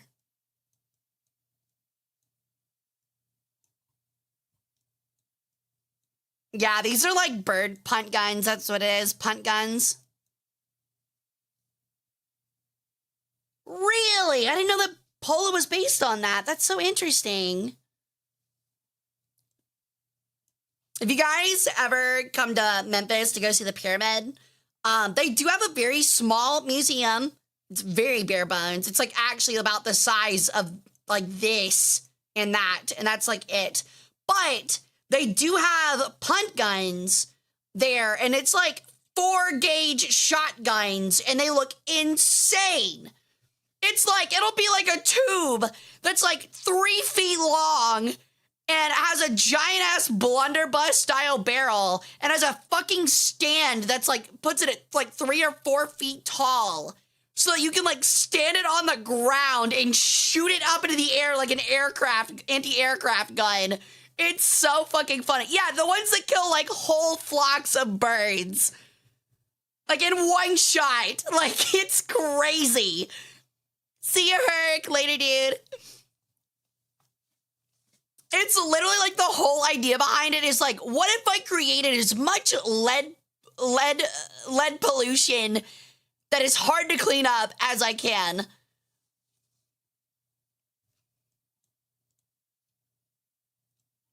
Okay, so we can see some of these. Pinfire fouling gun.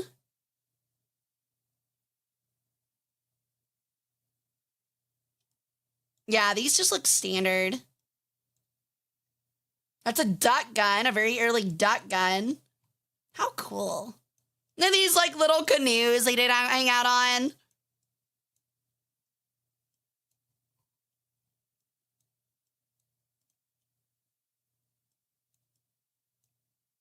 That might be one of them. That might be a 4-gauge punt gun right there. That thing is massive. It just says a punt gun. It doesn't have the gauge on it, but that looks about right. Look at the fucking size of that, dude. Yeah, look at how big those shells are, man. Holy shit. I would like, as for, in speaking of terms of bullet saturation, I want the max. That's insane. Look, it has springs, chat. It has so much recoil, the damn thing has springs. The barrels shoot back like this and the spring catches it. It has an industrial spring for the recoil. That's insane. 4-gauge is referring to the number of balls in the cartridge. Maybe. I think 4-gauge refers to the size of the shot.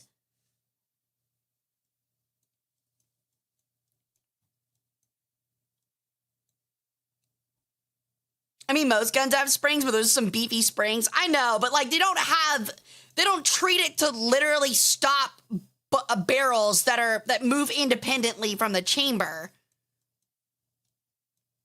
To like reduce recoil. They don't have recoil dampening springs. A gauge is the number of round balls, the size of the barrel that it takes to make a pound. Oh, interesting. All I know is it's kind of like golf. The lower you get, the bigger it gets. No, it's all good, JJ. Little fake birds. A bird call. God, imagine trying to shoot a fucking bird with a musket, man. That had to be so trash. That's like shooting a fly with a shotgun. Like, you'd have to be really good at it, and like, if you fuck up, you get no more bird. Like, all of the other birds are gone. Oh, really? They load buckshot. Okay, well, that makes more sense. I guess it's easier to load stuff like that into a musket because it's just birdshot. It's not like you're putting, like, anything crazy in it, you know? Oh, they've got the progression from early hunting guns to a modern shotgun. That's really cool. Oh, they got a loader, too. Like a hopper and a feeder and stuff. That's really sick. I feel like I would find something like this in like my uncle's like bar attachment to his house. That's definitely not in his unair conditioned garage. You know?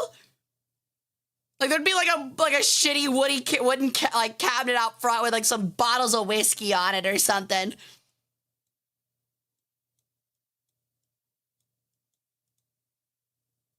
Ah, yes, my hunting saber.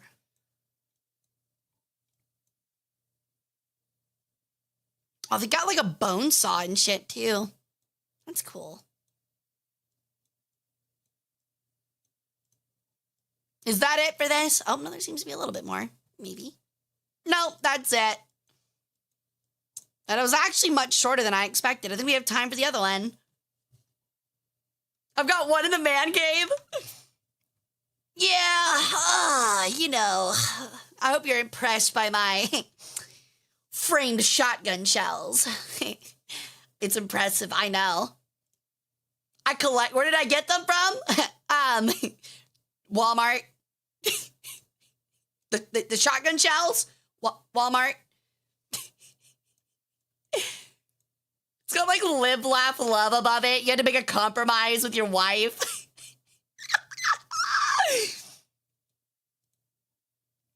All right, let's check out these really artistic guns. Oh, wow. Dude, look at that fucking powder thing. Look at the powder thing, dude. Oh, my God. Oh, my God. The drip, dude. He's got the mustard. He's got the gold mustard on the pistol. Oh, my God, dude. Looks like lemonade. God damn, dude. With the dogs and cherubs. With the dogs and cherubs. Oh my God, dude. It's Gucci. It's Gucci. That's that gray poupon. Yeah, you can't say poupon. It's too fancy for that. It's that gray poupon. Poupon. That's crazy, dude. That's so cool. Does it say on here?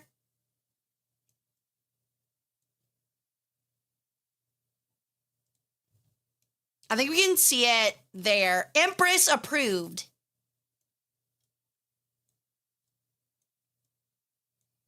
Oh, wow. Dude, just like, I just want to say, like, give me like an AK. Give me like an AR-15 or like an AK or something with this kind of shit on it. Like, I want this on my AR-15. I want this on the receiver and the stock and the barrel shroud. I want it on all of it. I want a dude to know that he's getting blasted by fucking royalty. Oh my God, that picture's insane. They did it. The madmen. Holy, look at the fucking pommel. Dude, you can beat a guy to death with that pommel. That's so sick. Unironically, having like a replica Giselle would be so cool. I could need to look up and see how much this costs. I would love to own one of those.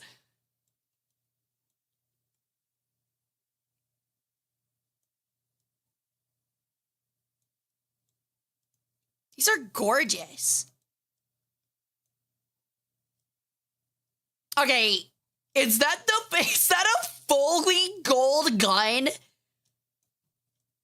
You've got to be shitting me. This looks like shit you'd see in like Warhammer Vermintide. Yo, thank you for the follow, ZXR Crash Out. Welcome to the cult. How you doing? These are some anime ass weapons. These are so sick. The double hammer derringers are also cool. Do you even own a real Giselle because it's black powder? Yeah, you're not exactly, you know, committing some grievous crime with that. Oh my God, there's more more gold weaponry. I'm sorry, is that bejeweled? Is that a bejeweled revolver? Where's the gold AK? I know, right? Holy shit, look at the box.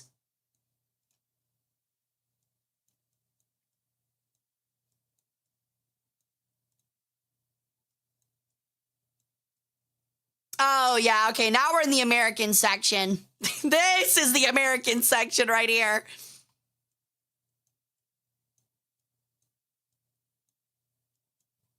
That's pretty cool, though, the pistol grips. I know they made, like, 1911s like this. I've seen them on sale. The sad part is, like, I don't think these are nearly as cool.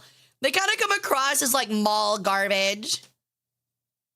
Magnum Opus. What the fuck is that? It's like something like you get in CSGO.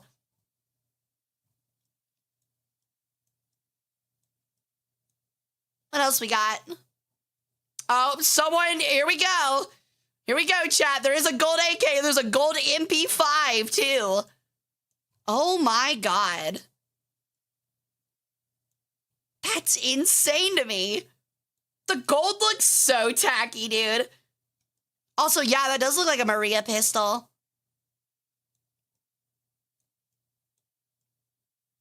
Okay, here we go. Here you go, chat. A gold AK. Holy shit, that looks like trash.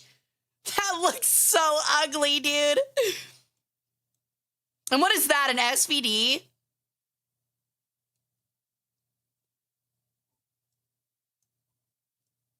Yeah, what African warlord did they take these from?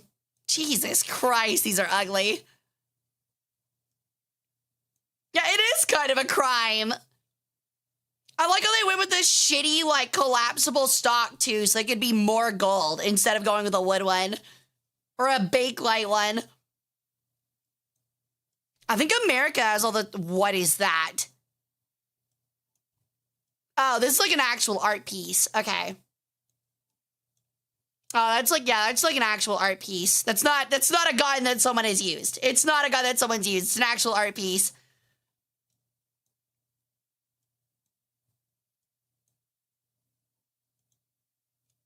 It's an anti-gun protest piece.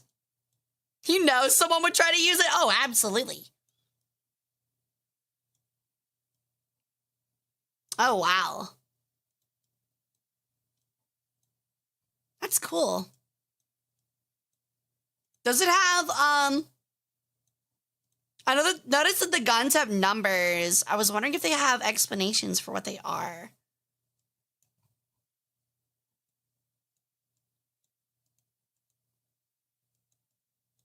It's just kind of information on why people might purchase them.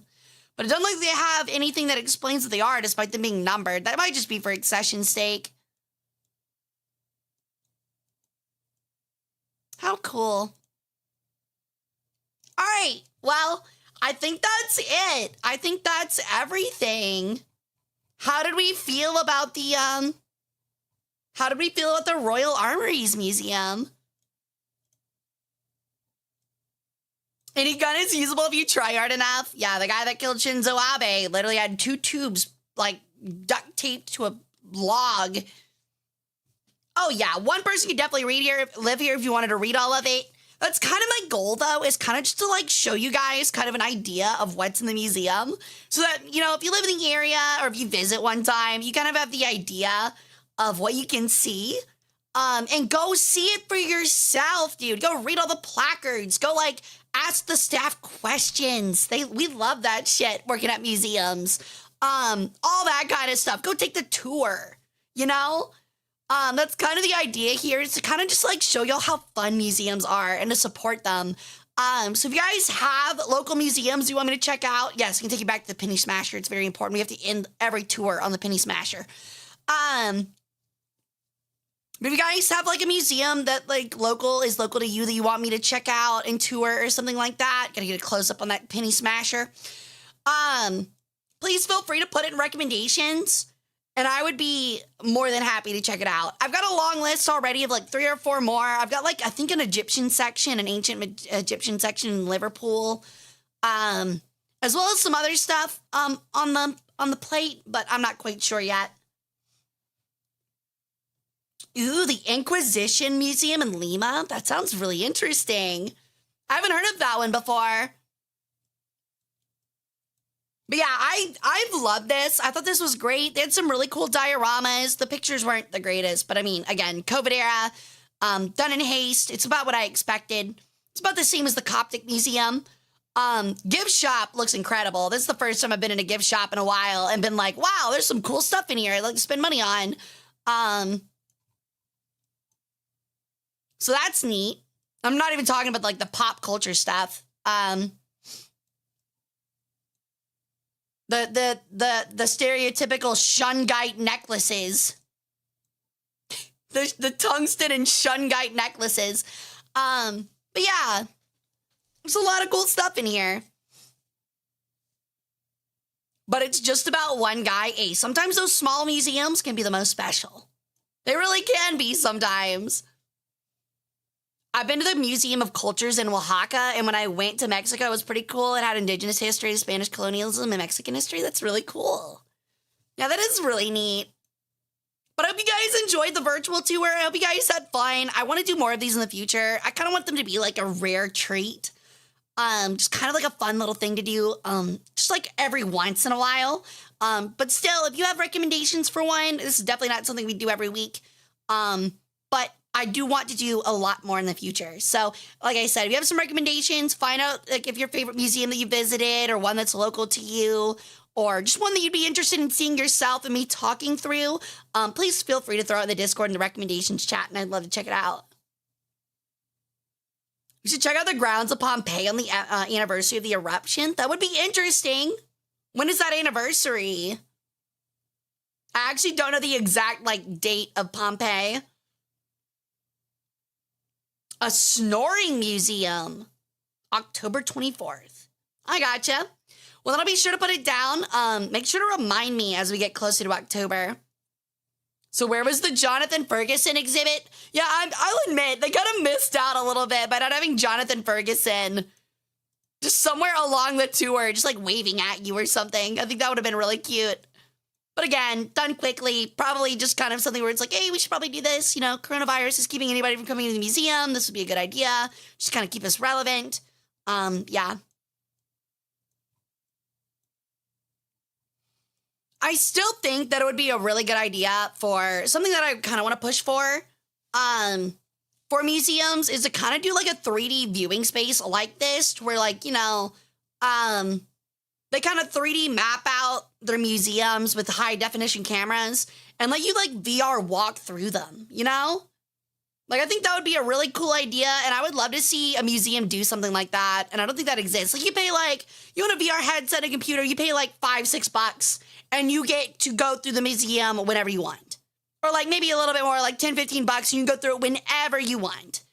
You can pay for, like, upgrades if they add a new exhibit or something like that, like DLC. I think that would be really cool. And I'm surprised that's not something that a very large institution has tried yet. I think that'd be a very easy way for museums to kind of compete with modern media, you know?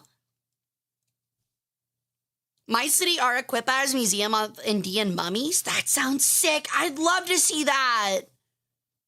I will check the Bazaar chat real quick. Let me see.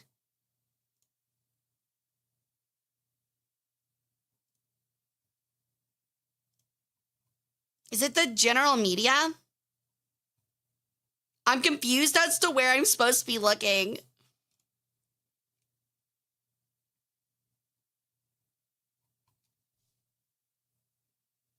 As a museum ad, I would add a section that just gives the VR users a FNAF jump scare. That's evil, dude. Yeah, and this one specifically, like, if you look around, you can see, like Jonathan Ferguson, like, standing halfway behind a wall, like, peeking out at you, like, hold on. Like, you're just, like, you're taking a tour, like, you're, like, in the VR, and you're, like, taking your little tour or whatever, and you just see Jonathan Ferguson just, like, staring at you like this from behind a pillar. He's just, like... he's just, like, standing there just, like... and you just see him just, like, quickly go, like... just, like, dart backwards. I think that'd be really funny. He's just, like, peering out at you.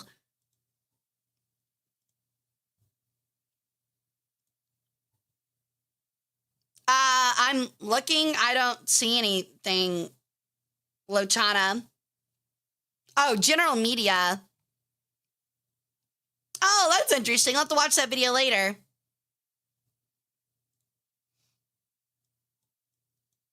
Yeah, you might be right, Zay. Who is Jonathan Ferguson? Okay, so the Royal Armories Museum has a YouTube channel, and Jonathan Ferguson is like their curator, I think, or at least he's part of their collections team. And they make music videos, or not music videos, YouTube videos looking at stuff in their collection. I mean, I might as well pull one up. Hold on. I might as well pull one up. We're talking about the Royal Armories Museum.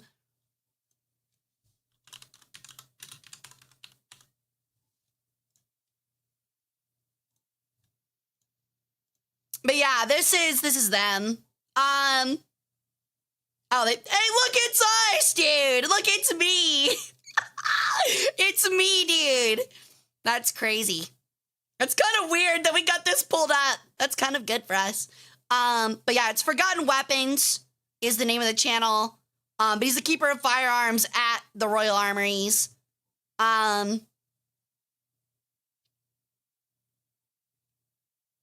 don't know if he actually...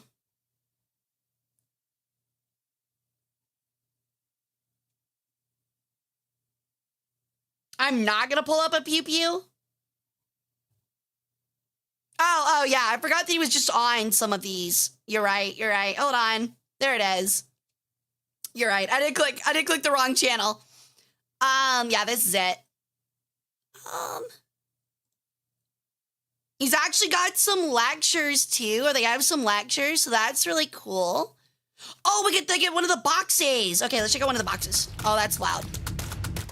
My bad. Hello and welcome back to What Is This Weapon with me, as usual, Jonathan, but not as usual. Hi, Jonathan. Recognize this man from such... Hey, Dragon Lover. Thank you so much, hon. Welcome in. How you doing, dude? I really appreciate it. A lot of medical days. Edinburgh was a place where... My bad. Well, to me anyway, having on the lid as well as a little handle, which I wouldn't want to trust. Ah, he's got the professional gloves on. Shut in theory you could, but it's a bit small.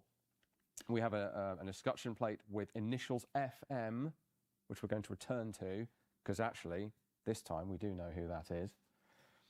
We open it up. We have a little prop behind to stop. Oh, wow. Falling. And not quite complete. Oh, this might be a medical case. Kit. Yeah, there it is. I was about to say a surgical kit. To me anyway, I've seen and handled some Civil War era ones, a couple of them, and they're pretty cool too. They're a little bit more involved in this, but before you start looking in detail, a couple of surgical knives, which you assure me are still sharp.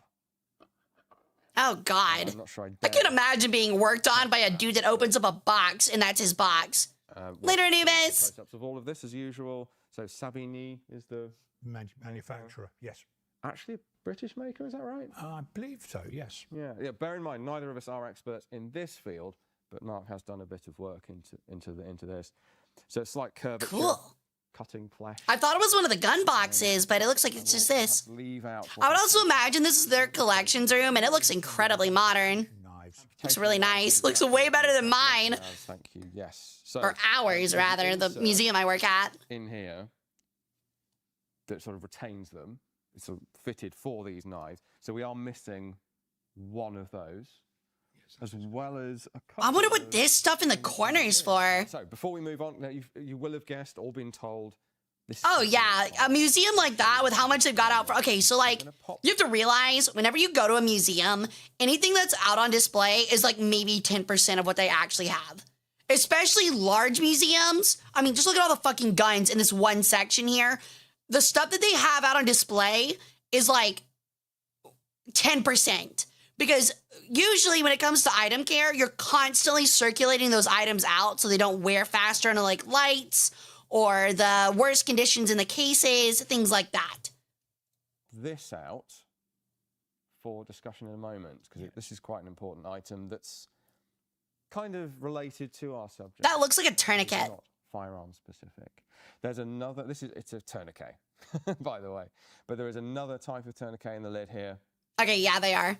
Classic. A more traditional, yeah. Oh, you hold like the T and that's how you twist it. This is a particular type. Ugh. Some other bits and pieces. But you need to have an actual reason to go back there. Usually, yeah. Really horrific sounding instrument. Do you know which one it is? anything to do with surgery of the eyes is always quite nervous. Let's show it. Oh, God. So, It's a pick. yeah. What do you mean a pick for the eyes? So it's not an ophthalmologist's kit. This is a sort of general purpose. Okay. Yes, I was about to say, I was like, why would you need a pick like that for your eyes? Hey, G-Beard, we're doing pretty good, dude. How you doing? Is that perhaps the spud? No, I think I've that's spotted the spud. yes. What is an eye spud? This is like a bodkin looking. Oh, it's horrible. I don't want any of these things in my fucking eyeballs, man. Yeah, I don't fancy that going anywhere near my eyes, if indeed that's what. What is that for? Interesting as well, the handles here are all ivory. Yes. Oh, wow. And as you are probably aware, ivory is not a product which is in favour. To get that itch you can't reach, I feel like it might be more for removing things after an eye is gone. In terms of how you can possess it. I wanted to be a paleontologist as a kid, wanted to work in a museum. I mean, to be fair, I mean, it's probably not as hard as you think to get into a paleontological, We have some I can't say it right, a dig site. might be seized clothes. You can volunteer to dig site quite easily. That's exactly what they are. So, like, even though it might not be your job, Stray, you might be able to find a dig that you can volunteer at. And tweezers, pretty straightforward. Classic. Probably for sewing up. Makes sense. In fact, we have, well, we're coming to that. Some sort of spatula, Yes, I think so. very small plastering jobs. But as we said, we're not experts in We definitely are not. the field of medical instruments. Therefore, I am really not excited about anything in this box. something in, This is just all pain, dude. Ah, okay. Wait, what is that? something in I don't think they know what it is either. the field of medical instruments. Therefore, Case in point, what's that? I think that's for pouring something in. Oh. Okay. It's a funnel? Getting some of the A funnel details for we what? did document What are we funneling? successfully. And another item. Not much in the field here in Peru, but I work as an interpreter and I'm happy. There you go. Like a bobbin. Yes. Yes. I have to recall that A from, bobbin.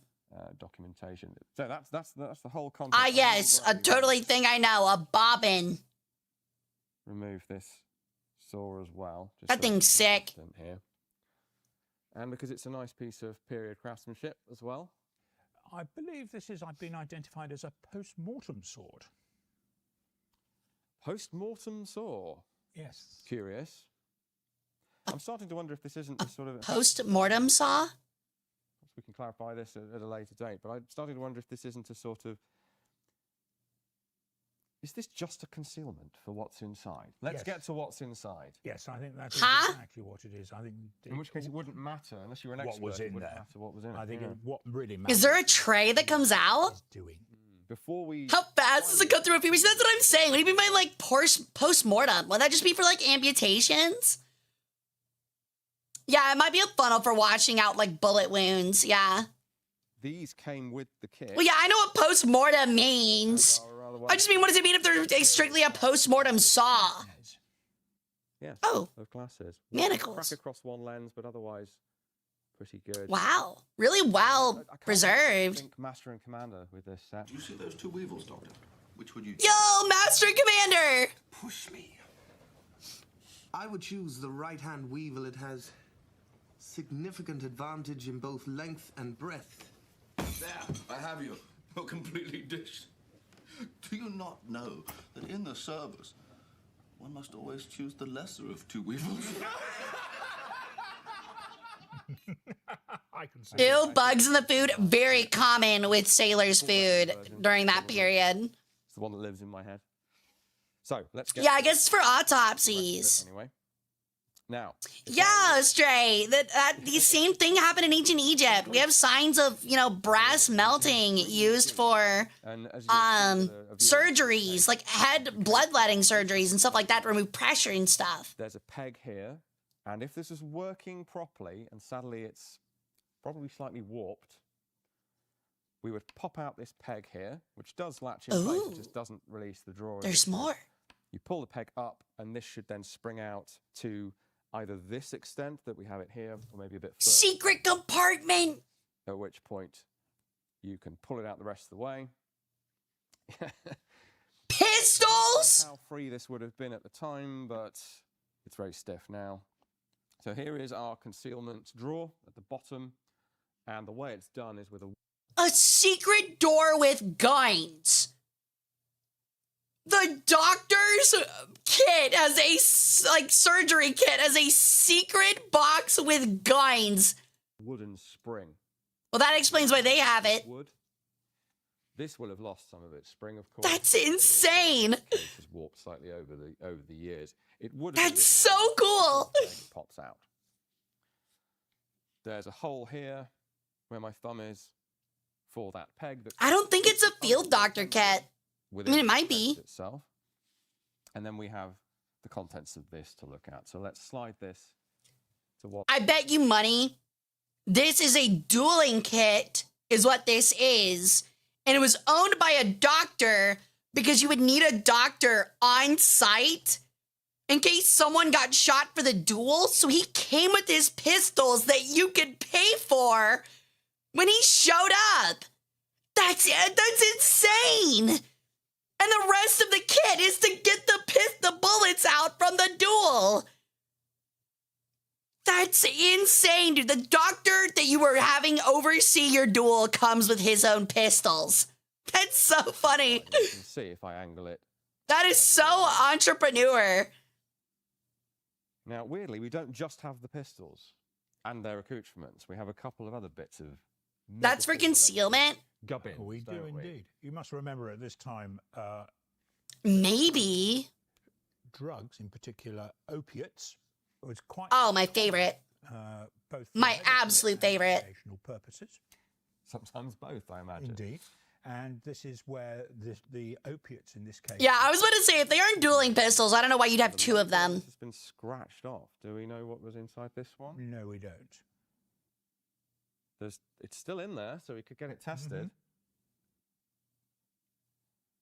Now, some of the things in this were wrapped in pages of a book. In fact, it's quite clear on this one. That's realized. crazy. They were trying to hide so much shit in this box. This would appear to be the first edition of this book. It's a book on the Battle of Waterloo.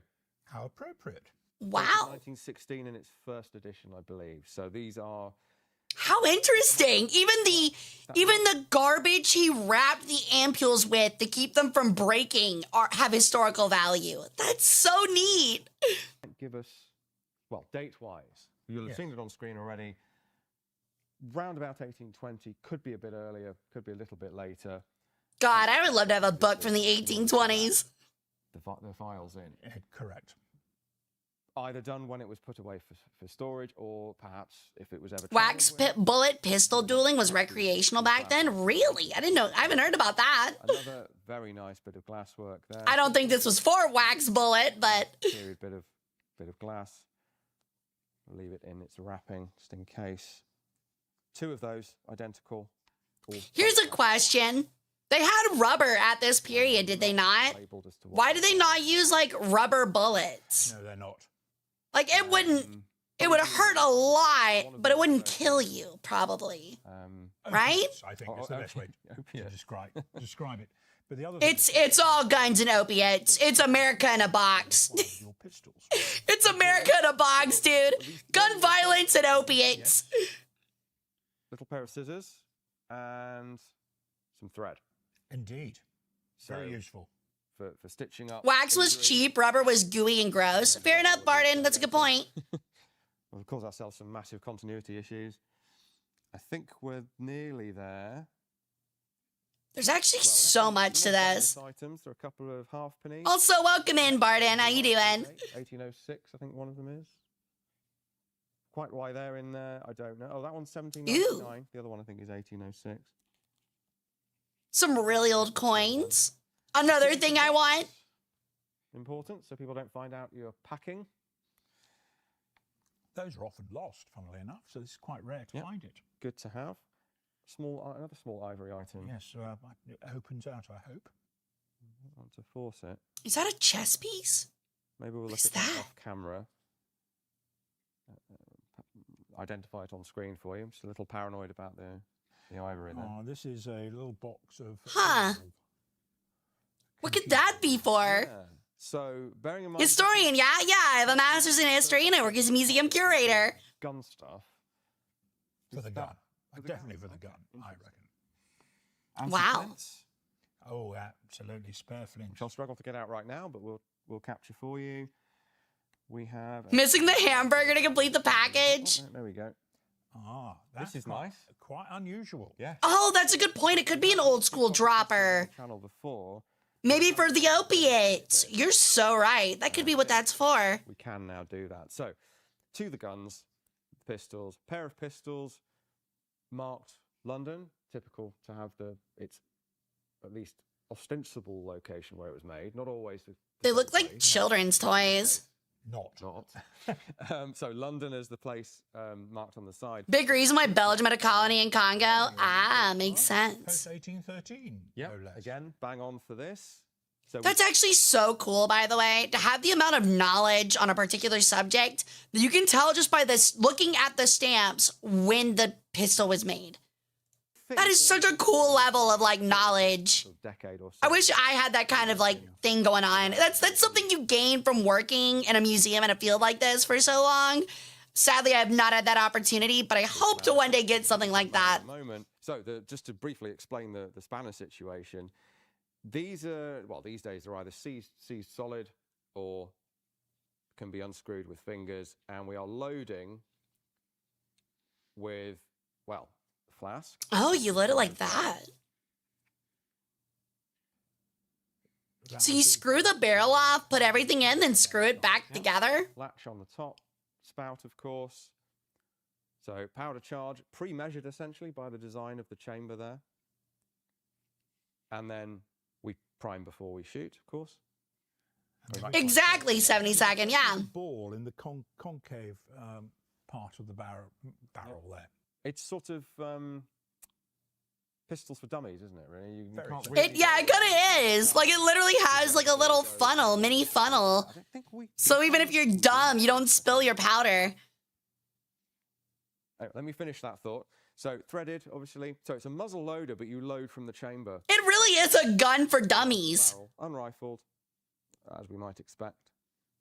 It really is kind of cute, isn't As it? you describe, and then what you ideally do want is a tight fit. So rather than put great big wings on here for you to finger tighten it, You have you have the spanner. The spanner goes gently over the barrel. There's a little notch. Oh, wow. I won't force it all the way on, but you can see it does key in. And then we can crank that down onto the thread so it's nice and tight. We're not getting any blow by into the threads.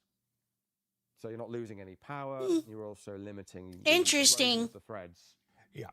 My mind is not clean enough for this. What do you mean? Obviously, afterwards. But it's one of the things... It doesn't pop out until the hammer's cocked fully? Oh, interesting. Or indeed pocket pistols generally. Very commonly, we should point out an escutcheon there. And it has a coat of arms. Coat of arms and FM. Oh. Can we reveal the owner? Why not? Let's do that. The owner of this is identified as one Francis Moore. We'll go on into... Very British. He is. Francis The Moore. family's coat of arms are a head with some form of... It is very fancy. Is it a crown or a coronet? I'm not very good on my like that, heraldry. or- Because if you're dueling, you don't want a rapid reload so someone can dishonor themselves after it's over. I mean, the I guess we don't actually know if these are dueling pistols. They might just be pocket pistols. We'll get you some details. Although, it seems like they're hard to preload and carry around in your pocket. Francis Moore, young man at the time, was in effect a civil servant. He worked for the Foreign Office. His first important role was to go to Switzerland in 1802 to 1803 to ensure that the Swiss did not fall under the influence of one Napoleon Bonaparte. Ooh. And that was his role. Britain at this time, of course, was trying to fight a multitude of campaigns against Napoleon, And failing. Was to ensure that and kind of failing by proxy. traditional form of the way they were governed. So they were deeply afraid, the Brits were deeply afraid of this modern sort of governance which the revolution followed by Napoleon had brought about. So we fought quite hard, but of course... What's the difference between old enough and what some rando would cobble together in a garage? Looks like woodwork and a monogram? What do you mean? We weren't very Could you clarify a little bit? decided we would pay others. Are you asking like how museums like generally differentiate between like what's valuable to accession and not? And part of Francis Maude's work was to ensure that this would happen. So he went to Switzerland, in effect, with a blank check. So if he needed to fund the Swiss, he could. Back then, guns remained loaded while traveling. The whole rule of advice, leaving the chamber empty, is a recent topic. I'm not talking about leaving the chamber empty. It's just like with the way the gun's set up, if you leaned it over the wrong way, everything would fall out. And then he joined the Foreign Office as... No, though I would be curious. That kind of depends on the scope of the museum and the items in their collection. There's some museums that'll take things from 2015. It really is like that. I think most museums will accept anything prior to like 2005. I think there's usually like 20 years is usually like the safe gap. 30 is like definite. You know? His brothers, of which there were 4 others, he's one of 6. There was a sister. It's kind of lagged more and more as we get more into the modern digital age, but it is still kind of that way. Who was in charge of the retreat from Corona and was... oh, you'd put a wad in. Okay. His other brother, Sir Graham Moore, who was... I didn't know that. Yeah, I guess so. The Baltic Fleet, followed by CNC the Mediterranean Fleet, and ended up as First Sea Lord. That still sucks though, because like when you have to like pull your gun out and be like, like shake it, like pack it down a little bit to make sure everything's like in the area you want it to be, and not just like up against the paper. Or did you just kind of not give a shit? You just kind of went, yeah, just shot it anyway. I mean, I guess I could see either way. In fact, viewers may wish to visit, as well as our own fine institutions. We just did that. Surgeons in Edinburgh. Absolutely fascinating museum in general, and has some surgical specimens. I mean, yeah, it would definitely be like under a coat for sure. Injuries from this extended conflict. Halfcock was the OG safety. Yeah, you're not wrong. They were seguing, as it were, to Le Petit Tourniquet. Yeah, oh, so this get into the tourniquet. Actually, this connects nicely with some of your other work. You curated with a couple of our colleagues. Yeah, I know that paper is burnable, but I'm saying like if you don't pack it all the way down the barrel, the black powder is going to leak into the barrel. So I guess they would like wrap it in paper and then ramrod it all the way in. The family and the period. I'm just guessing. I'm not really an expert on object. Flint and matchlock firearms, so especially self-defense ones are meant to be kept in pockets. In those days, in conjunction with the Royal Academy, no less, who owned what was referred to as a cartoon, which is the preparatory work for a mural, fresco, if you wish, which is in the Royal Gallery in the Houses of Parliament. There were 2. Ooh, looks fancy. Painted by Daniel Maclise. One is known as Wellington meeting Blucher after Waterloo, which is what this is about. But he also did another one on the other wall, which is the death of Nelson. These are some crazy cool paintings.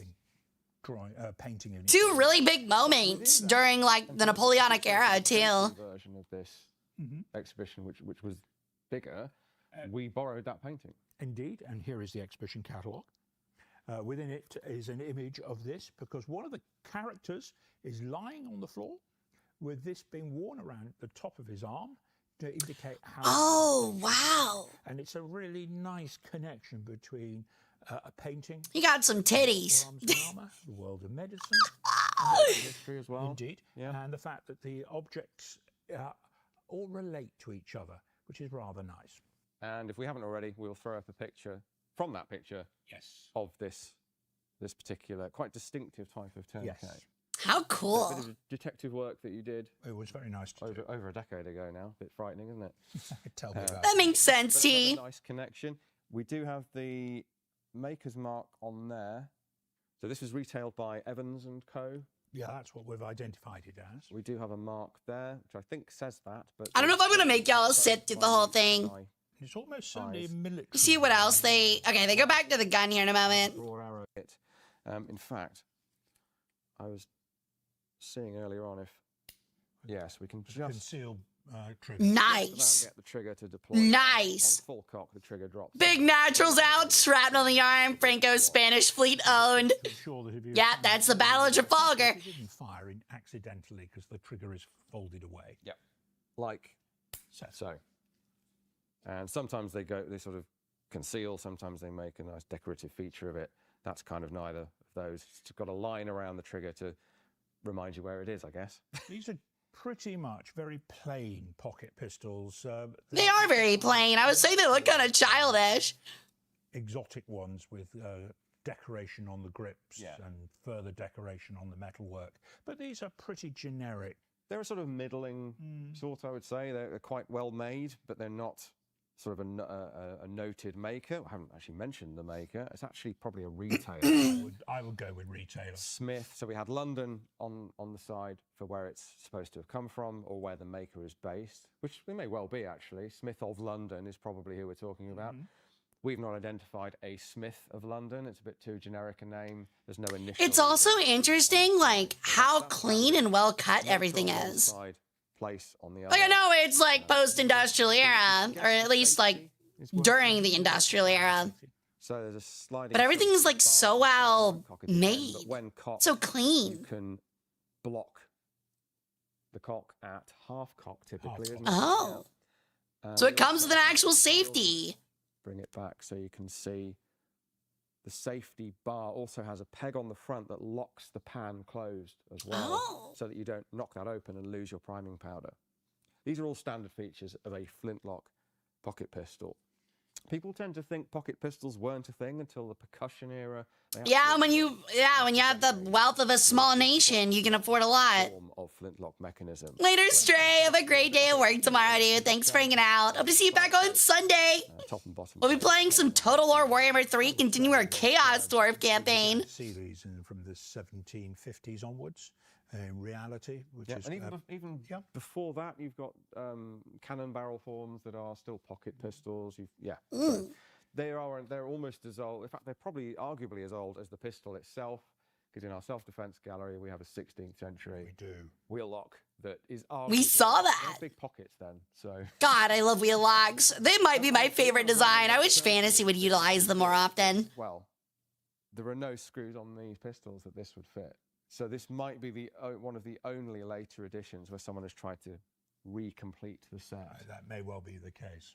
It's worth mentioning as well that Birmingham by this time had become one of the centres, if not the centre for gun making, and it's not. Yeah, the Chaos Dwarves being made on the Chorfs. A retailer, so they're made by one of the big gun makers in Birmingham, then sent to the retailer, or they're engraved with that retailer's name, which is almost certainly what's happened. And they're doing that with revolvers later on. Yes, they do. Yep.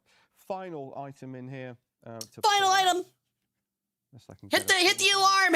Put up the big graphic. Final item. Be able to do it. Yep, there we go. So we have several little flints. One of them is installed. Oh, it's a little flint pouch. I always think how nice. This one's pre-patched, as it were, with a lead strip. Yeah. Ooh. So they don't. Just kind of like shimmy it on into the striker. They're all prepped, ready for installation. I mean, the viewers might be interested to know that flints in the United Kingdom, anyway, are. I do like a good braided beard theme and big hats. Same. We love big hats. Being the main site. But when we Germans made a wheel chamber, everyone makes fun of it. I don't think I've seen that. Final item is this little pouch, which I'm going to say with a straight face is a ball bag. Correct. Very mature. Very mature.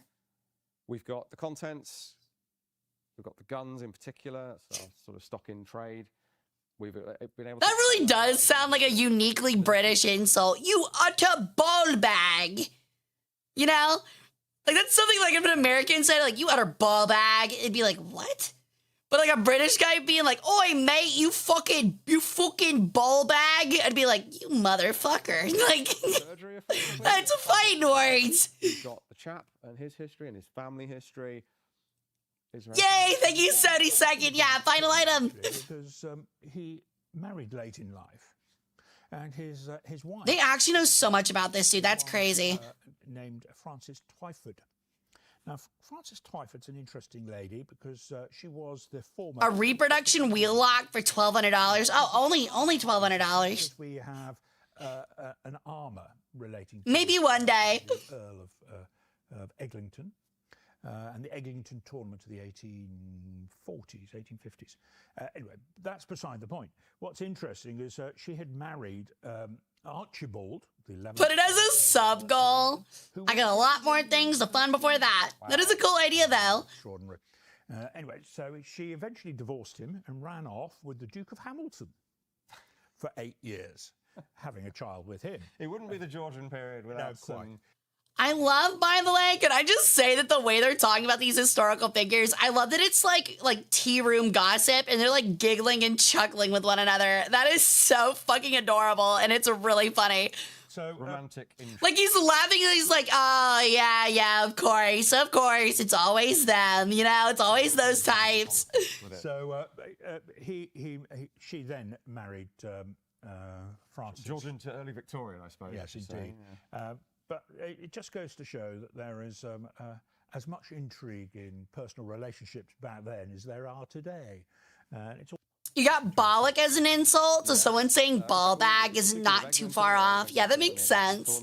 Might have been 1830. We used that as our jumping off point for our popular culture display here in the Leeds Museum. So we have a case of stuff pertaining to the Eglinton tournament. Yeah. This was the first, arguably the first reenactment. Well, I guess the Romans were doing versions of that, but attempting to be sort of historically accurate and have a joust. I have it, Fox. Those do sound really interesting, though.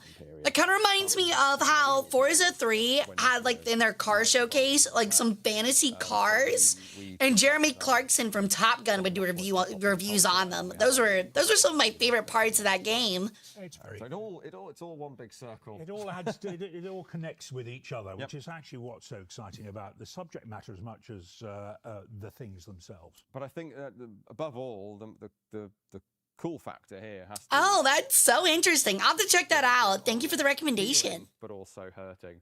Concealed weapons in a kit that's ostensibly for making people feel better. If we explore the concept of concealment for firearms, it's quite interesting because the majority of concealments that people are aware of tends to be guns in books. That's the classic. That is the classic. And this is an excellent example of Because you're always carrying books. referring to hiding. At least during that period. Yeah, we are referring to the weapons being hidden within another object, usable object, not just in a drawer hidden away underneath your table. Fair point. Yes, it's not concealment in the normal modern sense of carrying it on your person or something. Or even necessarily just for ready act, because a lot of pistols especially pistols, came in cases, travel cases, and you might deploy them from those cases for use. This isn't that. This is, I don't want people to know I'm armed. A classic example in modern But terms built in. would be, Jonathan, did you cover the But, like, what's the point? machine gun? We have covered. Because that's a classic example. Yes. See, so, like, that might be, like, the truth of what it's for, but it just seems kind of impractical. You know, like, I don't know. It just seems like you could hide them in better places. Like, the book seems way more effective than having to pull out your entire medical kit, pop open a secret lever, and then prime the gun. You know what I mean?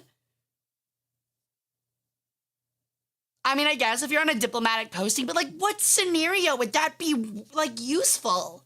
Wouldn't it be better just to keep it in a fake book? You just pop the book open and pull it out. Like, why put it under a whole surgery kit next to the opium and shit? Look, all I'm saying is is that if a guy this period is doing surgery on me for a wound and I see him hit a secret lever and out pops 2 guns, I'm just going, fuck, he's put me out of my misery. Like, I'm just going, he's just gonna put me out of my misery, dude. I'm just cooked. Like, it's just over. He's just gonna blow my brains out. He's just gonna end it for me. It's gonna be mercy. Like, I'm not thinking he's going for the opium bottle. Smoke some French spy and hide it back in the surgery kit. I mean, maybe you're right, but I just feel like that's so much. But feel a bit cool anyway. Oh, it's cool as hell. It's so cool. It just seems really impractical. It seems like there's so many other better places to hide 2 self-defense pistols. Cause like you'd have to be like, oh yes, like say a French spy catches you, or is like in your room and you're like, oh yes, I need to get something out of my surgery kit, and they're just like, while we're having tea, yeah, I guess you could be like, I'm getting us some opium. You know what? Never mind. Maybe this does work out. You can just be like, yeah, I'm getting us some opium for our tea. They're like, oh, okay. And just bang. Shoot them right in the back of that. Bang. Or even maybe get them high on the opium first. On this episode of Top Gear, Jeremy Mercy kills a VTuber.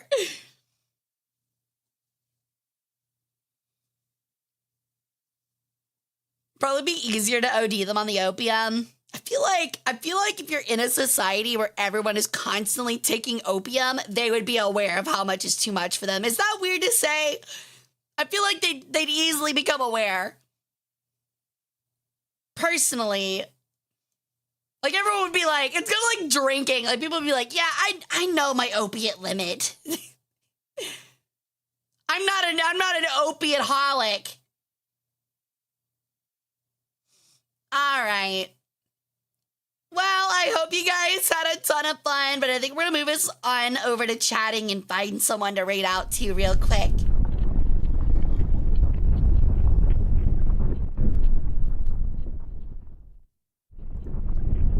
How aware of their limits are people actually? Not very. If we're being honest, not very. All right. Well, I just want to say thank you guys so much for coming and hanging out with me today. I hope you guys had a ton of fun. We haven't done a virtual museum tour like this in a while, and I would love to at least do them like once every month or couple of months. So we'll keep an eye out for a future one. I'll get something figured out for us. But until then, I hope you guys have a great rest of your week, and I'll see you back on Sunday at 2 p.m. Central Standard Time for some Total War Warhammer 3. And thank you for the follow, Barden. Welcome to my cult. Hope you enjoy your stay. But yeah, if you're new here, I stream every Wednesday, Friday, and Sunday. We won't be streaming this Friday. I've got a birthday party and then a wedding. So I'm really busy and won't be able to do it. But I do stream like 7 p.m. on Wednesdays and Fridays, and then Sundays are at 2 p.m. Central. So yeah, we always play Total War on Sundays too. So all right, let's find someone to raid on out to.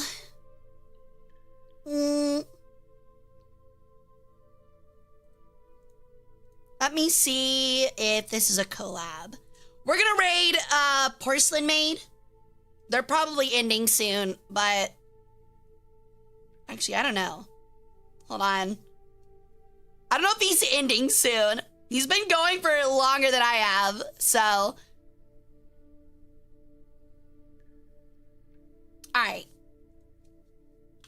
Yeah, we're raiding Jabul. Or Yabul. Yeah, he's still going. Oh, I put it in wrong.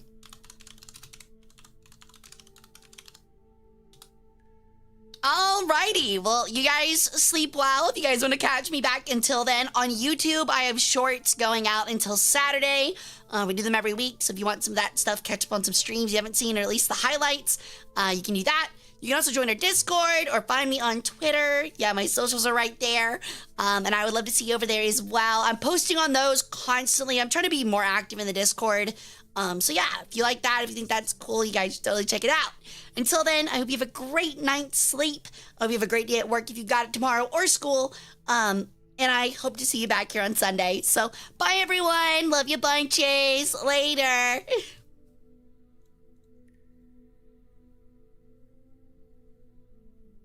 All right. Okay, YouTubes. I gotta send you out as well. Let me see here. If my thing decides to load, literally any of this entry, I hate you so much, YouTube. YouTube, stop breaking. All right, I'm just gonna have to end stream. It's broken. Sorry for no raid, guys. You'll have a great rest of y'all's night.